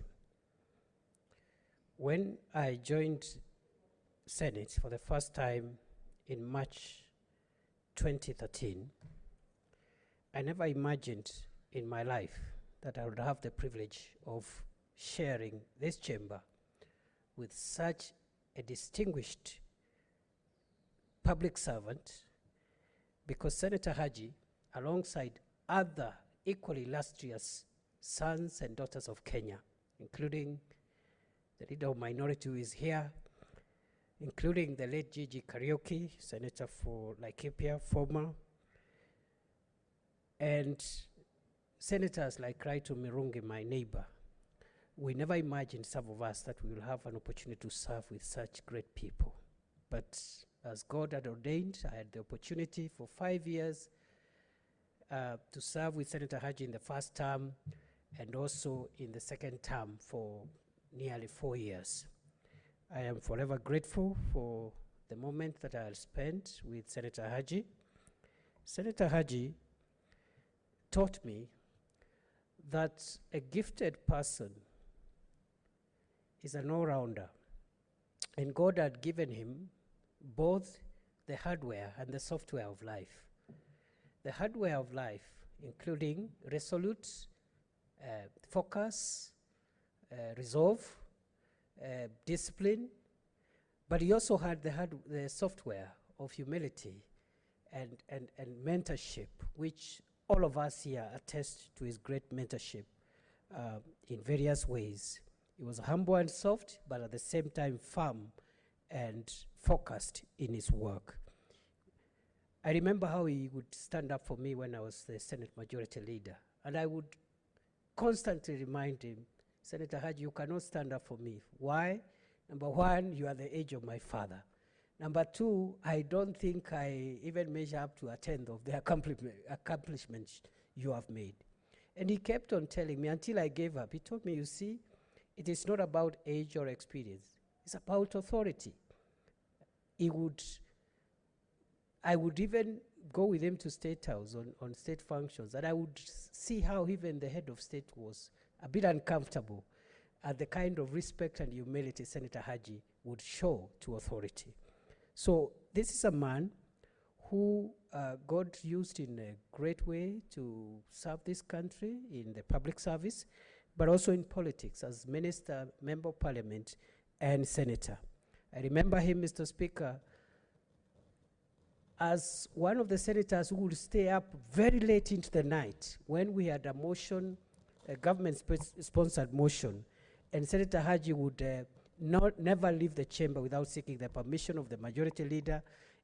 I would sometimes excuse him to go and pray, or even stay at a nearby facility like Intercontinental Hotel, and only call him when it was about time for voting. I will forever treasure the time we spent together, and words are not enough to mourn this great man. May the soul of Senator Mohammed Yusuf Haji rest in eternal peace. Thank you, Mr. Speaker. Asante sana Profesa kwa hiyo tawasifu yako ya tanzia rambirambi. Sasa hivi nampa nafasi kiongozi walio wachache aweze kujibu.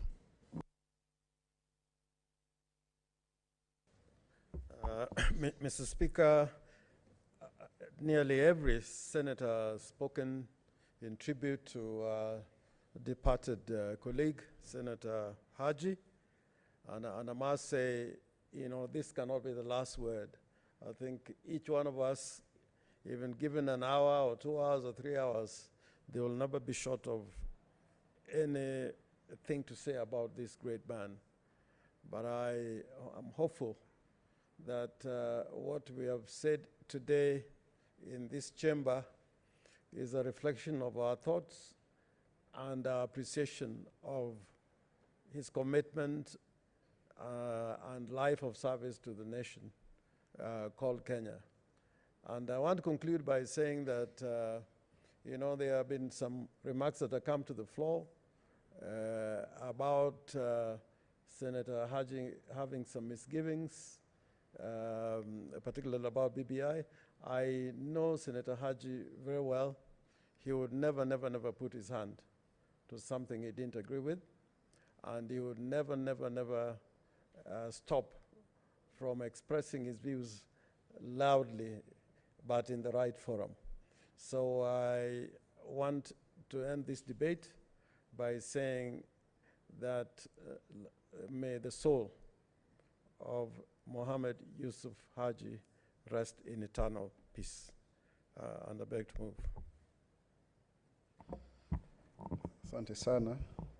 Sasa ningelipenda kupendekeza rasmi kwamba hii hoja ya kwamba bunge la seneti limeweza kutoa rambirambi zake rasmi kutokana na kifo kilichotokea tarehe 15 mwezi wa Februari mwaka wa 2021 cha Mheshimiwa mwenda zake Muhammad Yusuf Haji, seneta wa kaunti ya Garissa na ambaye amekuwa mwenyekiti wa kamati ya kudumu ya usalama wa kitaifa na pia masuala ya nchi za kigeni na ulinzi, na pia kwamba tuweze kuweka katika kumbukumbu za hili bunge changio zake zote na katika utumishi wa umma ambazo zimekuwa zaidi ya miongo 6, na kuweza kutambua rasmi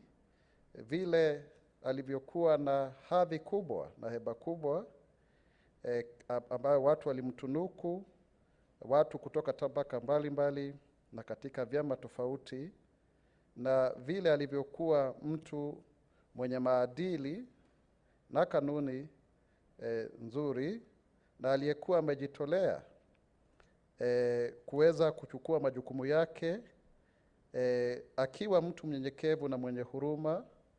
Na kwa hivyo tunataka sisi kama seneti kutoa rambirambi zetu kwenye familia, marafiki na nchi yote kwa ujumla. Wanaokubaliana na hoja hii waseme ndio, na wale ambao wanapinga waseme la. Wale walio wengi wameweza kushinda.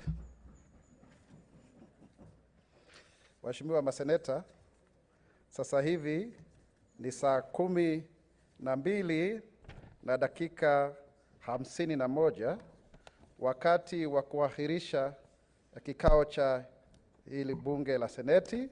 Kwa hiyo bunge la seneti sasa hivi imeweza kuweza kuahirishwa mpaka kesho Jumatano tarehe 17 Februari mwaka 2021 saa 8:30.